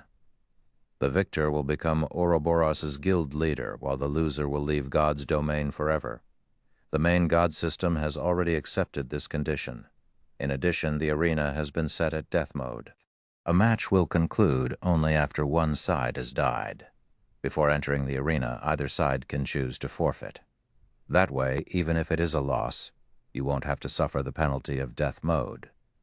If no one has any issues, you two can check the agreement. The main God system will bear testimony to this agreement. After agreeing, you can start drawing the lots for the battle. Gentle Snow and Cao Chenghua nodded, confirming their agreement. Neither side really cared about the arena being set to death mode. Originally, players fighting in the underground arenas would not die even when defeated. Their HPs would stop decreasing after reaching 1. However, players could also enable death mode. This mode of battle was the equivalent of PvP out in the field, and players would suffer the same penalties for death, losing 1 level and dropping 1 random piece of their equipment. They would also randomly lose some skill proficiency points. The only difference about death mode was that a player's crime value would not increase for killing their opponent. Meanwhile, Shi Feng, who stood by the side, finally understood what was going on after listening to Ouroboros' elder's explanation. It turned out that Gentle Snow's mysterious departure in the past had been because of this competition. It was also obvious that Gentle Snow had lost the competition in the past. As for why she had lost, Shi Feng could see that as well, with a treacherous bastard like Nimble Snake stabbing her in the back at the most crucial of moments. How could Gentle Snow possibly walk away victorious? Seeing the predicament Gentle Snow was in, Shi Feng suddenly thought of himself.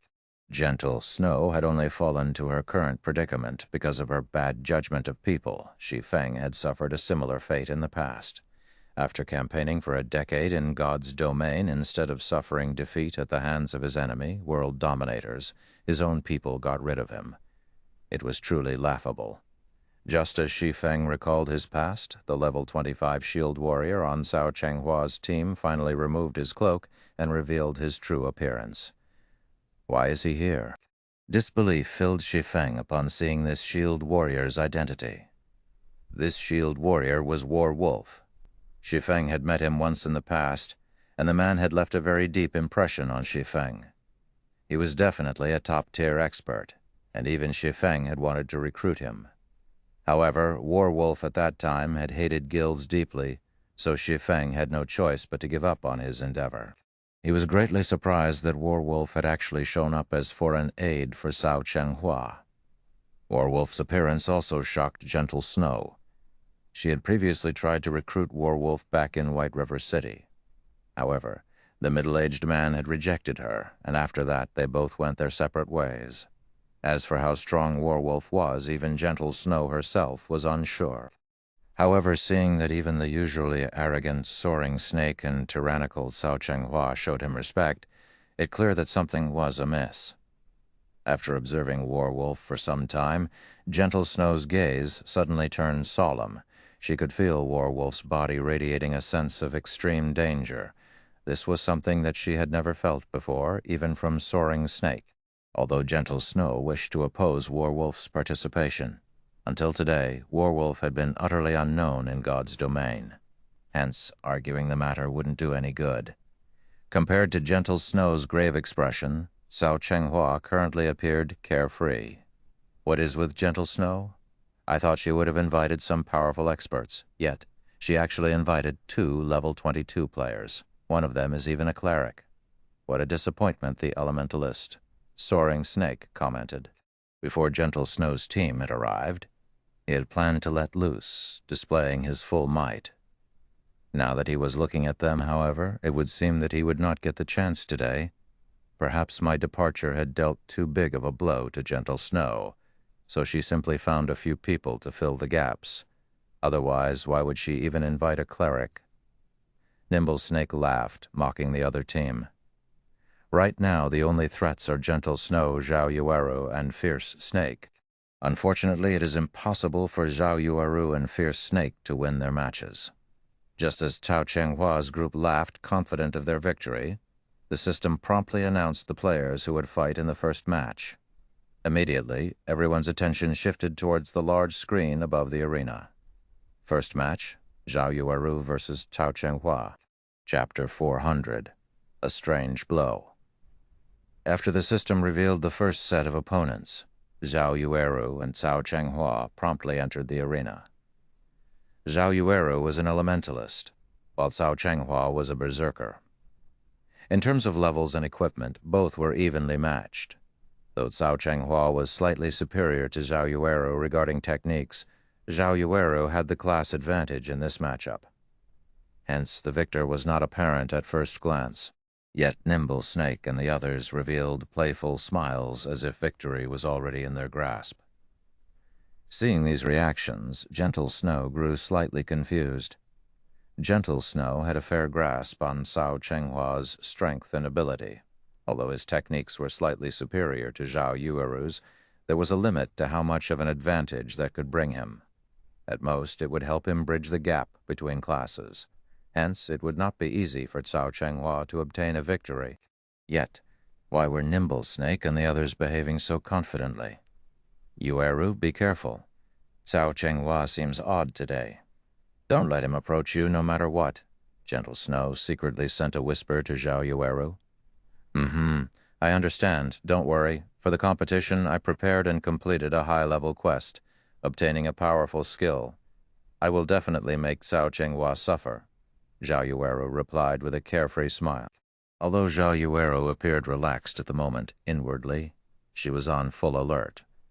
Although her match was only the first in this 5-round competition, it was also a crucial fight.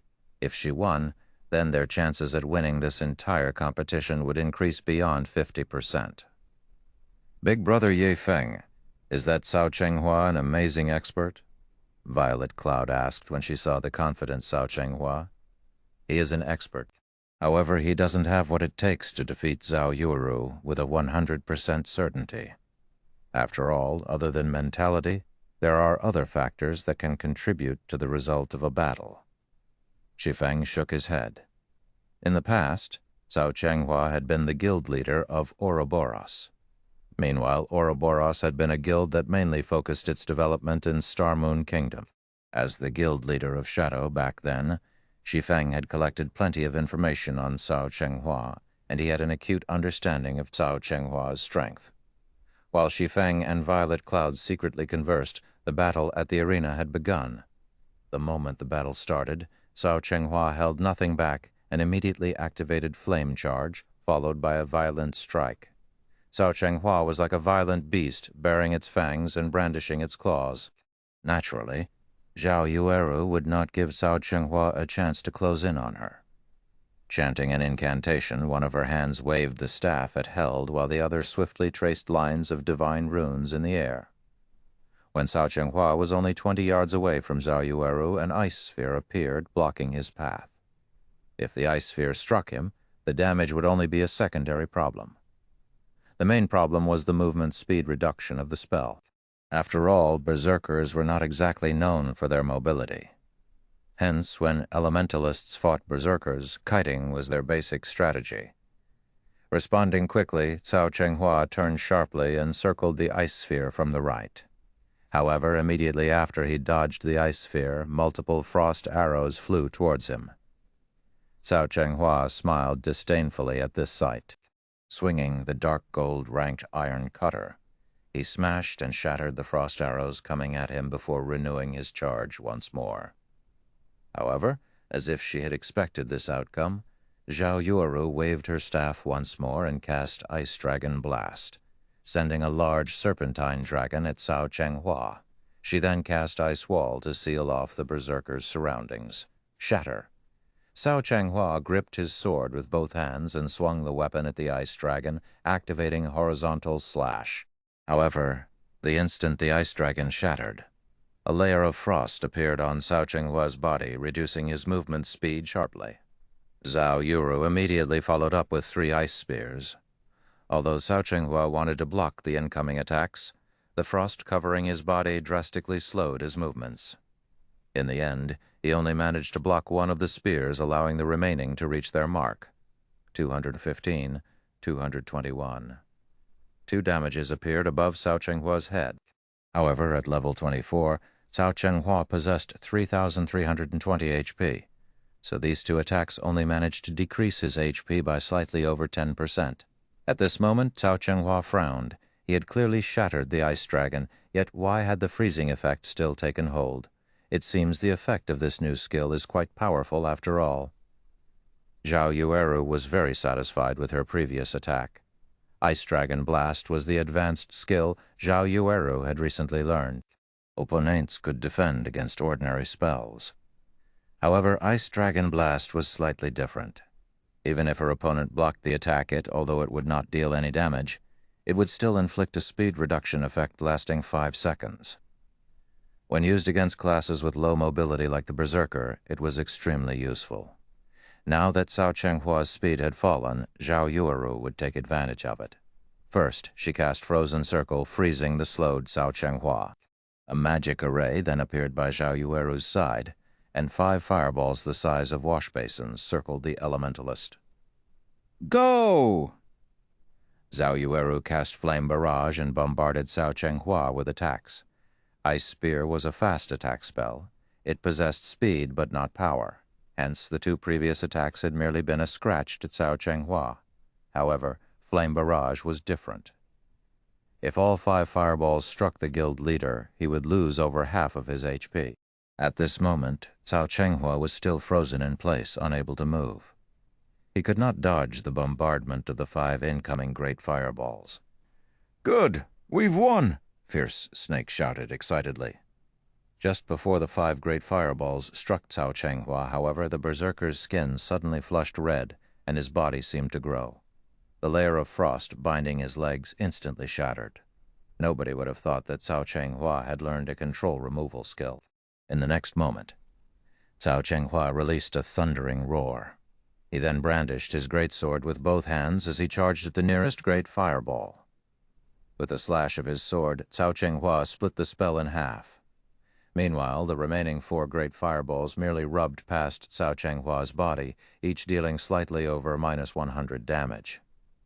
After breaking through Zhao Yueru's Flame Barrage, the distance between Cao Chenghua and Zhao Yueru was only 8 yards. Launching himself into the air, Cao Chenghua activated Death Leap and arrived by Zhao Yueru's side. He followed up with a thunderclap before twisting his body and using Cleave. In a panic, Zhao Yueru hurriedly used Blink. However, she was too late. Not only had Thunderclap reduced her speed, but she also took the full brunt of Cao Chenghua's Cleave. Instantly, Zhao Yueru's HP of over 2,600 points fell to around 1,700 points. Fortunately, Zhao Yueru had kept Magic Shield active, absorbing a certain amount of damage. Otherwise, Cao Chenghua's cleave would have destroyed at least half of her HP. However, just after Zhao Yueru used Blink to pull a distance of 15 yards between Cao Chenghua and herself, the Berserker used Charge for the second time, approaching the Elementalist at high speeds. Zhao Yueru waved her staff, sending out multiple ice spears. Facing these attacks, Cao Chenghua had no choice but to defend himself with his greatsword, slowing him down. Meanwhile, Zhao Yueru took this chance to widen the gap between them further, not forgetting to use control skills like Ice Wall and Ice Sphere while she made her escape. However, due to the debuff from Thunderclap, Zhao Yueru's movement speed had greatly reduced. Meanwhile, ever since Cao Chenghua's body had increased in size, he had been able to shrug off control effects. After fending off Zhao Yueru's attacks, he charged at the Elementalist and activated Trisecting / 3 crescent-shaped blades of light flew at Zhao Yueru. Zhao Yueru used Frost Shield to block the attacks, taking the chance to jump away and dodged Cao Chenghua's Trisecting slash. However, as if he had predicted what Zhao Yueru would do, Cao Chenghua charged towards her new position, swinging his greatsword violently horizontal slash. Zhao Yueru knew that she could not avoid this attack. Blink was still on cooldown. She needed a little more time before she could use it again. With no other choice, she could only block the attack with her staff. Although mages had low strength, they could still use their weapons to block attacks, reducing the damage received. Not to mention, she still had Magic Shield. As long as she endured a few hits, she could use Blink to escape. Normally, control skills like the ones Cao Chenghua had used did not possess a very long duration. Moreover, Zhao Yueru had already seen through the trajectory of Cao Chenghua's attack. She could easily angle her staff to utilize the force of the impact to pull away from Cao Chenghua. However, after Cao Chenghua's iron cutter landed on her staff, Zhao Yueru did not feel any force transmitted to her hands. Instead, the greatsword appeared at Zhao Yueru's side. Cao Chenghua's attack shattered the magic shield and struck Zhao Yueru viciously.